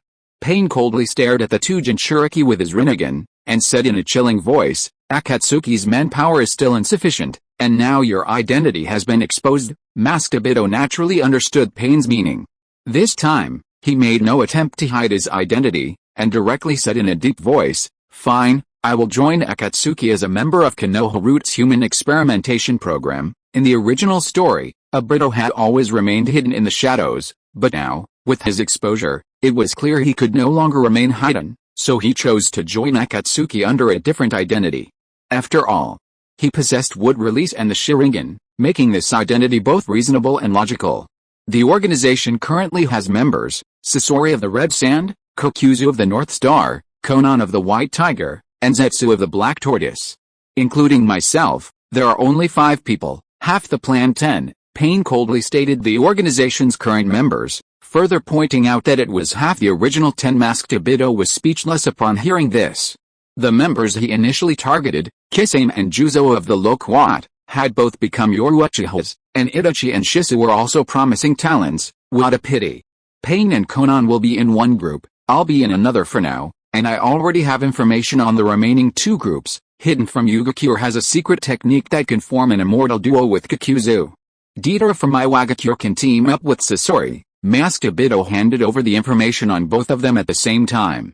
Pain nodded expressionlessly upon seeing this. We've collected 2 of the 9-tailed beasts, leaving 7. That's a perfect 8-person group. It was clear that neither of them had suitable candidates at the moment. Konoha. As time passed, the ninjas from Konoha and Karegakure became increasingly integrated, especially the Karegakure bloodline ninjas, who were practically giving their all. With mutual consent, the integration was naturally quite rapid. Inside the Hokage building office, the 5th Mizukage was currently overseeing things in Karegakure, while the 5th Hokage, Tsunade, had already made an excuse to go to the 4th Division, Medical Department, and slipped away. Now, only Uchiha Yoru remained in the office, and he had been entrusted with almost all the affairs of the 2 great nations. Yoru, this mission, Kakashi Hatake, who had entered the Hokage's office, revealed a puzzled look in his one eye. With the changes in Konoha, the dark aura of the former Anbu was almost completely gone. Kakashi now possessed the same imposing presence as the carefree white-haired character he had when he first appeared in the original story, and his one eye often showed a smile mixed with helplessness. Seeing Kakashi's puzzled expression, 2 shadow clones were handling official business on either side of him, while he gazed solemnly at the Hokage rock outside the window. Kakashi, if ninjas possess such great power, why are ninja villages still subject to the daimyo? These words made Kakashi break out in a cold sweat. Looking at Uchiha Yoru, his expression was grave. After careful consideration, he spoke in a deep voice. Because ninjas are tools from the outset, possessing powerful destructive abilities but not engaged in production. Moreover, the ninja world is predominantly populated by civilians, and these civilians are the key to productivity. As you once said, Yoru, most people have limited abilities. When ninjas focus on gaining power, they can't afford to be distracted by anything else. The daimyo's existence is that of a leader who governs the majority of the civilian population of a country, just as the Hokage governs a ninja village. Hearing Kakashi's explanation, Yoru Uchiha couldn't help but smile with satisfaction, clapping his hands. Indeed, Kakashi, with your intelligence, you're more than capable of being the cage of a village. Faced with Yoru's praise, Kakashi Hatake gave a wry smile. Yoru, don't joke around.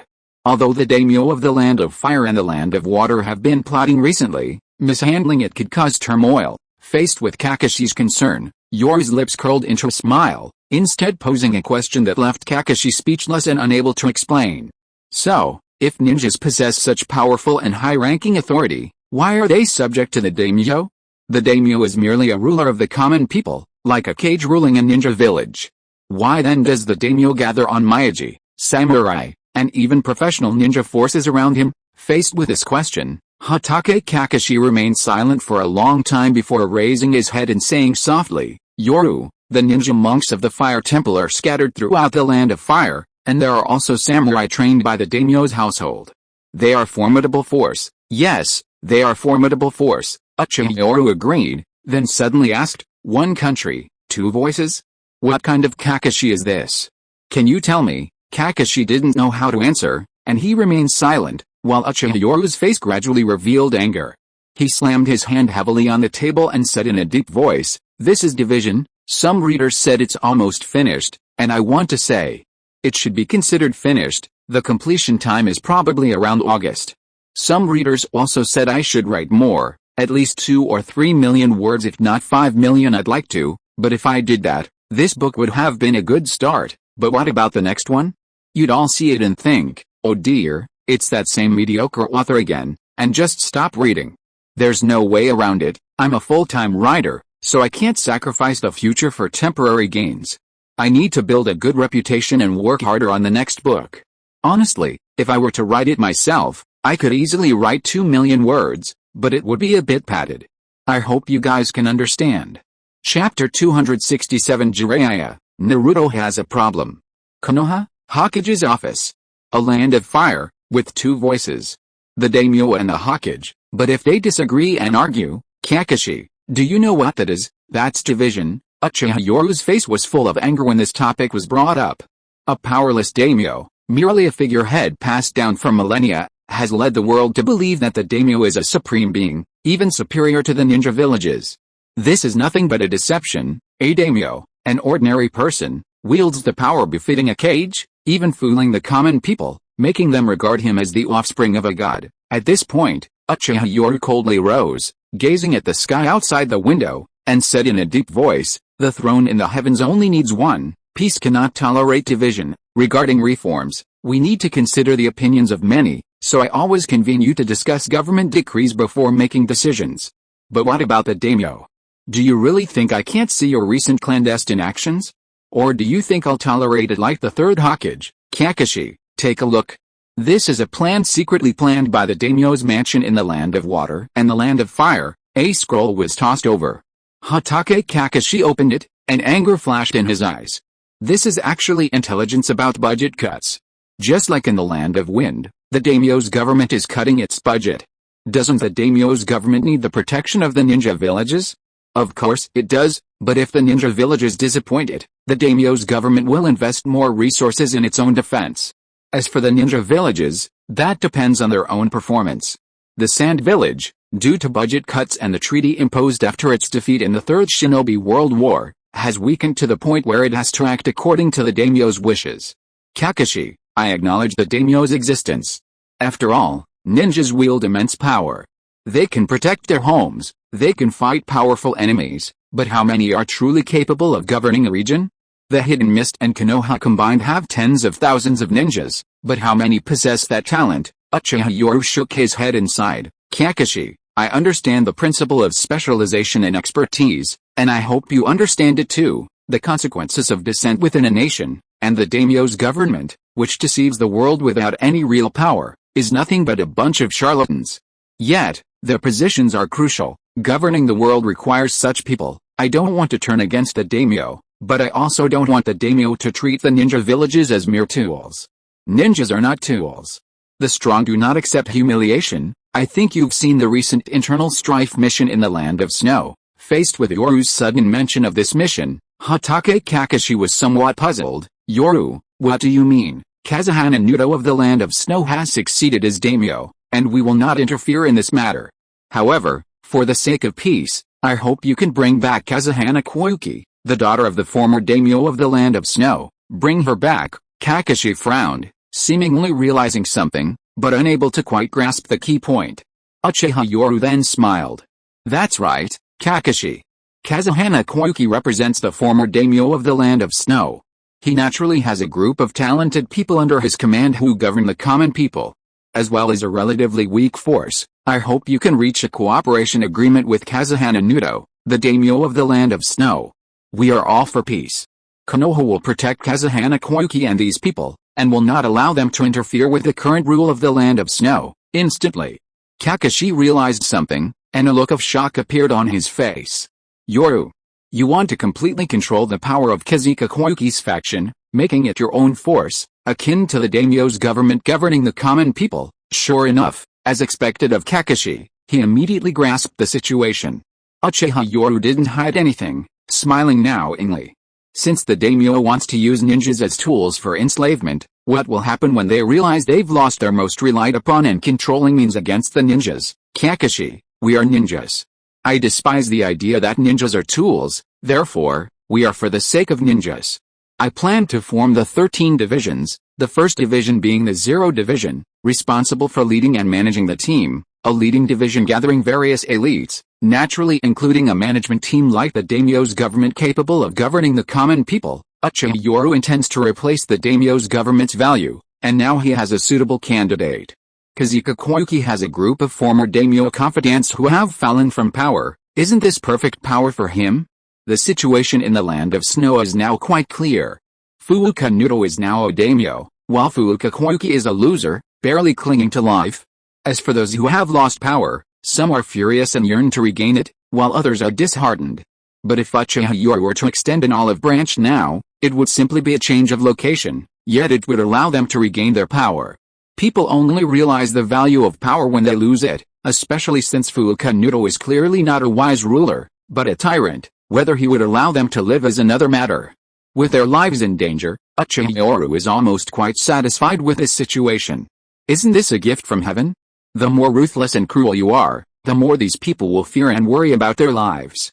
After all, a new emperor brings a new court. They understand this principle. I understand. Hatake Kakashi nodded solemnly. He finally understood why he had been chosen for this mission. and why he was taking it so seriously. To negotiate with Fuuka Naoto and bring Fuuka Koyuki back to Konoha, Kakashi's aim was to use the girl's identity to bring the ministers under the former daimyo of the Land of Snow under his control. Cultivating internal affairs talent took too long. Plundering was the fastest way, and besides, they weren't plundering, but rather rescuing these people from their suffering. Yoru, if it were just for Fuuka Koyuki, I could manage alone, but there are these ministers too. I need some help. Kakashi spoke for the first time regarding this mission, actually asking for help. Uchiha Yoru knew that the target group would definitely include families, and quite a few of them. Besides some necessary ninjas, you can choose whatever you like. Seeing Uchiha Yoru's generosity, Hatake Kakashi smiled, scratching his white hair, and chuckled. Tenzo, the Anbu ninja under the 5th Hokage, and Byakugan Blue, the Byakugan under the 5th Mizukage. Good heavens! Upon hearing this, Uchiha Yoru's eyes widened. Kakashi was abusing his power for personal enjoyment. With Tenzo, a wood-release ninja, they wouldn't have to endure the hardships of the journey. Bringing the Byakugan from the Mist Ninja was simply for balance. Kakashi certainly had a political mind. Uchiha Yoru immediately smiled and nodded. Okay, I agree. However, this wood-released ninja has a new name, Yamato. Don't call him by the wrong name. At the same time, a support ninja team will be arranged at the border. After all, we can't have a large number of ninjas entering another country. Yes, seeing that he had gotten what he wanted, Hatake Kakashi narrowed one eye exposed outside his mask into a crescent shape, looking even more lazy than before. Go. Complete the mission quickly, and remember to keep it a secret. Yes. Uchiha clan territory. Sasuke, you big idiot. Haha, I, Uzumaki Naruto, am the future 6th Hokage. At this moment, within the clan territory, Uchiha Sasuke and Uzumaki Naruto seemed to have an innate resonance. Their first meeting left an indelible impression on each other. Idiot Naruto, the arrogant Sasuke snorted, but his eyes clearly showed concern. It turned out the two were playing a ninja game. They'd almost gotten hurt in a moment of carelessness, and Sasuke was a little frightened, while Naruto burst into unrestrained laughter. Amidst this playful scene, in the next house, Jiraiya, with his white fur, watched the two outside the courtyard through the window and couldn't help but shake his head. That Naruto kid really isn't like the 4th Hokage at all, since fully accepting Konoha and Kirigakure, the Nine-Tails Jinchuriki naturally had to go directly to the Uchiha clan's territory. Even if the weapons couldn't harm him, he couldn't afford to neglect them. If someone had an opportunity to take advantage, even if they couldn't harm him, they would still cause him trouble. Jiraiya and Uchiha Yoru sat cross-legged, each sipping tea, but Jiraiya's face clearly showed a hint of helplessness. Seeing this, Uchiha Yoru chuckled and shook his head. Jiraiya, you don't need to look at me like that. Although I'm a politician now, don't think of me as the same as the 3rd Hokage and the others. Since I promised you, I won't go back on my word. Hearing Uchiha Yoru's words, Jiraiya was taken aback, then a sense of admiration rose in his heart. Such magnanimity was indeed unmatched by the old man and the others. You kid, Jiraiya, admire you. For the first time, Jiraiya spoke sincerely. This kid's courage and boldness were truly rare in the world. I plan to reveal Naruto's identity to the public in a few days. Also, these are the documents of the 4th Hokage's assets. See if there's anything missing that needs to be supplemented. Looking at the scroll that Uchiha Yoru tossed over, Jiraiya was truly impressed. This kid was sincere, otherwise, he wouldn't have prepared so thoroughly. Uchiha Yoru shook his head and sighed. After the 4th Hokage, Minato, left, his assets were misappropriated for village construction. I can't get your houses and various ninjutsu materials back. As for the property, that's manageable, at least there's some accumulated wealth. I'll transfer those from within the Uchiha clan. At the same time, I can tacitly allow you to teach Naruto various ninjutsu, even the 4th Hokage's S-rank forbidden technique, Flying Thunder God. If you need it, I can copy it for you from the ceiling techniques. Since things had come to this point, if he was going to give, he might as well be generous. The 4th Hokage's property was confiscated, but I'm different. I can give him all the ninjutsu the 4th Hokage possessed to his descendants. This scene made Jiraiya secretly mutter to himself, look at this kind of vision. If this were given to the old man's group, let alone Flying Thunder God, they'd probably be strictly forbidden even from teaching him a few ninjutsu. Although there was a difference in power, it was also a comparison of their magnanimity and vision. Without comparison, it would have been fine, But with this comparison, it was like comparing goods and throwing them away. "You brat," Jiraiya put away the scroll, chuckling as he scolded. "Naruto's still a kid, how old is he? S rank? Let him learn the fourth Hokage's Rasengan first, before he even gets to control his chakra." Since the other party was being so generous, Jiraiya wasn't going to be ungrateful. This practically meant that he would report to the village and Jiraiya before teaching Naruto any ninjutsu. After all, Naruto's identity wasn't just that of the fourth Hokage's son, but also the Nine-Tails Jinchuriki. "Jiraiya, this is information on the Akatsuki organization. This mysterious organization once tried to recruit Orochimaru, but he refused. However, they did leave some clues. The culprit of the Nine-Tails Knight, the masked ninja with the main Gekkai Sharingan and wood release, is in this organization," and, at this point, Uchiha Yoru's expression grew serious, and he said sternly, "Top secret intelligence.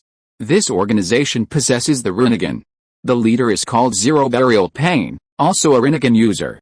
It seems this organization is plotting some huge conspiracy. I suspect the ultimate target is the tail beasts of the various ninja villages. The disappearance of the three tails was the work of the masked man, and the six tails is likely the same, tail beasts. Rinnegan." Jiraiya was shocked. He remembered the three children he encountered in the Land of Rain.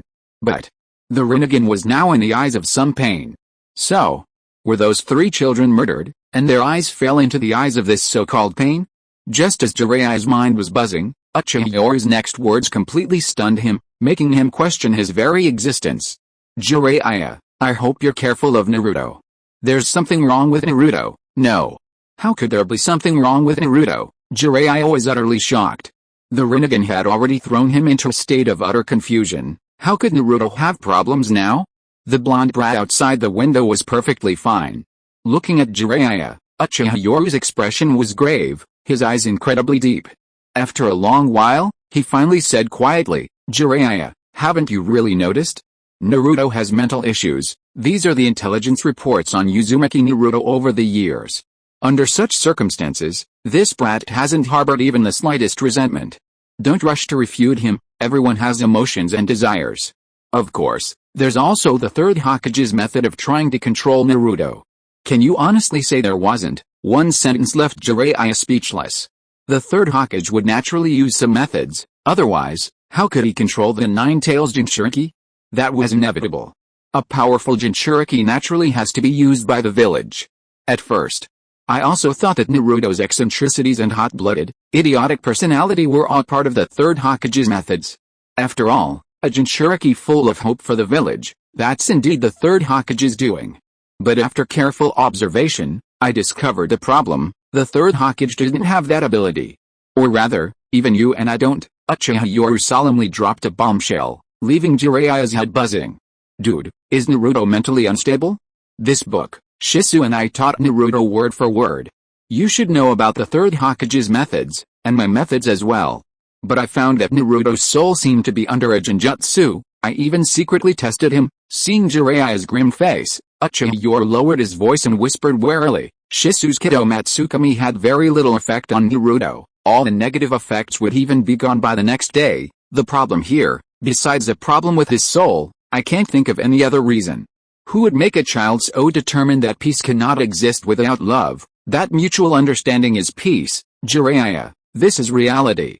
Such an empty ideal, doesn't it seem like your novel? A protagonist whose soul only exists in the book and whose soul is so unwavering from beginning to end." Hearing this, Jiraiya was shocked. A layer of cold sweat broke out on his back.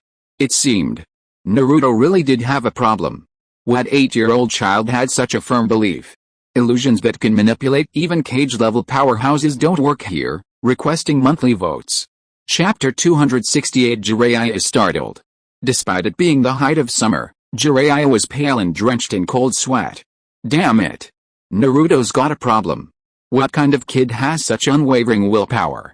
At first, he thought the kid was just thick-skinned, inheriting his mother's personality, but now, thinking about it, there's definitely something wrong.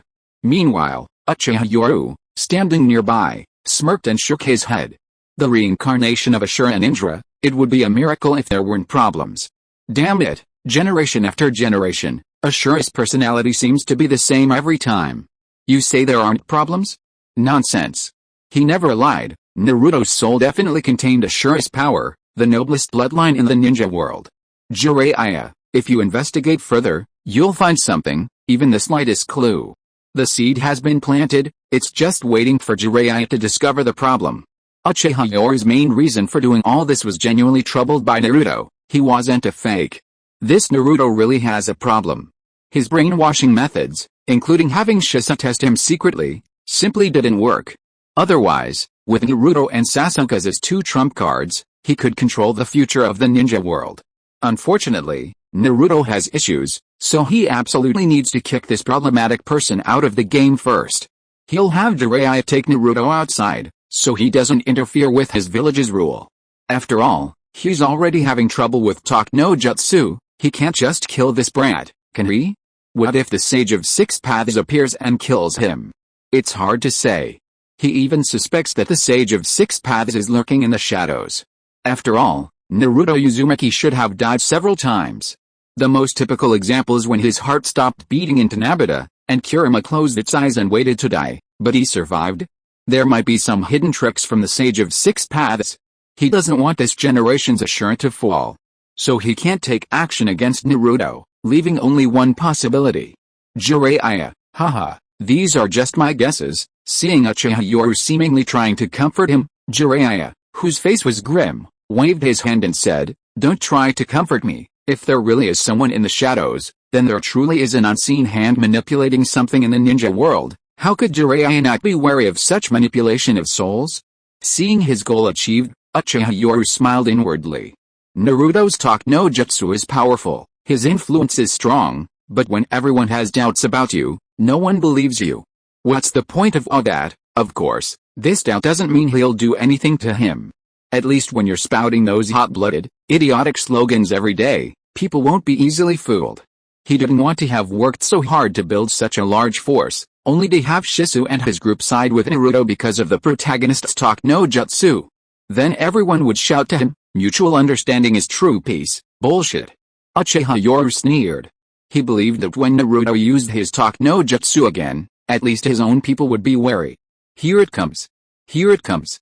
What is the purpose of this person manipulating the child like this?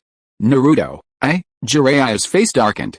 He now wondered whether he should take Naruto with him or not. Seeing this, Uchiha Yoru inwardly cried out, "Jiraiya, you can't back down. Take him away quickly. Don't let him interfere with my plans, Jiraiya. Only Orochimaru has researched the soul aspect, but I think you should at most test him. Don't alert him. After all, someone with such abilities likely possesses power that could bring catastrophe to the ninja world." Uchiha Yoru spoke solemnly. Jiraiya nodded in agreement.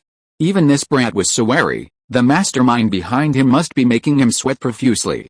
The ninja world seemed to be hiding a huge secret. Also, Jiraiya, I hope you won't reveal Naruto's soul issue to anyone. It's top secret. Not even the sages of Mount Myaboku, to prevent any unforeseen circumstances. Uchiha Yoru spoke directly in a deep voice. After all, in the original story, the three great summoning shrines possessed formidable power. What do you take me for? Hearing this, Jiraiya patted his chest and solemnly assured him. Don't worry, I'm not stupid. The more people who know, the greater the chance of trouble. I understand that. With Uchiha Yoru putting it this way, how could Jiraiya remain indifferent? However, Jiraiya was still secretly alarmed. He could keep quiet about not telling the sages of Mount Myaboku, but he could find another way. For example, he could say he discovered a powerful force within Naruto, a force that wasn't the Nine Tails, but seemed to originate from his soul. Using such an excuse, he could find out from the great sage whether Naruto truly had a problem. However, Jiraiya was unaware that Uchiha Yoru had secretly informed all his trusted ninjas of his analysis that Naruto was problematic. This information was, of course, top secret, even sealed away within his mind. Then Naruto, eh? Jiraiya hesitated, but a resolute look appeared on his face. How about I don't teach Naruto any powerful ninjutsu yet? Goodness. Seeing Jiraiya's willingness to cooperate, Uchiha Yoru smiled, but then shook his head. Jiraiya, we don't know what the person behind this is plotting, or what Naruto could possibly be plotting against. Just train Naruto normally, make him a qualified ninja, and leave the rest to us. As he said this, Uchiha Yoru gave a meaningful look, a sight that made Jiraiya wryly smile and wave his hands repeatedly. Don't worry, I absolutely won't teach Naruto any of those messy wills or anything. I'm not like you or the Third Hokage, Jiraiya, perhaps you've misunderstood me. I think you should teach Naruto to be a pure ninja, and then secretly observe his changes. If he really continues down that path of some nonsensical, unrealistic idea that understanding leads to peace, then there's a problem. Someone trained as a pure ninja should, in theory, become a simple ninja, without so many messy thoughts. Hearing this, Jiraiya visibly frowned. Would that turn Naruto into a weapon? Uchiha Yoru, however, was prepared. He squinted and chuckled. When the fourth Hokage, Minato Namikaze, sealed the Nine Tails, only half was sealed within Naruto. The other half was sealed by Orochimaru. Konoha will have a new Jinchuriki in the future. I can promise you, Jiraiya, that after Naruto inherits the title of the fourth Hokage's son, he will enjoy a future as a true ninja, not as a weapon. You can rest assured. This is information about the Nine Tails Jinchuriki. Karin Uzumaki's information appeared directly on their tea table. Jiraiya's eyes widened. Good heavens, just how many trump cards has this brat been hiding? He and Orochimaru secretly created a Nine Tails Jinchuriki, and one from the Uzumaki clan at that. This child has inherited the true Uzumaki bloodline and has already awakened. Karin will then replace Naruto as the village's Jinchuriki. So rest assured, I won't use Naruto as a tool or weapon. At this moment, Jiraiya fell silent. Everyone has selfish desires. He didn't want Minato's child to become a tool, but he couldn't prevent the village from being without one. Jinchuriki have always been the tools and strongest weapons of the 5 great shinobi villages. Alright, I will make Naruto a true ninja, Jiraiya promised. Uchiha Yoru chuckled and nodded, then softly said to the outside of the room, Karin, you can come in now. Jiraiya had noticed someone at the door earlier, but assumed it was Uchiha Yoru's guard. However, as the wooden sliding door opened, a red-haired girl wearing glasses respectfully entered. Lord Yoru. Lord Jiraiya. The girl was extremely respectful, but Jiraiya felt somewhat embarrassed. After all, such a choice was somewhat cruel for 2 children, and he had just chosen the other one in front of them. Wasn't that too cruel for a child? Karin, you heard what I just said. What's your choice? Uchiha Yoru smiled gently, while the red-haired Karin looked up, her expression resolute. Lord Yoru, please don't give up on me. I'm willing to replace Naruto Uzumaki and become your strongest weapon. Karin, you're being naughty. Yoru gently rubbed her red hair, shaking his head with a smile. Although you're the Nine Tails Jinchuriki, I will take you as my disciple. From now on, I will be your teacher, and we will be family, not tools or weapons. Naruto Uzumaki has problems, so I wanted to ask you. If you don't want to, I won't force you. However, upon hearing this, Karin's eyes widened, and she shook her head vigorously. How could she refuse? Lord Yoru, Karin is willing to stay by your side, Karin cried out in her heart. She could stay by Lord Yoru's side. And wasn't the little notebook filled with the unspoken secrets between teacher and student? Jiraiya, standing to the side, was completely dumbfounded. Although the red-haired girl wore glasses, her misty eyes clearly shone with an inexplicable, burning light. This brat. Absolutely. Absolutely. She's just like the Third Hokage and Orochimaru, all of them are manipulators. Clearly, Jiraiya, being a virgin, hadn't thought that far ahead, or rather, he'd never imagined such a young girl could be so precocious. Lord Jiraiya, I'm your fan. Today I finally met the real Lord Jiraiya, because she could stay by Uchiha Yoru's side. Karin was so excited she was almost incoherent, her trembling hands pulling a pink novel from her weapon pouch, the Icha Paradise series, the secret my teacher and I had to tell. Holy crap. Upon seeing this book, Jiraiya's eyes widened instantly. Turning his head, he saw Uchiha Yoru's dark, almost sinister expression. Boy, no. Yoru. Let me explain. This book is just a pure love story. Let me explain. The naive Karin had no idea how much influence this romance novel she was reading had on her. Jiraiya, on the verge of tears, quickly signed his name. It really was a pure love story. Karin, read this book from now on. Yoru glared at Jiraiya, thinking he was a complete scoundrel, then took out a red book from the side. Karin's eyes lit up upon receiving it, carefully placing it in her bosom rather than her weapon pouch, as if it were a precious item. At Yoru's gesture, Karin respectfully knelt behind her teacher. then looked up and followed their gaze towards the two people outside the window.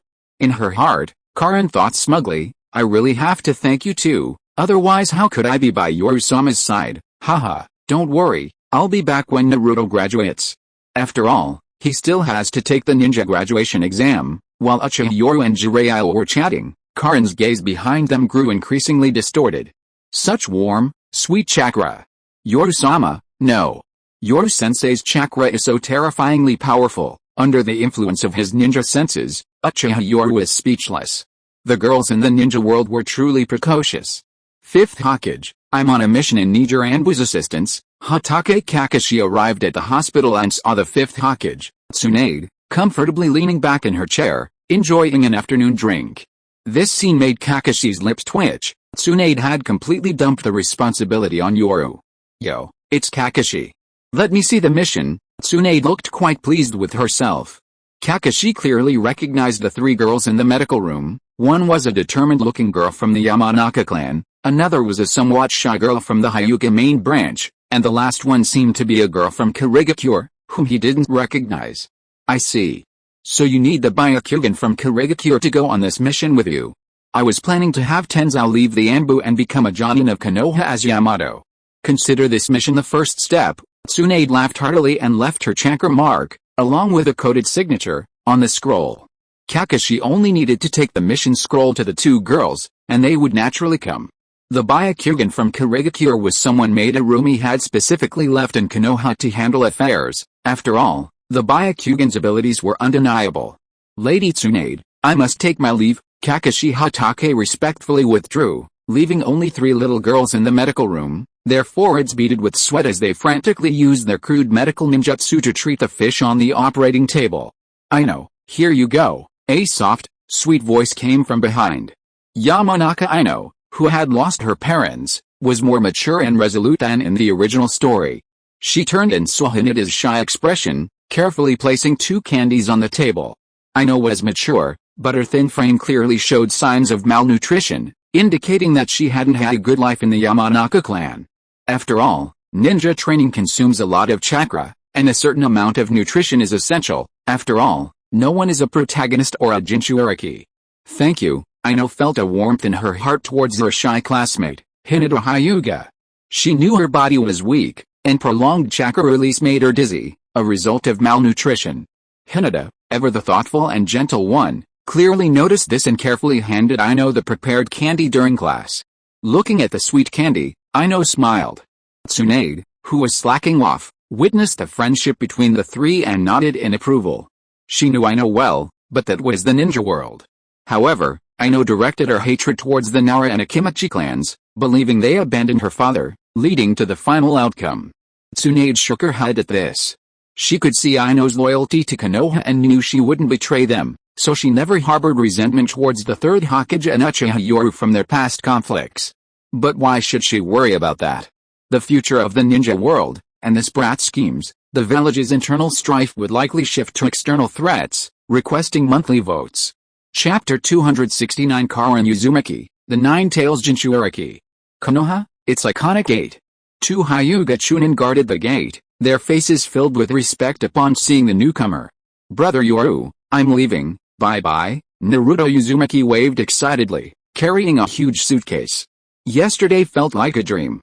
First, he received a huge house in the heart of Konoha, then a massive inheritance, and finally, the information he'd always wanted to know about his parents. It all felt like a fantasy, something he'd never experienced since the Third Hokage's time, but now, since Yoru became stronger than a Hokage in Konoha, he had it all. Jiraiya, standing beside him, wore a beaming smile, ruffling Naruto's blonde hair, but a barely perceptible tension flickered in his eyes. Naruto was suspicious. Jiraiya, aren't you really going to let Naruto stay a couple more days? I was planning to reveal Naruto's identity in the next day or two, Yoru said with a broad smile, prompting Jiraiya to burst into laughter. Haha, I'll train Naruto properly. Naruto was still too young at this point, and suddenly facing the upheavals within the village, Jiraiya was afraid of hurting the child's feelings. Besides, Naruto had a problem. Jiraiya pondered silently. He needed to take this unstable element away from the village first, and then investigate thoroughly over the next few years. Just then, 3 figures appeared. One of them, white-haired Hotake Kakashi, showed a look of astonishment upon seeing the figures at the Konoha gate. Scratching his white hair, Kakashi lazily greeted them, "Lord Jiraiya and Yoru, you're both here." Looking at the increasingly lazy Kakashi, a stark contrast to his previous appearance, Jiraiya wondered if this was the release of pressure after the successful reforms. "Kakashi, you can't let your personality interfere with training." Kakashi chuckled at the scene and waved his hand, saying, "I have a mission, so I'll be going now." "Ao, Yamato, follow." "Yes." Yamato and Ao, the 2 ninja from the mist, shouted nervously and immediately followed. Outside the gates of Konoha, Uchiha Yoru watched the departing figure and narrowed his eyes.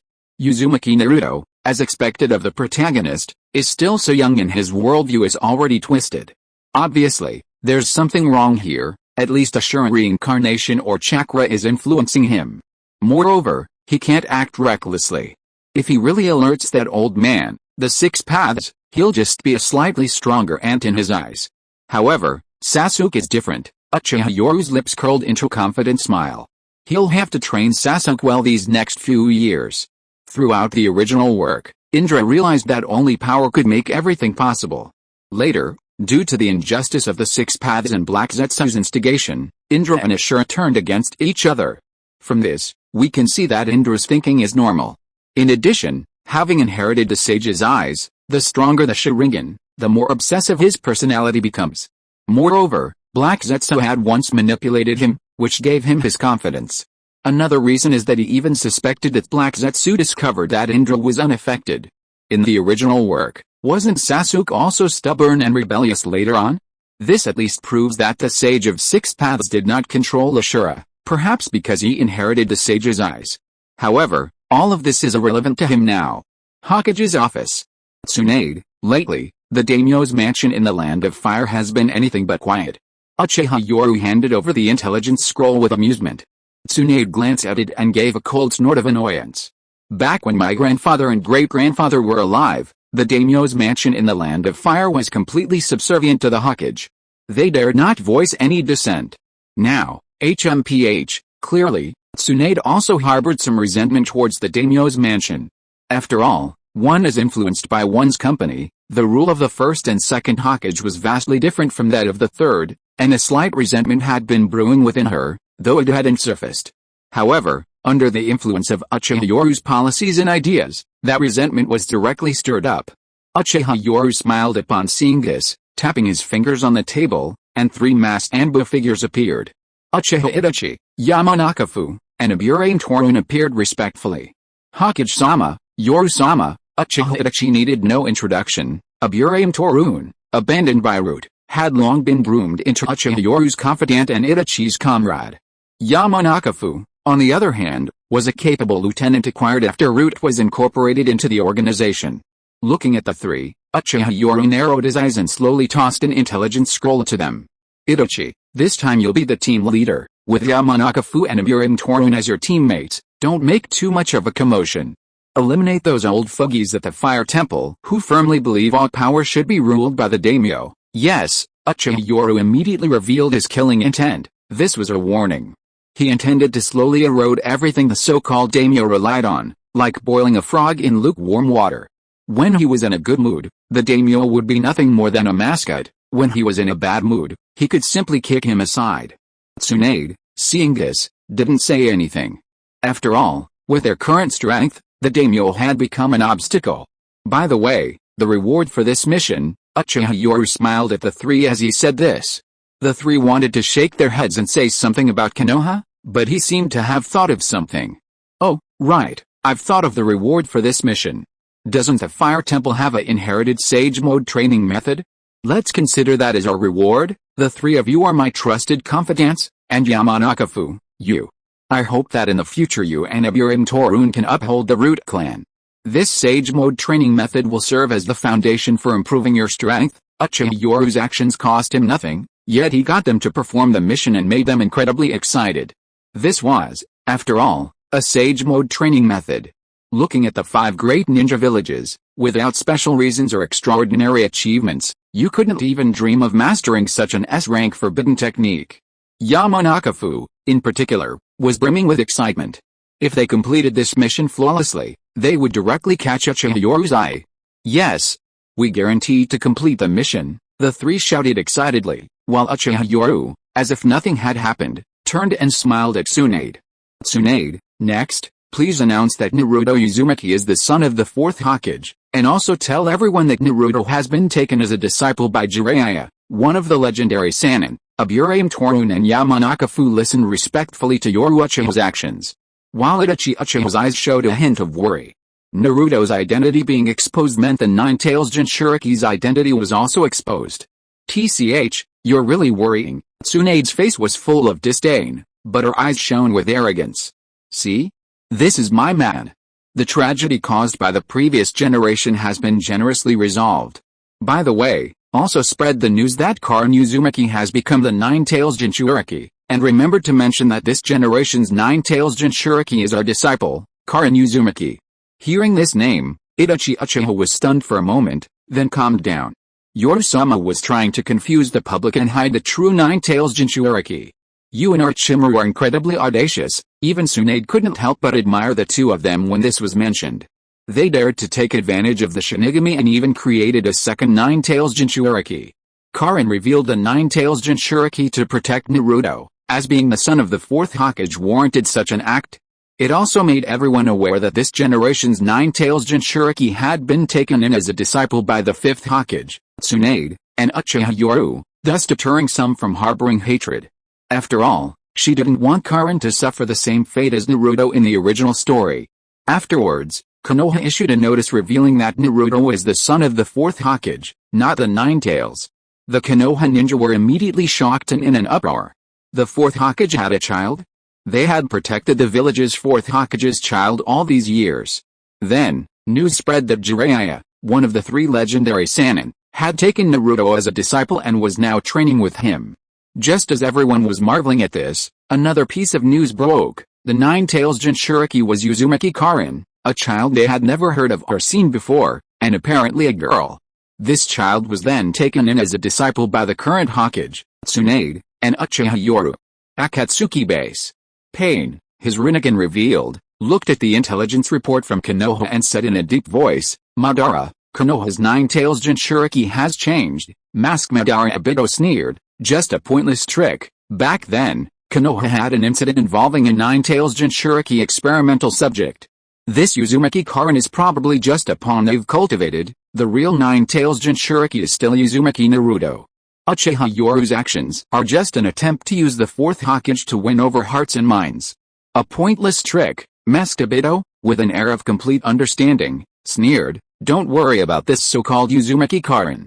She's just an imposter pushed to the forefront. When it comes to capturing the Nine-Tails Jinchuriki, the target will still be the fourth Hokage's son, Uzumaki Naruto. Hearing Masked Obito's explanation, Pain suddenly understood and nodded, I understand. They're putting forward an imposter to attract everyone's attention, while the real Nine-Tails Jinchuriki remains hidden. Jinchuriki are a deterrent weapon for the major ninja villages, so they are naturally kept secret. Even if they are exposed, their information and whereabouts within the village will be erased, or even misled. These are common tricks used by the major ninja villages. At the same time, these two announcements from Konoha also reached the desks of the major ninja villages. However, the cage had different expressions after reading them, and many of them fell silent. Such an arrogant revelation of the Nine-Tails Jinchuriki's identity was simply a display of confidence in their own strength. Some even suspected that Uchiha Yoru had already perfectly controlled the Nine-Tails with his Sharingan. After all, this had happened before. Their intelligence recorded that during the Battle of the Valley of the End, the Ashura of the Shinobi world, Uchiha Madara, rode the Nine-Tails to fight against the first Hokage, Senju Hoshirama. Konoha, Uchiha clan territory. Yoru, Lord Yoru is ready. Uzumaki Karin, her face flushed, lifted her lower abdomen, revealing the seal of the sealing technique, and Uchiha Yoru's warm palm touched it. Karin, calm your mind. I'm entering your body now to help you resolve some trouble. Yes, Karin Uzumaki quickly banished her impure thoughts, her expression gradually becoming solemn. She knew that only by becoming a perfect Jinchuriki could she be qualified to stand behind Lord Yoru. A crimson light flashed in Yoru Uchiha's eyes, and instantly their vision changed. A golden cage appeared before them, and inside the cage was a gigantic fox. Upon seeing the newcomers, it immediately revealed its terrifying eyes in fury. Damn it! It's you ninjas again. Just wait until I get out and I'll tear you to pieces. Before them was a terrifyingly huge Ninetales. Unlike the one that had wreaked havoc in Konoha, which was orange, this one had grayish-brown fur. Are you talking about me? Karin was momentarily overwhelmed by the Ninetales' terrifying aura. After all, as a sensory ninja, she could sense the terror of this Ninetales even more clearly. At this moment, Uchiha Yoru shielded Karin behind him, his Sharingan slowly evolving into the main decay Sharingan. Upon seeing these eyes, Kurama's expression visibly stiffened. Clearly, Kurama recalled some terrifying memory, and a ferocious killing intent appeared on its face. Main decay Sharingan. I didn't expect it to reappear in this generation, and it's even an eternal level being on par with Madara. Clearly, Kurama, having lived for so long and witnessed thousands of years of changes in the ninja world, knew a great deal. Kurumi, as Karin's Jinchuriki, I hope you can cooperate well with her, adapt quickly, and become a qualified and perfect Jinchuriki. Uchiha Yoru's calm voice echoed in the space, this composed expression only fueling Kurama's furious roar. Uchiha brat, are you ordering me around? However, Uchiha Yoru's main decay Sharingan calmly stared at its opponent, the great fox equally ferocious and unwilling to yield. How could it, the mighty Kurama, the strongest tailed beast, submit? Kurama, there are some things I need to tell you, things I think you'll be curious about too, Kurama. The name echoed, and Kurama froze, disbelief flashing in its eyes. But looking at the domineering brat, it swallowed back what it wanted to say. Uchiha Yoru, however, calmly continued, there's a mysterious force in the ninja world that even I can't trace. One member of this force, I think you're familiar with, claims to be Uchiha Madara. Impossible. Upon hearing the name Uchiha Madara, Kurama immediately bristled, its eyes wide with shock. Damn it, this old guy isn't dead yet? It was already struggling with just one main decay Sharingan from the Uchiha clan. If this old guy was still alive, what was going on? This was too much of a bullying two-tailed beast. Also, according to intelligence, there's the legendary Rinnegan. Uchiha Yoru didn't give Kurama a chance to explain, continuing calmly. The intelligence I've received indicates that this force is plotting something against the entire ninja world. Their target is likely the nine-tailed beasts. Based on the clues, the key information we've gathered is that this mysterious and terrifying organization plans to gather the nine-tailed beasts and create the most terrifying weapon known as the Ten Tails, thus achieving their ambitions. As Uchiha Yoru recounted this, the Nine Tails broke out in a cold sweat. Did this brat know? The Ten Tails wasn't a created weapon, it actually existed. Damn it. The ninja world is too dangerous. So, Nine Tails, you don't want to fall into this organization's hands, do you? Karin's talent is undeniable, she perfectly inherited the Uzumaki clan's bloodline. While the Nine Tails was stunned, Uchiha Yoru calmly pushed Karin forward. The two, human and fox, reached some kind of agreement in the enclosed space. Finally, before the golden cage, Karin timidly walked inside, extending her fist to bump fists with the arrogant, cold-snorting Nine Tails, temporarily agreeing to cooperate. Please support. Chapter 270, the plot begins. Time flies, and a few years have passed in the blink of an eye. It's graduation exam time again in Konoha. In just a few short years, the ninja world has undergone earth-shattering changes. Konoha and Kirigakure have merged almost perfectly. While Jinan and Chunin could still distinguish ninjas from the land of water and the land of fire, thanks to the headbands representing their regions, the uniform headbands of Jinan had made it impossible to tell them apart. Years of comradeship had fostered a deep understanding and camaraderie among ninjas from both countries, forging profound bonds of friendship forged through life and death. Meanwhile, a large number of elite ninjas from Kirigakure, along with their families, relocated to the most fertile land of Konoha in the land of fire, achieving a complete merger. Defense and missions in the land of water were now handled jointly by ninjas from both sides.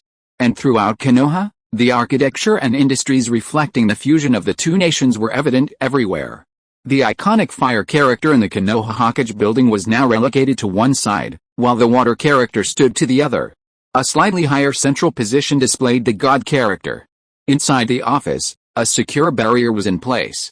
However, strange sounds emanated from within, the sounds of massage, tapping, and the slurping of popsicles. Damn brat, Tsunade, wearing her Hokage robes, was flushed and drenched in sweat, diligently performing her daily duties as Hokage at her desk, embodying the spirit of dedication. On the other side, the Mizukage, Madarumi, was in a similar state, shivering as she finished her popsicle. In the sweltering summer heat, a popsicle was undeniably refreshing. But beneath her trembling body, Madarumi's legs were propped on the desk, while Uchiha Yoru solemnly reviewed the Mizukage's performance in her official duties. "Damn brat, you actually used shadow clone jutsu like that. You?" Tsunade gritted her teeth, her face a mixture of excitement and hatred, as if she hated that ninjutsu was used like that, but was excited because she had discovered a new continent. Madarumi, however, retorted to Tsunade, "Tsunade-Nijin, didn't you love Yoru's shadow clone jutsu the most? Yoru's shadow clone jutsu has been mastered to the pinnacle of the ninja world." Faced with Madarumi's praise of Uchiha Yoru's exquisite and powerful ninjutsu, both of them were filled with excitement and helplessness. "Yoru, your taijutsu is amazing, no wonder you're called the tailed beast level," the two shouted excitedly, and several figures of Uchiha Yoru in the office showed proud smiles. "Fifth Mizukage Madarumi, Fifth Hokage Tsunade, I'm going to have a good look at the administrative affairs you handled today. It's been so many years, you've both been caged for so long, how come your progress is so little? You need to work harder, for the peace of the ninja world, for the future of Konoha and Kirigakure." Uchiha Yoru sternly criticized the two cages' administrative abilities, while also solemnly grading their assignments personally. After an unknown amount of time, the office returned to its usual tranquility with a long sigh of relief from Madarumi and Tsunade, as if their administrative tasks for the day were finally completed. Uchiha Yoru, however, shook his head and sighed with unsatisfied satisfaction, simultaneously dispelling several cage clones. The windows of the Konoha office were open, and a cool breeze blew as the three people inside breathed in the fresh air. Uchiha Yoru frowned and walked to the window, gazing at the now vibrant village. Madarumi and Tsunade, sitting at their desks, both wore worried expressions, as if their work had never satisfied Yoru. After all, Uchiha Yoru's political abilities were simply unparalleled in the ninja world. Sigh, after so many years of training in lightning release and taijutsu, my physical strength is now enough to fight a tailed beast without being at a disadvantage, and I can even suppress the nine tails. Feeling the power in his body, Uchiha Yoru murmured to himself by the window. Inside the room, Tsunade wearily wiped the sweat from her brow and habitually took out a nearly empty bottle of perfume from her office drawer. After spraying it, a rich, fresh scent of wood filled the air, instantly dispelling the lingering odor in the enclosed office. "Honestly, she always says it's stimulating here." Terumi rubbed her cheek wearily, her tone slightly complaining, but the excitement and satisfaction in her eyes were undeniable. "Tsunade-Nichan, your perfume is almost gone, you should prepare a few more bottles." "I know." The two tacitly discussed the perfume, and as their busy political work came to an end, they both stretched and tidied themselves up. "Mimi, I'm leaving the cleaning of the office to you." Madarumi wearily formed a hand seal, and instantly the water in the office seemed to lose gravity, turning into water spheres. With a snap of her fingers, these water spheres instantly evaporated, radiating intense heat.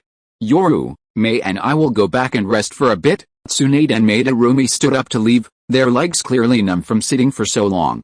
Tsunade's legs trembled, but thankfully, her perfectly awakened Senju clan physique helped her somewhat. Madarumi, however, was in a much worse state, her legs shaking uncontrollably. One might think she was having cramps, and she weakly leaned against the wall. Tsunade chuckled sarcastically at Madarumi's predicament. Madarumi glared at her, then looked resentfully at the figure by the window, muttering, "What a monster. Alright, we'll be assigned to classes tomorrow. I'll use the Flying Thunder God technique to send you back to rest first. I'll handle the Jonin assignments later." Uchiha Yoru shook his head helplessly, then walked steadily to the two without any bumps, one arm around each waist. Whoosh! Instantly, the three appeared in a spacious and luxurious room. Tsunade and Madarumi breathed a sigh of relief upon seeing this, immediately sitting weakly and disheveled on the bed. However, Uchiha Yoru frowned, shook his head, and sighed. "You two." Looking at the huge scroll Uchiha Yoru pulled out, Madarumi and Tsunade showed their frustration. "It's just a mission, kid, are you ever going to stop? We're both clumsy, we can't handle it, you can find someone else. Didn't we already recruit assistants?" "Yeah, that's right, Kurenai, Anko, Yugeo, and Shizune are all fine, aren't they taking turns working as assistants in the office?" Looking at the two, Uchiha Yoru shook his head and sighed. "You know, A ninja's strength is everything, so they still need to focus on improving their strength. Even when they're on duty, when there aren't any busy missions, I'll let them take the opportunity to train. It was obvious that Tsunade and Madarumi had already left work, and they waved their hands, looking exhausted, saying they couldn't handle today's administrative work and would do it themselves if necessary.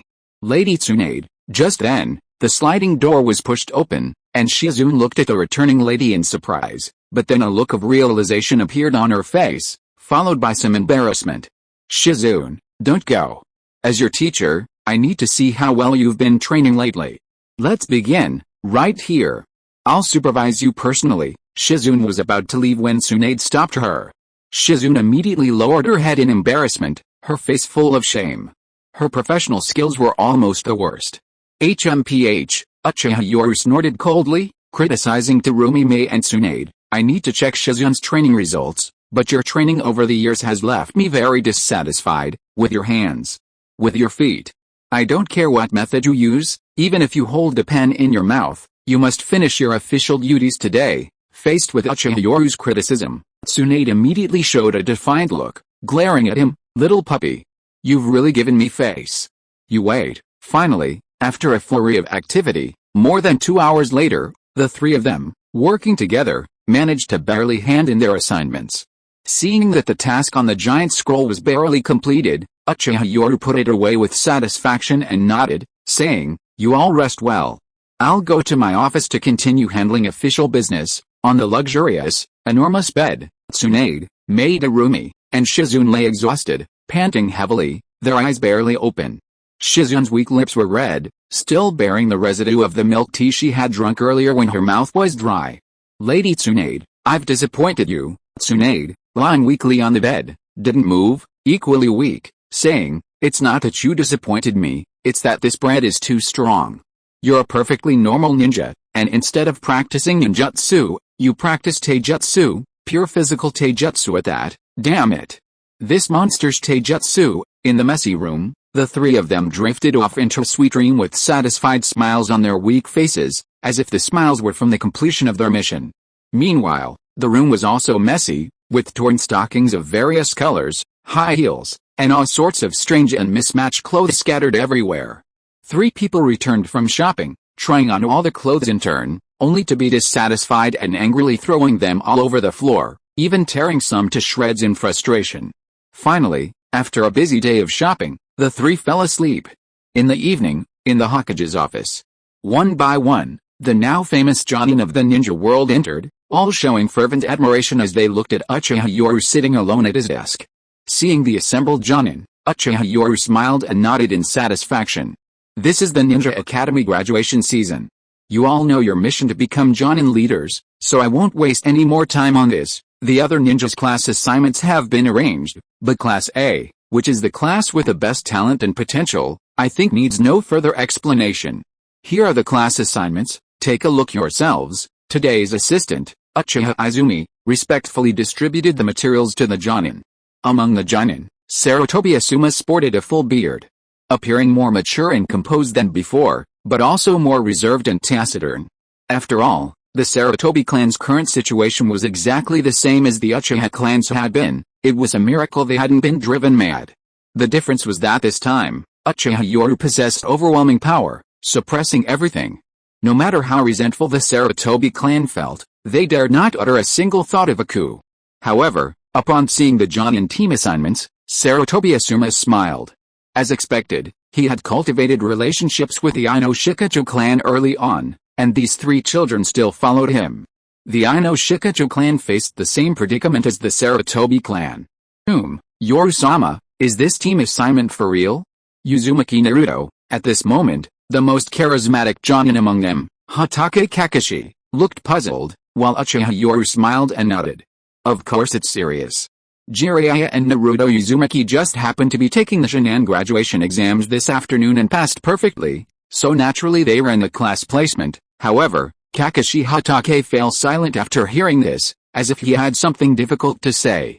At this moment, looking at the Jonin, Yoru Uchiha smiled and waved his hand, saying, Alright, you're all people I can trust, and I believe your strength can guarantee that these top secrets won't be leaked, so Kakashi, you don't need to hold back. You mean Naruto Uzumaki's identity, right? So this all-star team is in your hands, Kakashi. Saying this, Yoru Uchiha looked at Zabuza beside him with a smile. Originally, I planned to give this all-star team to Zabuza, but he said he lost to you in the last sparring session, in front of so many people. Zabuza Mamachi forced a cold snort. Kakashi, the most talented child should naturally be given to the strongest, but I won't admit defeat next time. Goodness, these two are truly destined for conflict. They actually clash by chance, comparable to my guy's passion. Even so, my guy, Kakashi Hatake, and Zabuza Mamachi are known as the three elite ninjas of Konoha, because they are natural rivals and always seem destined to fight. Lord Yoru, is this team? Kurona Iyuhi looked somewhat embarrassed in the crowd, the list in her hand almost burning her fingers. Everyone glanced at the list in Kurona-i's hand and immediately pretended not to see anything. Yoru Uchiha shook his head helplessly. There's no way around it, Kurona-i. You've had the easiest time lately, so this mission has to be entrusted to you. These three received training from the Fifth Hokage, Tsunade, and even the Mizukage's ninjutsu instruction. Their abilities far surpass those of other chunin of the same rank, especially Karin. When Karin was mentioned, everyone in the Hokage's office immediately became serious. The existence of the Nine-Tails Jinchuriki was something that even cage-level ninjas would take seriously, let alone them. You all know about Karin's special abilities, but I've personally trained her all these years, so you don't need to worry about her going berserk. Besides, Karin's talent is even more outstanding than you imagine. Speaking of Karin, Uchiha Yoru revealed a proud smile. So, Kurona-i, you're familiar with these three, so just relax for a while. Oh, right, I have another piece of news to tell you. It's already October, and next July, a massive chunin exam will be held in Konoha. Sharingan from the 5 great nations will all participate, so, looking at everyone, Uchiha Yoru revealed a confident smile. Your Sharingan teams will all participate, so it's up to you to make the most of this time. Yes, Kurona Iyuhi, Kakashi Hatake, Zabuza Mamachi, and Asuma Sarutobi, the 4 Konoha Jonin, encompass the most talented children in this exam. Please support. If you are listening to this novel on a channel other than Fanfic World, it means it was downloaded and re-uploaded without effort. We warmly invite you to visit our channel, Fanfic World. There you will find the original version of this story and many other novels of various genres. We look forward to seeing you dive into a world of incredible novels. Chapter 271 Graduation Class Assignment. In the heart of Konoha, at the Ninja Academy. Immersed in the rich atmosphere of the Land of Water and the Land of Fire, the Ninja Academy has undergone professional modifications in recent years, perfectly blending the traditional cultures of both countries. Inside the classroom. This class has a small number of ninjas, less than 100 in total, but these graduating students are among the most talented of their peers. Haha, Sakura, look, I've graduated. I've become very strong after training outside these past few years. Naruto Uzumaki, unlike his character in the original story, is more cheerful, radiating a bright smile. After all, his status as the son of the 4th Hokage has revealed some changes, though some things remain the same. For example, Naruto, just like in the original story, still excitedly tries to impress Sakura even after returning after many years. Sakura, however, wears an awkward, stiff smile. Her gaze drifts towards Sasuke. Clearly, Naruto's status as the 4th Hokage's son has made her more reserved, no longer resorting to physical or verbal abuse as she did in the original story. Naruto, could you please stop this? Sakura tried her best to control her emotions, feigning a ladylike demeanor.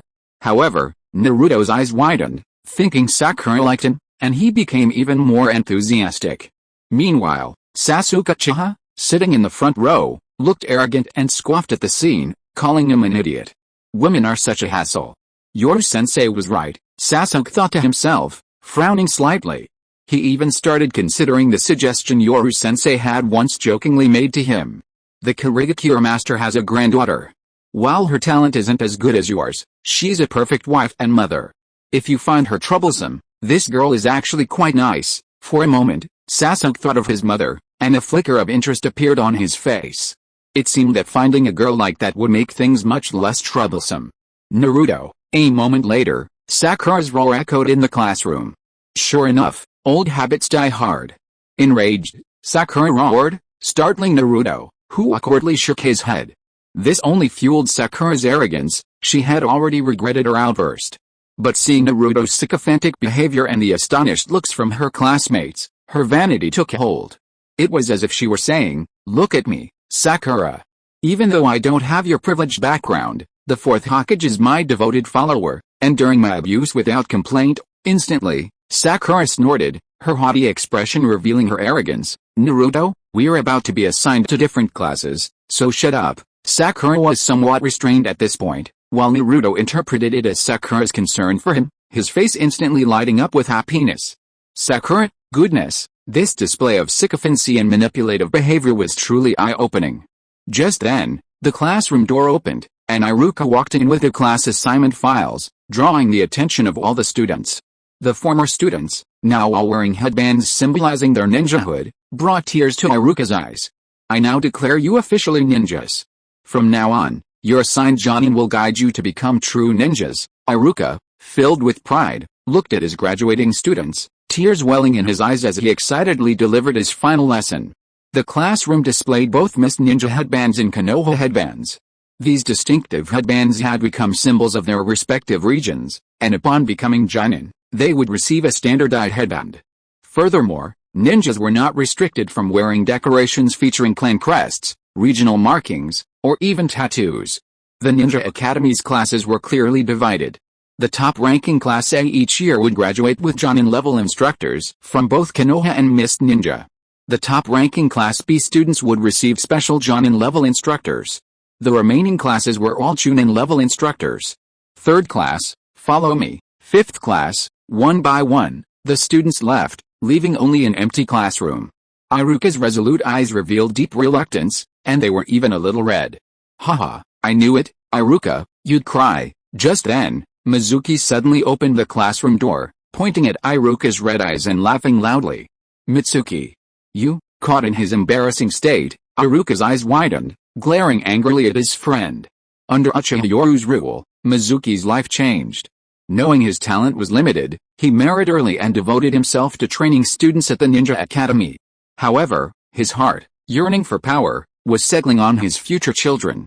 On the rooftop, Uchiha Sasuke, Uzumaki Naruto, and Sakura, assigned to Team 7, looked at the lazy Jonin leading their team, speechless. "Mommy, you guys introduce yourselves first." Kakashi Hatake looked listless, yawning lazily, while the other three classes stood nearby. Kirino's Team 8, Hinata Hyuga, Ino Yamanaka, and Haku, with a Kurigakure headband. Zabuza Mamachi's Team 9, Shino Aburaim, Kiba Inuzuka, and Koto, with a Sound Ninja headband. Asuma's Team 10, Hikaru Yamanaka, Shikamaru Nara, and Shaji Akimichi. The four classes, each led by an elite Jonin, met on the rooftop. The four elite Jonin had chosen the same spot because they were classmates. "What should we say about our introductions?" asked Sakura Haruno, who seemed obedient and sensible.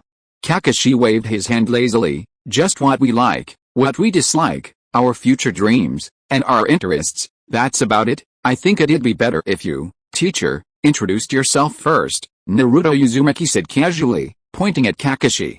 Looking at Naruto Uzumaki, Kakashi Hatake scratched his white hair and said lazily, "Me? My name is Kakashi Hatake. I don't want to tell you what I like and dislike. As for my future dreams, well, I have many interests." "What?" "In the end, all we know is my name," Naruto immediately shouted in dissatisfaction. Kakashi secretly wondered what Jiraiya had taught Naruto over the years. He seemed unchanged. "My name is Naruto Uzumaki. What I like is instant noodles and..." Naruto glanced excitedly at Sakura Haruno before continuing his introduction. "What I hate is waiting 3 minutes for instant noodles. My future dream is to surpass the Hokage." Naruto's unwavering determination moved the others, but Kakashi felt a chill run down his spine. After all, he knew the top-secret information that Naruto was problematic. Kakashi Hatake yawned, feigning nonchalance, and teased, "So, what will you do after you surpass the Hokage?" Naruto Uzumaki, oblivious to the danger, laughed heartily, hands on his hips. "When I become the 6th Hokage, I will earn the recognition of the entire ninja world through my own efforts, having spent the past few years following Jiraiya and wandering the ninja world." Naruto had witnessed its conflicts and was far more mature than his peers. Kakashi, however, frowned upon hearing this, shaking his head and saying solemnly, "Naruto, your thinking is dangerous. The village now is one family, Konoha and Karigakure, not just Konoha alone, but Naruto stubbornly remained defiant. Kakashi-sensei, Karigakure was originally in the land of water, but because of the war before Naruto could finish, Kakashi's languid demeanor vanished, replaced by an unprecedented seriousness as he stared intently at Naruto. Naruto. Shut up, Kakashi Hatake was furious. His teacher's child had actually fallen to this state, that damned mastermind. Looking at the stubborn Naruto, Kakashi showed no pity, coldly sneering, since you say that, Naruto, then your father, the fourth Hokage Minato Namikaze, wasn't from Konoha either. You don't even know where your ancestors are. Your grandfather was a commoner from the land of wind, who came to the land of fire because of the war, eventually settling in Konoha. Then, shouldn't you, Naruto Uzumaki, also get out of Konoha? Kakashi was incredibly serious when he got down to business. Over the past few years, Karigakure and Konoha had endured so much hardship, finally becoming one family, and now someone wanted to separate them. Kakashi-sensei. Naruto Uzumaki was speechless with frustration. After all, he was still just a child. However, Kakashi didn't indulge Naruto, continuing coldly, and your mother is from the Uzumaki clan, now part of the land of water. So, should you go to the land of wind or the land of water? Or rather, I think you should change your headband to a Karigakure headband, since you inherited the Uzumaki surname. Good heavens. Kakashi's sharp words terrified Sakura, making her pale, while Naruto was speechless and flustered. His parents weren't even from Konoha, yet this was happening. Sure enough, when talking about others, they're full of self-righteousness, believing themselves to be righteous heroes, but when it comes to themselves, they fall silent. That's human nature. Looking at the frightened Naruto, Kakashi sighed softly, suppressing his terrifying aura, but still solemnly looked at the three of them. You can't understand how difficult it has been for Konoha and Karigakure to get to this point, nor can you comprehend it just because you've seen a few things. The two great nations are now peacefully coexisting as one family. Anyone who dares to harbor thoughts of destroying our homeland, I will personally kill them. Kakashi Hatake's last words revealed a hint of murderous intent, instantly causing Sakura to turn pale and tremble with fear. Then, the next moment, Kakashi's expression changed, revealing a lazy smile. Alright, let's continue. After this interruption, Sakura Haruno began her introduction, almost identical to the others, except that she instinctively viewed Naruto as a backup, a sycophant to satisfy her vanity, without saying she disliked him. However, when she spoke of liking him, the look in her eyes as she gazed at Sasuke Uchiha couldn't hide it from anyone. When it came to Sasuke Uchiha, under the personal tutelage of Yoru Uchiha, and having already carried out a mission under the secret protection of Itachi and Shisui 2 years prior, he was even more mature. My name is Uchiha Sasuke. There are many things I hate, especially those that negate the current village and its rule. As he said this, Sasuke's gaze towards Naruto was chilling, even startling Naruto. My dream is to become the 6th Hokage, to help Yoru-sensei achieve his dream of reforming the ninja world. For this dream, my father and the Uchiha clan have shed too much blood. Anyone who dares to stand in my way will be my life's work. His cold tone betrayed the complete absence of Sasuke's initial joy at seeing Naruto again, only indifference remained. Sasuke, Naruto looked on incredulously, even bewildered. Seeing this, Kakashi Hatake yawned, smiled at the three of them, and said, well then, you guys get to know your future battle partners first. I'll go say hello to some old classmates. This time, Asuma Sarutobi offered to treat them to a meal. It was a rare opportunity to get together, and given the current situation of the Sarutobi clan, it was clear that Asuma wanted to integrate them and alleviate the clan's current predicament.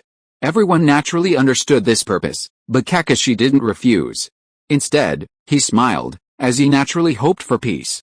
After Kakashi went to the other side, Naruto Uzumaki walked up to Sasuke, his expression somewhat heavy, and said in a deep voice, Sasuke. Over the years, I've followed Jiraiya-sensei to many places and seen a lot. War has brought immense hatred to the ninja world. Facing Naruto Uzumaki, the two seemed like natural enemies, the two 12-year-old Jinan staring at each other. Sasuke Uchiha's lips curled into a disdainful sneer. Naruto Uzumaki, you're too arrogant. Do you think you're the only one who's been to many places in the ninja world? Haven't I? I started secretly carrying out clan missions when I was 10. What right do you have to say these things, Sasuke? Only mutual understanding can resolve hatred. Hatred only breeds war. It has to be said that Naruto Uzumaki, having witnessed too much beforehand, matured early on, and his thinking matured even earlier, solidifying his ridiculous ideal that peace would come if everyone understood each other. Understanding? Did the Uchiha understand the Third Hokage back then? What did they get in return? My father was killed, and the Uchiha almost disappeared, and what about your understanding? Now Karegakure and Konoha are one family. Isn't that understanding? Look at how many Konoha and Karegakure people have married and started families within the village. You're telling them they should go back to where they were born? What about their children? By the way, at this point, Sasuke Uchiha looked at Naruto Uzumaki with a cold smile. And you too. Your mother is from the Uzumaki clan, not Konoha, and your grandfather wasn't a native of Konoha either. Why didn't you leave? When you criticize others, you act all high and mighty, standing on a moral high ground pointing fingers, but now that it's your turn, you're speechless. Sasuke Uchiha took a deep breath, a resolute glint in his eyes as he stared intently at Naruto Uzumaki. Anyone who dares to destroy the shared home of Karegakure and Konoha is my enemy. And a mocking smile played on Sasuke's lips. Kakashi's right. Since your surname is Uzumaki, you should wear a Karegakure headband from the Land of Water, or a Uzumaki clan headband. One shouldn't forget their roots. Sasuke's last sentence left Naruto's face flushed and red, unsure how to respond, but he remained convinced his beliefs were correct. For the first time, his verbal sparring had met its match. For the first time, he was rendered speechless. And Uchiha Sasuke did not disappoint Uchiha Yoru's years of training. Under his various reformist and pacifist ideas, Sasuke perfectly inherited his father's thoughts. Looking at the original work, Sasuke's original thinking was indeed like this, only somewhat lacking. It can be said that Uchiha Yoru's ideas were extremely compatible with his own, even perfectly filling in all the gaps. Please support. Chapter 272, A Bet on next year's Chunin exams. On the rooftop. My name is Hinata Hyuga. The shy Hinata Hyuga introduced herself softly, followed by Haku. I'm Haku from the Land of Water. I possess the ice-release decay, and I excel at medical ninjutsu. I hope to heal everyone. Haku, with a gentle personality and a constant, warm smile, introduced himself. The last student, Ino Yamanaka, with her golden ponytail and a resolute air, introduced herself. Ino Yamanaka, skilled in medical ninjutsu and Yamanaka's secret techniques, likes, dislikes. When Ino mentioned what she disliked, her gaze clearly swept towards the trio on the other side of the rooftop, the Ino Shikacho trio.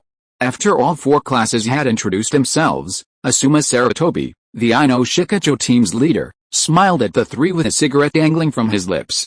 Tonight, I'll treat you all to barbecue, yay. Chaji Akimichi, young yet already quite overweight, cheered excitedly. Yamanaka High, who had replaced Ino as the ninja, was beaming. While Yamanaka High had a few ulterior motives, they weren't many. All of this was observed by Shikamaru Nara. Shikamaru, looking lazy, yawned, but had already analyzed everyone. What a hassle. Although he said it was a hassle, it was clear that Asuma Sarutobi's eyes hadn't left Shikamaru. The two seemed to know each other well. You guys wait here, I'll go invite them to come along. Asuma Sarutobi found an excuse, stubbed out his cigarette, and headed towards Kakashi. Seeing this, Shikamaru secretly breathed a sigh of relief. Fortunately, Asuma-sensei was composed and knew when to back down. Of the four elite jonin on the rooftop, Kakashi was clearly Uchiha Yoru's confidant, second only to the 5th Kage in reputation and strength. Kurona Iyuhi, needless to say, is now renowned Jinjutsu ninja in Konoha. Zabuza Mamachi, another, is the infamous demon, an elite jonin of Karegakure. Their class assignments this time are quite obvious. Kakashi, tonight at a yakiniku restaurant, Asuma Sarutobi greeted the three of them with a smile. Kakashi Hatake and Kurona Iyuhi, as classmates, naturally wouldn't refuse.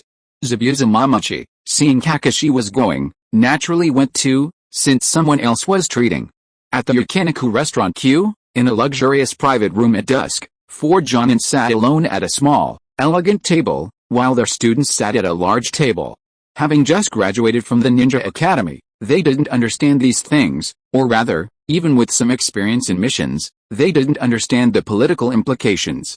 Only Shikamaru Nara understood the reasons. After all, in recent years, the Ino Shikacho clan and the Sarutobi clan had been relocated to the periphery and were not living a good life. Cheers, these young people, not yet at the age of worries, excitedly ate their grilled meat and drank their juice.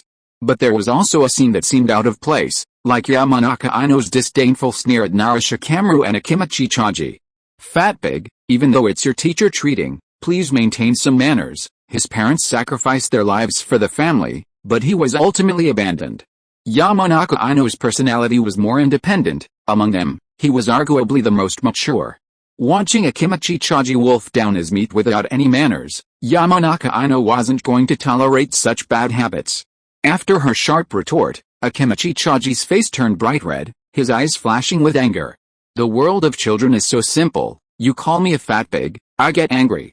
Chaji, Narashikamaru, oblivious to the danger, tugged at Akimachi Chaji's collar, while Yamanaka Hiei awkwardly gave Akimachi a wink. The Yamanaka Aino of today is different from before. Having successfully become Tsunade's disciple, her future development is something they can no longer afford to offend. Only the simple-minded Akimachi Chaji is holding back his anger. If he weren't outmatched, he would have truly exploded.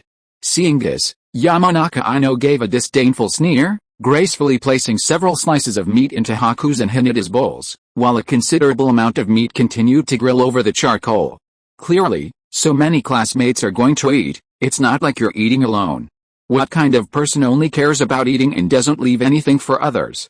Just keep grilling what you've eaten. Do you expect others to watch you eat?" "I know," the gentle Haku, like a kind older sister, gave Akimachi Chaji and the others an apologetic smile, then turned to Aino with a gentle smile. Under Haku's gentle smile and Hinata's sweet gaze, Yamanaka Aino finally gave in, helplessly pouting. All right, can you eat properly now?" It was common knowledge that Aino Yamanaka and the Aino Shikacho trio didn't get along, so it wasn't surprising. The black-haired girl, Koto, the sound ninja Gold, was clearly unfamiliar, drawing curiosity from everyone. Kiba Inuzuka, with his more impulsive personality, excitedly slapped the table and introduced her. "This is Koto, our teammate, from the Sound Ninja Village, a ninja under Lord Orochimaru." Orochimaru, one of the legendary Sannin, remained outside Konoha. His exact activities and whereabouts were unknown. However, everyone knew that Orochimaru possessed his own power base in the ninja world. In recent years, every ninja graduation season, Orochimaru's ninjas would join, proving their existence. "Hello everyone," the black-haired Koto calmly nodded and introduced herself. Kiba Inuzuka, who was about to say something excitedly, was immediately interrupted. "Ninjas only like the strong." Koto's words immediately made Kiba Inuzuka awkwardly scratch his head. Then, Shinobu, usually the least noticeable of the group, suddenly blurted out, causing an awkward silence. "The strongest ninja right now is Yoru the God, also known as Uchiha Yoru-sama." Good grief. Shinobu truly lived up to his reputation as a conversation killer. Of course, even among the strong, there's always someone who can back down. In the midst of the awkward atmosphere, the usually arrogant Sasuke Uchiha actually spoke up, his face beaming with pride, as if to say, "Don't you all know who I am, you stinking Sasuke? I will definitely surpass the so-called Yoru the God on the future." Sure enough, the hot-blooded and thick-skinned Naruto Uzumaki shouted excitedly, as if announcing his goal to everyone. Some laughed, while others' expressions turned cold, such as Hinata Hyuga, Aino Yamanaka, and Haku Mizuki, whose expressions clearly weren't pleasant. Jin, from the Sound Village, coldly retorted, "Shut up, you golden-haired brat. You're so arrogant. You'll understand how insignificant you are when you die on a mission." Sasuke Uchiha, equally indifferent, nodded in response to his teammate's attack. "Naruto Uzumaki, Yoru-sensei's strength is beyond your comprehension. As for surpassing him? Hell." Naruto Uzumaki was utterly bewildered by the scene before him, wondering why everyone seemed so hostile. Even Kiba Inuzuka sneered at him, as if mocking his overestimation of himself. Shinobu silently pushed the grilled meat, seemingly trying to lighten the awkward atmosphere, pointing at it and saying, "The grilled meat will burn if you don't pick it up soon." "Ouch, my grilled meat." Naruto's loud cry seemed to restore order, but it was clear that the group had split into three smaller groups. The majority represented the rising new power of the village, the Aino Shikacho trio represented the marginalized old forces, and the remaining neutral group consisted of Naruto Uzumaki, who knew nothing. Narashikamaru, clearly aware of Naruto's situation, had a glint in his eyes. At the Jonin table, the atmosphere was somewhat calm. Mama Chizubusa remained silent, his eyes fixed only on Kakashi and the barbecue, while Yuhi Kurenai's gaze occasionally drifted towards the students' table, her attention clearly elsewhere. This scene made Sarutobi Asuma sigh inwardly. Yuhi Kurenai didn't want to cause him trouble, after all, she was Uchiha Yoru's woman. She could be capricious and act a little temperamental, but when it came to political matters, Yuhi Kurenai was extremely astute. She never interfered or meddled. A man can indulge you in many ways, but he will never tolerate you meddling in his affairs. Only Kakashi lazily watched Asuma, raise his glass, and said softly, "Asuma, don't think so much, hasn't it gradually slowed down in the last 2 years?" Kakashi's reassurance brought a smile to Sarutobi Asuma's face. Yes, in the last 2 years, with Uchiha Yoru having completely seized power, the suppression of their Sarutobi clan had indeed slowed. Otherwise, why would he and Kakashi be assigned to lead the students this time? The fact that this generation's Ino Shikacho trio has entered Class A proves everything. Thank you. Sarutobi Asuma's treat this time was a political signal to ease tensions and build rapport with everyone. Although he didn't say anything, Kakashi's relaxed smile indicated that the village was lowering its guard, and the Sarutobi clan could slowly repair relations and regain mutual trust. It was undeniably ironic.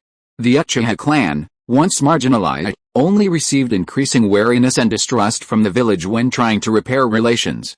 Now it was the Sarutobi clan's turn. "Kakashi, I heard you've picked up your swordsmanship again," the taciturn Momochi Zabuza suddenly asked, drawing curious glances from everyone. Kakashi smiled lazily and nodded. "I used to have limited energy, and some people said it was better to specialize in one thing than to try to learn everything, so I used to focus on ninjutsu. But now I'm old. At our age, our chakra reserves are almost fully developed and have entered a plateau. We can only pick up the sword techniques we left behind." However, upon hearing this, Zabuza Momochi snorted coldly. "White Fang's sword technique, you seem to have made it commonplace for you. Let's spar another day." At this moment, everyone looked at the huge executioner's blade that Zabuza had placed beside his seat. Kakashi's eye twitched. "Goodness, no wonder you have such an unapproachable personality. You're obviously here to show off." "Oh, Juzo Biwa is actually willing to hand over the executioner's blade?" Kakashi asked curiously.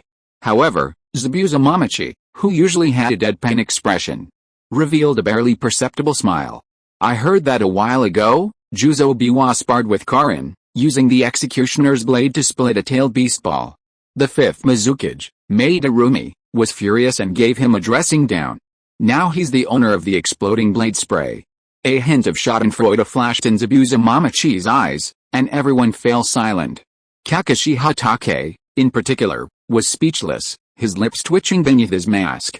Splitting a tailed beast ball with a greatsword, that was certainly brave.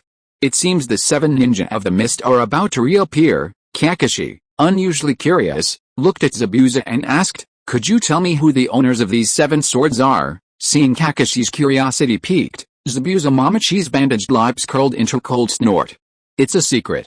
But you'll find out during next year's Chunin exams." Seemingly realizing his words were a bit abrupt, Zabuza Momochi added, "But I can tell you, not all 7 swords will be from Kirigakure this time. However, Konoha will be among them." At this moment, Zabuza Momochi looked at Kakashi mockingly. "You can even disregard White Fang's swordsmanship. Choosing a swords wielder from Konoha. I think that'll be difficult." Goodness, Zabuza Momochi is really sarcastic, seizing every opportunity to tease Kakashi. Kakashi, however, was already used to it, nodding in sudden realization. "I knew it. Konoha ninjas never rely on external forces." Goodness. Kakashi wouldn't let himself be taken advantage of. "Alright, with you two and my guy added, I can hardly imagine next year's class reunion." Kurenai Yuhi interrupted their banter, chuckling as she added, "Starting with the Chunin exams next year, any ideas?" A gleam instantly appeared in Kurenai's eyes, making Kakashi awkwardly say, "Kurenai, I think you should limit your contact with Lady Tsunade. Gambling isn't good." "I think it's a good idea," Zabuza Momochi said casually, his eyes fixed on Kakashi, clearly intending to participate in the duel. "However, Kakashi, your 2 students don't count." Clearly, Sasuke Uchiha and Naruto Uzumaki were special cases. Zabuza wasn't stupid. Kurenai Yuhi immediately perked up, her eyes gleaming with excitement. "I heard Guy and the others missed it. Next year's competition will be fierce, but Guy has found his successor. So this time, let's focus on the successor's performance." not our students. Let's make it clear beforehand, no violations allowed. Kurenai's words clearly referred to Ino, Hinata, Haku, and Naruto, since they had already undergone specialized training and weren't really her disciples. Hearing this, Zabuza Mamachi paused, then suddenly remembered something, a smile playing on his lips. Sure. The Chunin exams start in July next year, there's plenty of time, and I might already have a suitable candidate. Seeing the curious looks from the others, Zabuza remained silent, but the fighting spirit in his eyes was undeniable. Kurenai also smiled, looking at the little girl from Atagakure on the table. Zabuza, I've looked at this girl's information, she's a promising Jinjutsu talent. The meaning was clear, she wanted him to mentor her, and she would personally train her in her spare time. No problem, fair and reasonable, the honest Zabuza nodded immediately, even solemnly patting his chest and saying, don't worry, I will treat all three of them equally. Good grief, everyone jumped up immediately, except for Sarutobi Asuma and Kakashi, who looked helpless. Please support. Chapter 273 Jiraiya's Helplessness. Konoha, Hokage's office. Yoru, that's all the intelligence. After the gathering, Hatake Kakashi came to the office alone to report the intelligence. Sitting in his chair, Uchiha Yoru smiled after hearing the report and looked at Kakashi, saying, Kakashi, what do you think of the Sarutobi clan now? Are they a threat? Faced with this extremely perceptive question, Hatake Kakashi frowned, thought for a moment, and then gave his answer. Yoru, the Sarutobi clan, along with the Ino Shikacho trio, is indeed a formidable force. In fact, due to years of isolation and exclusion, a faction of militants has emerged within these clans, stubbornly believing their honor has been stolen, and some have even secretly instigated terrifying coups, but all of this has been almost completely resolved through Yoru's methods. First, through division and appeasement, some members of the Ino Shikacho trio have defected. However, the Sarutobi clan is rather stubborn. After all, under the leadership of the Third Hokage, they practically considered Konoha their own. Their sudden loss of power and the way they've been treated have fueled rebellious sentiments within the clan. It's just that right now, with your powerful strength, Yoru, they're holding them back. Kakashi analyzed the current situation in detail, and Uchiha Yoru nodded in satisfaction. That's right. Now that Itachi Uchiha is the head of the Anbu, he's keeping a close eye on the Sarutobi clan, but he can't cause any trouble. However, what do you think of Sarutobi Asuma, regarding this sensitive topic, and considering they were classmates? Kakashi, despite his past strained relationship with Yoru, was an extremely calm person who would never be swayed by personal feelings on matters of principle. I believe Sarutobi Asuma genuinely wants to ease tensions with the village. Asuma represents the doves of the Sarutobi clan. Seeing Kakashi's serious expression, and even his apparent assurance, Yoru simply smiled and waved his hand. Kakashi, don't give me that crap. Right now, it's just you and me, no superiors or subordinates, only comrades. I believe what you say. Besides, what did Asuma and I do? We were just kids fooling around. However, since you believe Asuma is sincere, and I agree, I think we can give the Sarutobi clan a chance. Give Asuma a chance. Don't let those who truly yearn for peace lose heart. At this point, Uchiha Yoru's expression hardened. Kakashi, it might be a bit awkward for me to intervene. I'll have Tsunade, as the fifth Hokage, handle it. With the momentum in our hands, we're not afraid of these minor issues, but we can still resolve this. We don't want bloodshed. Yes, Kakashi smiled broadly. He was happy for his old classmate Asuma. At least there was a start, and with effort, success was inevitable. He was also deeply moved by Uchiha Yoru's magnanimity. Years had passed, but his initial intentions remained unchanged, maintaining this attitude, which made him very gratified. He himself often asked himself, if he were in the Uchiha clan's shoes, would he forgive the Sarutobi clan? However, Kakashi, while I want a peaceful resolution, I won't tolerate any unreasonable conditions. At this moment, Uchiha Yoru's expression turned serious, and he directly addressed a key issue in a deep voice, even throwing out a scroll. Take a look for yourself. This is all information on the militant faction, the so-called hawkish Sarutobi clan ninjas. These ninjas were almost all high-ranking officials who were suddenly dismissed and are resentful. These people often use the excuse of reclaiming their former glory within the clan territory. To put it bluntly, isn't it just that the fall from grace is too great, and they want to reclaim their former power? Uchiha Yoru sneered.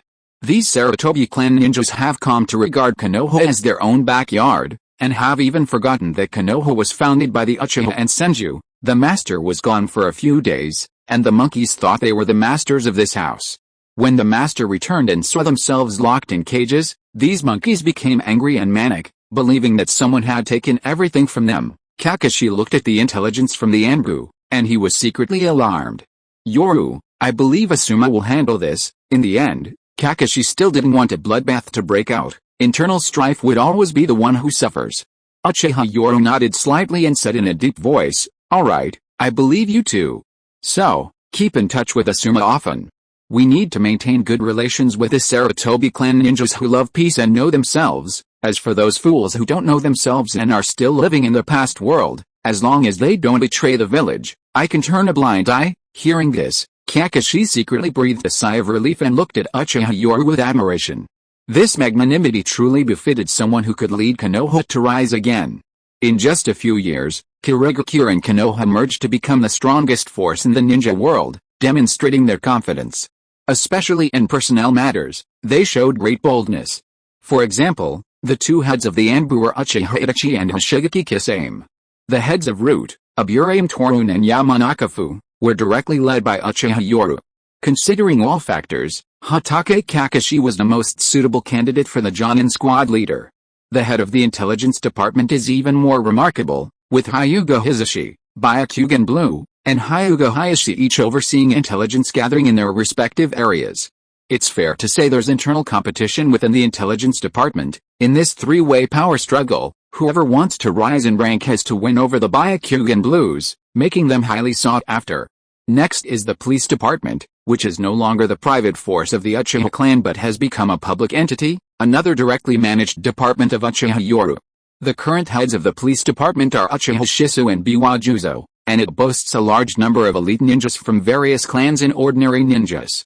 The medical department, while nominally under Tsunade's jurisdiction, is almost entirely managed by Yakashi Nanao. The barrier department is headed by Darumi Mei, as no one in the two villages can currently match her in terms of barrier strength. It can be said that Konoha and Kirigakure are now intertwined, inseparable after several years of integration. Meanwhile, the Book of Seals, once revered as the most mysterious and powerful, was generously bestowed upon Uchiha Yoru by its contents, including ninjutsu. Kisame Hoshigaki and Juzo Biwa received forbidden water release techniques from the second Hokage, and Yoru himself received Kurina-Yuhi's Genjutsu, among others. One of the most profound events affecting both villages in recent years, and one that instantly accelerated their integration, was the fusion of Kirigakure's forbidden scrolls and sealing techniques, making them a shared entity. Uchiha Yoru issued clear orders, unlike the Third Hokage's era, when the Book of Seals was tightly held, becoming a legendary artifact. How to obtain ninjutsu from the Book of Seals? There was only one vague way: perform great service, but even then, it was still up to you. Uchiha Yoru's order was simple: anyone who became a Jonin would be rewarded with an A-rank ninjutsu, but only personally. Private transmission was forbidden, not even to one's own son, unless one's offspring also became a Jonin and could report to the village for permission to teach. Those who make great contributions to the village are even rewarded with A-rank ninjutsu, which is passed down through generations. S-rank ninjutsu is also simple: once you accumulate enough merit, you can learn it, but you'll only be given a partial, incomplete version. S-rank ninjutsu truly depends on talent. If you don't have the talent, 10 years of practice will be useless, you won't even scratch the surface. Therefore, many Jonin qualified to learn S-rank ninjutsu excitedly enter, only to give up after a while, their faces turning green with disappointment. As for S-rank forbidden techniques, these require an application and village approval. The difference between forbidden techniques and ninjutsu is that you learn ninjutsu, but with forbidden techniques, even if you harm yourself, it's still somewhat cruel. In general, forbidden techniques come at a price. Yoru, I'll go now. Okay, Kakashi, Asuma's work is in your hands. When only Uchiha Yoru was in the office, he looked at the intelligence report in his hand and couldn't help but smile. What an irony. If I hadn't changed anything, Itachi would have been the bridge between us, but now that it's your Sarutobi clan, Asuma has become the bridge. Creak. Just then, the office door opened, and the mature and alluring Kurina-Yuhi slowly walked in. Compared to before, Kurina-Yuhi was now a ripe peach, especially with her bandaged outfit, which exuded a strange allure. My god, are you done with your work now? He walked in with a seductive smile, slowly approaching the desk, sniffing the air, and couldn't help but smile. Looks like you didn't complete your mission today, Yoru. Uchiha couldn't help but smile, shaking his head. Yu-Gi-Oh and Eiko are currently at a crucial stage of their training, going home together. He immediately snorted coldly. I have to share the two at home, but here you belong to me alone. Your outfit, with a hand seal, a simple sensory ninjutsu is set up, along with a soundproof barrier. Uchiha and Yuhi began studying ninjutsu.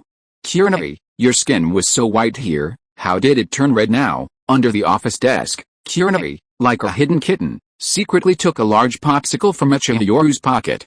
As if afraid of being discovered, hurriedly began to devour the popsicle, a refreshing sensation instantly washing over her in the sweltering summer heat.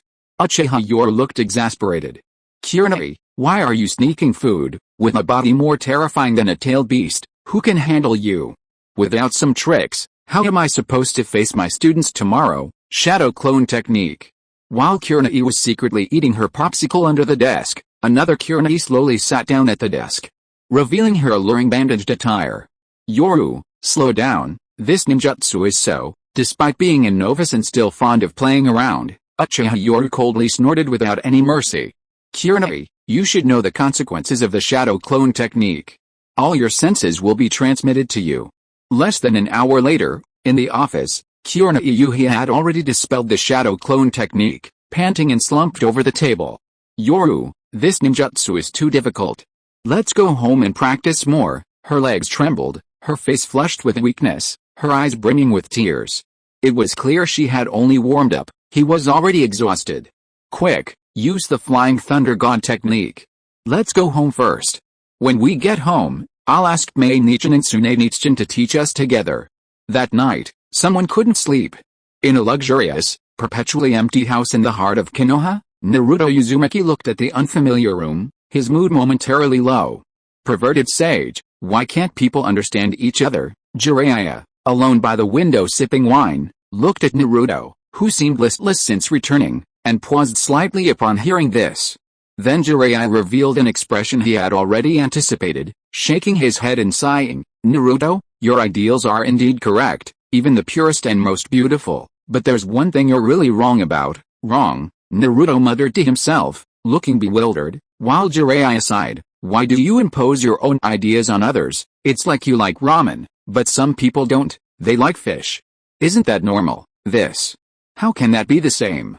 Mutual understanding is the future of the ninja world, Naruto said firmly. Seeing this, Jiraiya sighed slightly. Although he had long since given up hope, he couldn't help but sigh every time. Naruto, you've always been by my side. Perhaps I've protected you too well, making you too naive? I'll be leaving in a few days, and from now on you'll have to rely on yourself. I hope that when we meet again, you'll have changed, at least not be so self-centered. You think everything you do is for the good of others, even for the good of the ninja world, but you don't even dare admit your own dictatorial thinking. At this moment, Jiraiya shook his head, a look of disappointment in his eyes. Naruto, what makes you think you're right? Finally, at the moment of parting, Jiraiya hardened his heart, a serious expression on his face as he asked. Facing the stern Jiraiya, Uzumaki Naruto hesitated for a moment, but still firmly stated his beliefs. I'm doing this for everyone's good.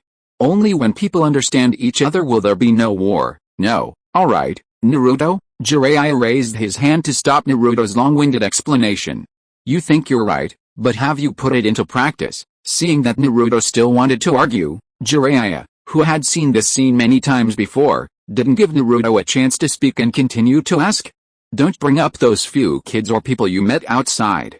You need to understand that your supposedly correct ideals are for the entire Hidden Leaf Village, the entire ninja world. Looking at Naruto, Jiraiya felt a sharp pain in his heart, and even more hatred for the person who had secretly manipulated things. Over the years, he had truly noticed something strange about Naruto. Something was very wrong. What kind of child was so young yet so resolute, and with such an idealistic outlook? Furthermore, when he took Naruto to Mount Myaboku, the Great Toad Sage praised Naruto for possessing immense power, power that didn't come from the Nine Tails, nor from his bloodline, but from his own soul. This made Jiraiya suspicious. Naruto's soul had truly been tampered with. Damn it. After getting the answer he wanted, Jiraiya secretly protected Naruto, but discovered nothing. He even tried several times to change Naruto's beliefs, but without success. You lecherous old man, I am. Looking at Naruto, Jiraiya sighed softly, reaching out to stroke Naruto's blonde hair, and said gently, Naruto, the peace you speak of is merely your own wishful thinking, while others have paid countless prices for peace. The first Hokage, for the sake of peace, sacrificed so much, shed so much blood to establish Konoha, and the third Hokage, although his ideals may not be entirely correct, they all took action. You know about the Night of the Gods, right? Seeing Naruto nod, Jiraiya sighed even more, a hint of admiration appearing in his eyes. When he was about your age, he held the same naive ideas as you. Nobody believed in him. But the biggest difference between him and you is that he put his beliefs into action. To change Konoha, for his ideals, the sweat and blood he shed are beyond your imagination. The enemies he faced were beyond your comprehension. These enemies weren't just powerful, many of them came from his own side, even his loved ones were enemies. Can you imagine? Looking at Naruto's stunned expression, Jiraiya shook his head with a wry smile. To be honest, I really admire this kid. He not only dares to dream, but he also dares to act, and he succeeded. No matter how much you deny his ideals, the village is real now.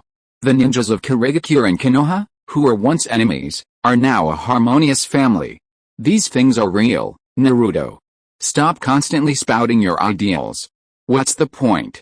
Are you just a child who never grows up and talks big? You've become a ninja now. I hope you can become strong, and only when you have a plan and the ability should you put your ideals into action, and then use your results to tell everyone that you are right, instead of now, where in other people's eyes you're just a brat who only talks. Jiraiya's heartfelt words stunned Naruto. He was bewildered, as if no one could understand him, which made him feel lonely. He didn't even know how he got back to his room and lay on his bed. Meanwhile, sitting alone at the table in the room, Jiraiya, drinking a little sake, looked up at the moon and sighed softly. Don't let me find out who's behind you, or why you're doing this, or I, Jiraiya, will never let you get away with this. Jiraiya looked resolute, unaware of the kind of being he was swearing to deal with. Please support. Chapter 274 The Martial Faction of the Sarutobi Clan. Uchiha Yoru was preparing for the large-scale Chunin exams the following year, which required advanced preparation. Invitations were sent to other major ninja villages well in advance. In fact, almost every well-known village in the ninja world received them. The purpose was obvious, a competition between major powers. Konoha and Kirigakure, after their merger, were undoubtedly the strongest, but the focus now was on the strength of the new generation. Meanwhile, other ninja villages had other plans, to secretly gather intelligence. The news that Konoha would host the largest Chunin exams in ninja history a year in advance spread throughout the ninja world. Even the daimyo of the 5 major powers would attend, along with countless other daimyo and ninja villages. Some smaller villages were secretly eager to prove themselves, not caring about the power struggles of the major powers, but simply wanting to showcase their strength to the numerous daimyo and dignitaries, hoping to increase their workload. In Konoha, because Uchiha Yoru had directly revealed that the largest Chunin exams would be held there, every Jonin leading a team was secretly motivated. If the students he trained excelled, wouldn't it all be his credit? Even the most lazy Kakashi Hatake didn't slack off like in the original story. There was no bail test, instead, he accepted missions and trained 3 people simultaneously. While it was said to train 3, Sakura was actually the one being trained, since Naruto had Jiraiya, and his years of training hadn't been wasted. Sasuke Uchiha was personally taught by Yoru Uchiha, so his training went without saying. In the Hokage's office, Lady Tsunade, thank you so much, Kakashi Hatake said respectfully, while Naruto Uzumaki, clutching a large bump on his forehead, had tears welling in his eyes. Clearly, Naruto's bad habit had resurfaced. He was spouting nonsense regardless of the situation, an extremely impolite and disrespectful act. The bump on Naruto's head was obviously from Kakashi's tap. Naruto glared angrily at Tsunade, about to say something, but Kakashi's cold remark silenced him. Naruto, Article 72 of the Ninja Code states that anyone who disrespects the cage without cause or speaks arrogantly in the Hokage's office, below the rank of Jonin, is subject to the cage's authority to revoke their ninja status. Tsunade, sitting at her desk, glanced disdainfully at the boisterous Naruto. Ever since she realized this kid had a problem, she had naturally maintained a wary attitude. Alright, Kakashi, I'm not that petty. It seems Jiraiya has only taught this kid ninjutsu all these years, not rules. You should teach this kid properly. If he can't memorize the ninja code, he won't be qualified to participate in the Chunin exams. Tsunade waved her hand casually, not taking it seriously at all, while Kakashi nodded respectfully. This is a mission from the Land of Waves, a C-rank mission, but based on the client's description, it's highly likely to be upgraded to B rank, which is perfect for you guys. Now that Konoha and Kirigakure have merged, their strength is at the pinnacle of the ninja world. The old man who concealed the mission's danger level in the original story wouldn't dare to act recklessly this time. After all, lying about a mission is considered an act of treachery against the ninja village, and being discovered could mean the entire clan being hunted down by ninjas. Kakashi respectfully accepted the mission scroll and let his 3 students out. As soon as they stepped out of the Hokage's office building, Naruto, clearly having forgotten his past mistakes, angrily shouted, "What kind of rules are these? They're so narrow-minded. This is practically slavery." Clearly, Naruto, having followed Jiraiya for several years, had a much richer vocabulary. Seeing Naruto's furious expression, Kakashi almost gave up, simply saying calmly, "Ninja rules and regulations, these were all established and perfected by the Third Hokage." Instantly, Naruto's expression froze. He was dumbfounded. "Kakashi-sensei, you mean the Third Hokage? Good grief." Seeing Naruto's reaction, Kakashi sighed softly, shook his head, and remained silent. Naruto, who already knew the whole truth, had generously chosen to forgive. This wasn't bad, it was too good. This, ironically, created a problem. A child, at an age when he should be impulsive, was only 8 years old back then. After learning about his true parentage and that the Third Hokage's faction had taken away his rightful inheritance, he actually forgave them? It would be a miracle if there wasn't a problem. And if Naruto could forgive even this, why is he always targeting the current Konoha government? Is it because of the class system? How could that be? Naruto tried to argue, but Sakura couldn't help but scold him. Naruto. During the Third Hokage's reign, he perfected the ninja regulations, and these regulations are considered classics throughout the ninja world. Almost every major ninja village uses the ninja regulations perfected by the Third Hokage. This is common knowledge in the ninja world, Sakura explained to Naruto with her hands on her hips and glaring eyes, her tone clearly showing disdain. After getting used to this sycophant, the halo of being the 4th Hokage's son seemed to fade. Naruto was just a hot-blooded fool, and Sakura gradually revealed her true nature. Uchiha Yoru was naturally aware of these ninja regulations, but he didn't change anything. In fact, he thought they were fine. This kind of servile mentality was exactly what those in power wanted. Abolishing them would only make the ninjas uncontrollable. Alright, enough talk. Gather at the Konoha gates at 6 a.m. tomorrow. Hatake Kakashi lazily gave the order and then vanished in a flash. Idiot, Uchiha Sasuke scoffed disdainfully, leaving without even glancing at his comrade. Uzumaki Naruto had practically violated his taboo, challenging exactly what he wanted to uphold. The current system was being upheld by Uchiha Itachi's brother and Uchiha Yoru's teacher, and yet this guy jumped out and said it was correct, that is was right? What did he have? Just empty words? Especially given their current shallow camaraderie, a thorn had been planted in Uchiha Sasuke's heart. Only Uzumaki Naruto was oblivious, foolishly watching Sasuke leave, followed by Sakura. Standing alone, Naruto Uzumaki looked at the bustling Konoha, a hint of loneliness appearing in his eyes. Why don't you all understand? What people need is mutual understanding, not dividing people into different classes. Naruto was utterly bewildered, but true to his hot-blooded and thick-skinned nature, he quickly regained his composure and flashed a bright smile. I'm leaving the village for a mission. This time it'll be a long journey, so I'll go talk to the Third Hokage first. Naruto leaped from rooftop to rooftop like a flea, heading towards the Sarutobi clan. The villagers he encountered all wore complex expressions. They were naturally grateful to the 4th Hokage and the others, but Naruto himself hadn't realized that he had already squandered most of the reputation his father had left him. While ninjas could indeed leap from rooftop to rooftop, this was only in cases of emergency. In ordinary times, ninjas stayed on the right path. Naruto Uzumaki, with his lack of discipline and obliviousness, has unknowingly aroused widespread discontent. Many believe he's abusing his status. He claims to be changing the current class system while simultaneously enjoying its benefits without realizing it. In the Hokage's office, Jiraiya sighed softly. These are the ninjutsu I've taught Naruto over the years. The fifth Hokage, Tsunade, glanced at the records on the scroll and couldn't help but show curiosity. Jiraiya, when did you become so stingy? This kid has only learned so few ninjutsu. The fifth Mizukage, Madarumi, also looked curiously at the information in Tsunade's hand and chuckled softly, covering her mouth. It seems this nine-tails Jinchuriki has far more problems than I imagined. Jiraiya, looking bewildered, scratched his white hair and sighed. Naruto isn't inherently bad, it's just that the nine-tails chakra has had too much influence, resulting in his ninjutsu talent being somewhat unpredictable. Seeing Jiraiya's explanation, Tsunade didn't mince words, dismissively scoffing. Nine-tails influence? What about Karin?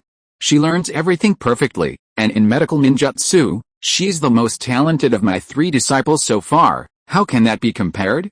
Naruto only inherited the Uzumaki clan's physique. He hasn't awakened any bloodline. Seeing Jiraiya's excuses, Tsunade wore a proud smile, while Madarumi beside her nodded with narrowed eyes. Speaking of Karin, she truly is a genius. She awakened the Uzumaki clan's bloodline. Compared to Naruto, Karin's bloodline is indeed superior. Watching the two of them argue back and forth, Jiraiya was clearly disheartened, shaking his head helplessly. Let's not even talk about Naruto's spirit. This time, I brought Naruto back for a year to adapt. After the Chunin exams, I'll continue training him. After all, the nine tails inside him is a hidden explosive tag, and he needs to learn to control it. Jiraiya, hasn't Naruto started his tailed beast training yet? Tsunade asked curiously, but Jiraiya gave a wry smile. How can I compare to you? Besides, I want Naruto to have a happy childhood, and don't you know about the seal inside Naruto? Alright, I'll leave Naruto's problem to you, Jiraiya.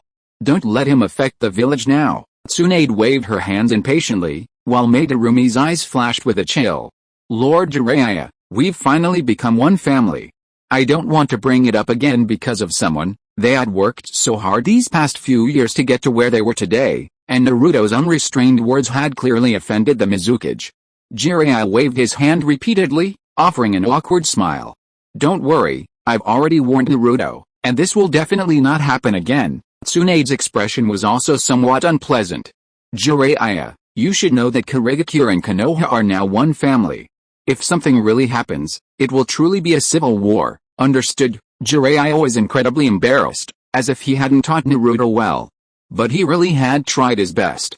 Naruto was just stubborn, and he was truly at his wit's end. Also, Jiraiya, have you been to the Sarutobi clan? Tsunade suddenly brought up this sensitive issue. Madarumi, standing to the side, smiled without saying a word and picked up her official duties, as if this topic was unrelated. As disciples of Hiruzen Sarutobi, Tsunade and Jiraiya were indeed somewhat sensitive, given the current situation. I've been there, Jiraiya finally spoke after a moment of silence. The old man is still the same, however. Tsunade remained silent for a long time before slowly taking out an S-rank top-secret scroll and placing it in front of Jiraiya. The Sarutobi clan is divided into 2 factions. One is the Dove faction, led by Sarutobi Asuma, who has always wanted to ease relations with the village. Tonight's policy is also for the benefit of the entire village, and they've opened the floodgates, putting Kakashi in charge of the handover. Jiraiya held the scroll solemnly, but when Tsunade mentioned the Dove faction, a slight relief appeared on his brow. At least it was a good start. The other faction is the martial arts Hawk faction. These people were almost all those who held high positions in the past, and they were also the strongest. They are unwilling to lose their former power, and even believe that the village belongs to their Sarutobi clan, and they have always wanted to reclaim what is rightfully theirs. These martial arts factions are exceptionally united. Tsunade paused abruptly at this point, and Jiraiya's expression gradually darkened after seeing the information on the scroll. Jiraiya, you say the martial arts faction is so united. Who is the leader? Clearly, the martial arts faction definitely has a leader, and this person is very likely their teacher, the third Hokage, Sarutobi Hiruzen. Only he could unite the martial arts faction so well. Jiraiya, looking at the intelligence on the Sarutobi clan's martial arts faction over the past 2 years, couldn't help but grimace. Tsunade. This, although she didn't directly point it out, and even if their guesses were wrong, The Sarutobi clan's martial arts faction had gone too far. According to the rules, their elimination wouldn't be unreasonable. Faced with this thorny issue, Tsunade shook her head and sighed. I took this mission from Yoru. I also intend to discuss it with you. If you're willing, we can solve it together. If you don't want to get involved, then I'll continue to hand this mission over to Yoru. No, Jiraiya directly refused to let Uchiha Yoru handle it. A bitter smile appeared on his face. If this was handed over to that ruthless brat, how many members of the Sarutobi clan would survive? Sigh, the old man's family is really difficult to deal with. But you doubt the old man. Jiraiya's eyes held a hint of suspicion, as if to say, with your medical ninjutsu, surely you can tell whether the old man is faking illness or truly sick? You idiot Jiraiya, this is mental and psychological, it has nothing to do with illness. In layman's terms, it's because he can't accept certain realities and has closed himself off emotionally. Tsunade glared at him, annoyed. Besides, what I said was just a guess. Maybe the martial arts faction came up with it themselves. After all, the Sarutobi clan copied quite a few of the ninjutsu from the Scroll of Seals. Seeing Tsunade bring this up, Jiraiya chuckled awkwardly, saying, then, let's work together to settle things with the Sarutobi clan in the meantime. By the way, should we invite Orochimaru? Orochimaru? Tsunade stared at Jiraiya with an idiotic look. Even if the old man is truly senile, getting Orochimaru involved will stimulate him, and then we'll have a grand send-off ceremony. I didn't realize you, Jiraiya, were so capable, actually wanting to send the old man to meet the first and second Hokage as soon as possible. Tsunade's sarcastic remarks reminded Jiraiya of Orochimaru's personality and character, and a bead of cold sweat trickled down his temple. Sending Orochimaru was indeed a possibility, requesting monthly votes. Chapter 275 The Situation of Swapping. Konoha, Hokage's office building, a dimly lit conference room. Sarutobi Asuma sat awkwardly in a crouching position, while above him sat Jiraiya, one of the Sannin. This is the current situation of the Sarutobi clan. Although the militant faction is strong, I can suppress them, Sarutobi Asuma said firmly, while Jiraiya frowned slightly upon hearing this. Asuma, since Uchiha Yoru entrusted this matter to me and Tsunade, you should know that the village hopes for a peaceful resolution. Understood. Upon seeing that Tsunade and Jiraiya were in charge, Sarutobi Asuma felt only relief. However, the militant faction of your Sarutobi clan is indeed a key headache. So, I would like to ask about the Yamanaka, Akimichi, Nara, and Shimura clans, among others. Although Jiraiya was a rogue, he was also resourceful, and he saw through the key issue immediately. The old forces were all entrenched together. If it were just a militant Sarutobi clan, it wouldn't be so difficult, given the large number of clans involved. But the martial arts faction couldn't possibly be unaware of this. They would definitely try to win over these families. Faced with Jiraiya's inquiry, Sarutobi Asuma frowned, then reported truthfully. Lord Jiraiya, these families have many problems. For example, the Shimura family didn't have many members to begin with, and some smaller families have almost split apart in recent years due to internal divisions. Some members have already moved away, Sarutobi Asuma said with a wry smile. He was being rather subtle. What did move away mean? Those people had passed the test, at least offering a pledge of allegiance to prove their resolve, which earned them the village's forgiveness. As for the Ino Shikacho clans, you know about the Yamanaka clan.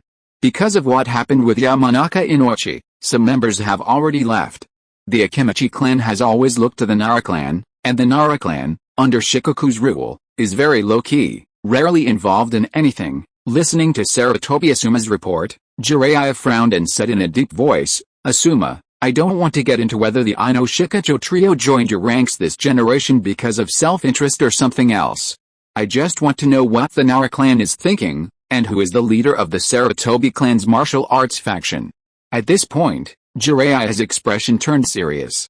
Don't think that the martial arts faction can organize itself without a leader. Faced with Jiraiya's serious expression, Sarutobi Asuma fell silent. He was also filled with anxiety. The martial arts faction accounted for 7/10 of the clan's fighting strength, even more of the Jonin.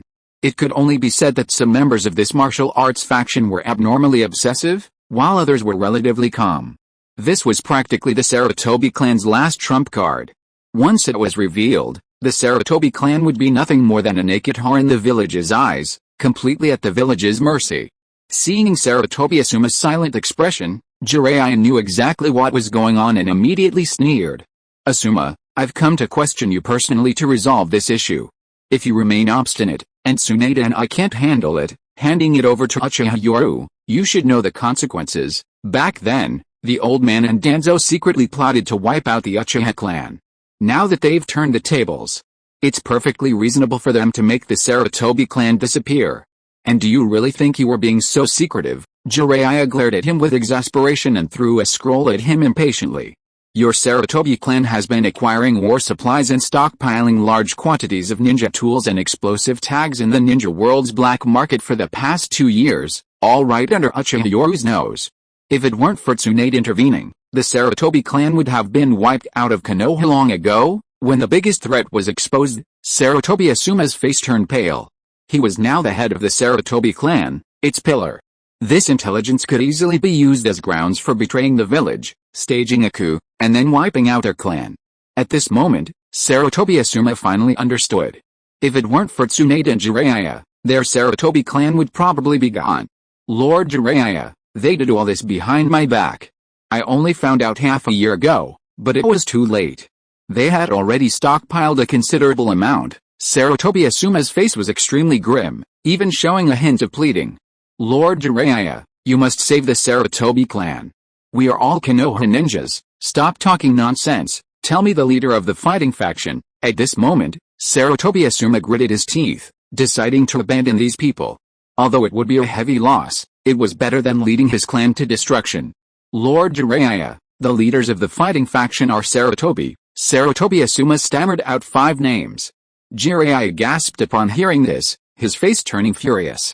Damn it, do you really consider Konoha your own property? These 5 elite jonin of the Sarutobi clan were all former leaders of important departments, not only powerful but also with a group of loyal followers. Having lost their power, they were naturally resentful and had incited many within the clan to join them, intending to reclaim their former power. This behavior clearly showed they treated Konoha as their own home.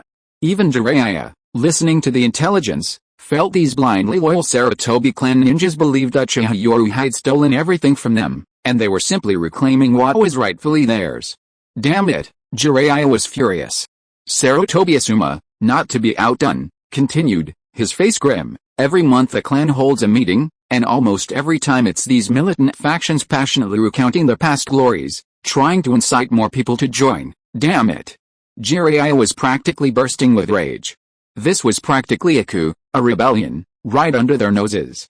Yet, even so, they calmly entrusted this matter to him and Tsunade. What did that say? 1. Their magnanimity. 2. Their indifference. Alright. Asuma, from now on, I need to know all the information about the Sarutobi clan. This matter will be handled by Tsunade and me together. Yes. Seeing Jiraiya's obvious desire to help his Sarutobi clan, Sarutobi Asuma nodded gratefully repeatedly. At this moment, he was no longer alone. The pressure was immense. The Sarutobi clan now resembled the Uchiha clan in the original timeline. The same exclusion led to discontent. The militant faction gradually gained the upper hand, and they began preparing for the worst-case scenario, an armed coup. Medical department. Tsunade's eyes were glazed over, her mouth slightly open. She had specially changed into a white medical ninja coat. White stockings and high heels exuded allure. Beneath the alluring golden hair, Uchiha Yoru couldn't help but shake his head. Tsunade, keep a close eye on the Sarutobi clan, don't let your guard down. Tsunade, as if humiliated, gritted her teeth and muttered, I know, that's about it, isn't it? The clean room exuded an unusual aura. Uchiha Yoru's strong physique radiated a powerful masculinity. Tsunade, stubborn and defiant, glared, her golden hair flowing, truly a dashing figure. This outfit will be used a few more times. Brain, watching Uchiha Yoru devour her, Tsunade wearily wiped the sweat from her brow, unable to suppress her gritted teeth. The window opened, letting in fresh air to dispel the stale air in the office. Uchiha Yoru sat calmly in his chair, while Tsunade sat listlessly in her seat, slumped over her desk, panting heavily. The Chunin exams will be a grand feast, and also our chance to prove our strength to the entire ninja world, Uchiha Yoru said quietly, his eyes narrowed. After a long while, Tsunade finally caught her breath and let out a weak sigh of relief. I understand, brat. The Sarutobi clan will definitely not cause trouble. With Jiraiya and me here, They definitely won't. Good. Uchiha Yoru nodded slightly, and his body turned into white smoke with a bang. Seeing this, Tsunade couldn't help but rub her sore mouth and sighed softly. That brat is really freakish. Land of rice fields, Sound Village, underground base. Because Orochimaru did not join the Akatsuki this time, and was not tracked by Konoha and Jiraiya, he could devote himself wholeheartedly to research. Just this huge experimental base alone shows how well Orochimaru has been living these past few years. Orochimaru stared intently at the test tubes, confirming his research. In the research room, there were many medical ninjas in white coats. These were all former elites of Root, and also the research group specially set up by Danzo. After Uchiha Yoru took over Root, these assets naturally became his, and these researchers were there to assist Orochimaru. Kabuto, you've worked hard all these years. Kabuto, the other head of the research lab, stood respectfully before Uchiha Yoru. Hearing the words of comfort, he responded even more respectfully, "For Lord Yoru." Seeing Kabuto's cautious nature, Uchiha Yoru chuckled and shook his head. "Kabuto, don't be so nervous. Wait another year, and you'll be the director of the Konoha orphanage. Of course, if you want to continue researching, I welcome you with open arms." Uchiha Yoru was not only a professional at making grand promises, but he also knew how to deliver. He wasn't like the Third Hokage's group, who only talked the talk. Uchiha Yoru took out a scroll and tossed it to Yakashi Kabuto, saying with a smile, "This is the orphanage's information over the years. Familiarize yourself with it." By the way, the orphanage's director, Yakashi Nanao, although she's in charge of the medical department, has also been taking care of the orphanage. Looking at the orphanage's information on the scroll, Yakashi Kabuto's forced smile stiffened, and tears welled in his eyes. He could finally go home. "Alright, the mission is almost over, but I have higher hopes for your future." Uchiha Yoru looked at Yakashi Kabuto meaningfully. "I believe your talent is no less than Kakashi's, and the village will face even more challenges in the future. I hope you can help me pacify this chaotic world before enjoying life. Of course, this is my personal request." Uchiha Yoru's tone was sincere, without a trace of arrogance. Upon hearing this, Yakashi Kabuto adjusted his glasses and smiled. "Lord Yoru, Kabuto Yakashi is willing to serve you." Kabuto was a smart man. He naturally understood the weight of Yoru's words. He also knew that even if he chose to return to the orphanage, the other party wouldn't do anything. However, he would become a stranger from then on, removed from the circle of those he cared about. Whether for the future of the orphanage or for his own sake, he also wanted to witness this powerful figure who was about to change the existence of the ninja world. Hell, Yoru has only just arrived and already wants to take over the Sound Village that I've developed for so many years. That's really a bit too much." At this moment, Orochimaru's hoarse laughter rang out. Kabuto Yakashi respectfully waved his hand, and everyone withdrew, leaving a quiet space for the two of them in the huge laboratory.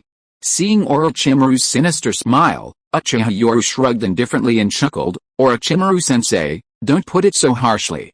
I'm just welcoming you home, and besides, aren't you also looking to unveil the mysteries of the ninja world?" Orochimaru chuckled hoarsely, showing no anger at Yoru's arrival to take over Itagakure, instead revealing a curious expression. "By the way, Orochimaru-sensei, how is the experiment I had you conduct?" With a wicked smile, Orochimaru led him slowly to a secret chamber filled with sealing jutsu.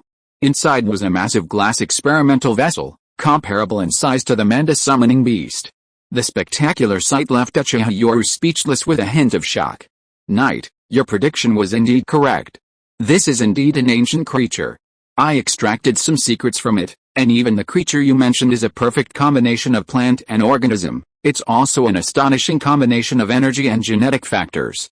Even after you said it supplied the chakra for cultivating the tailed beasts, this perfect being could flower and bear fruit like a plant. According to the experimental data, the terrifying energy of this fruit is actually secondary.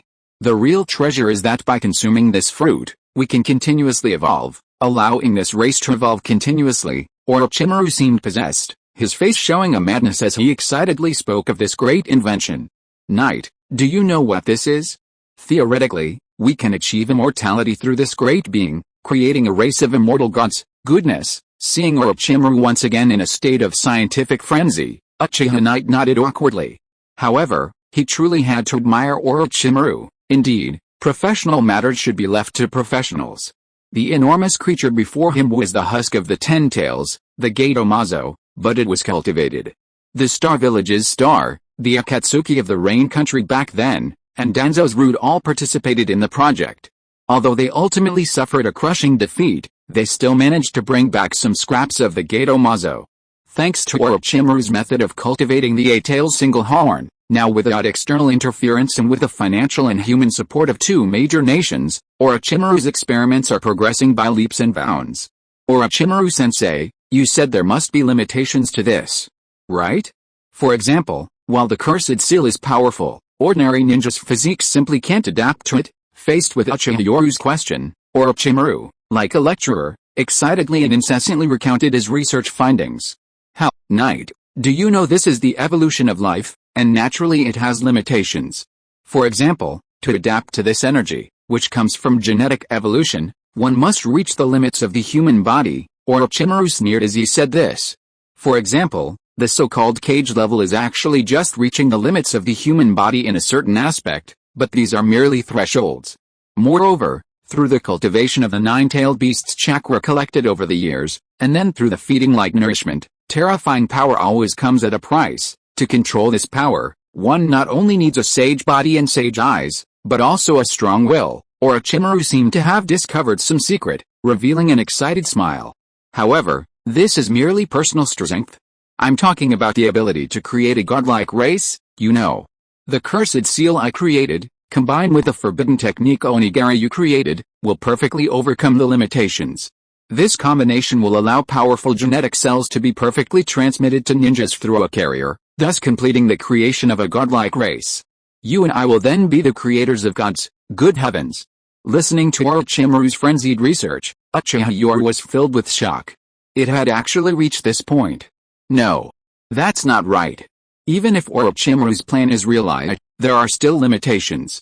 One is the terrifying existence of the Cursed Seal, and the other is the forbidden technique Onigiri, which almost exclusively limits it to cage-level ninjas.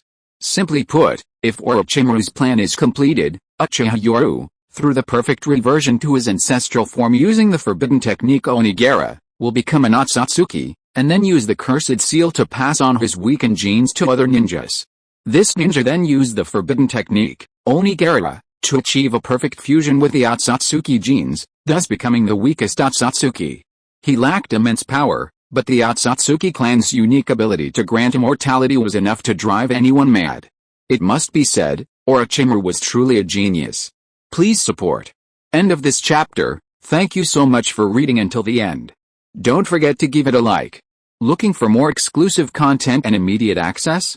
Subscribe to our Patreon. Remember, every like, subscription or donation encourages us to continue. Thank you all. See you in the next video.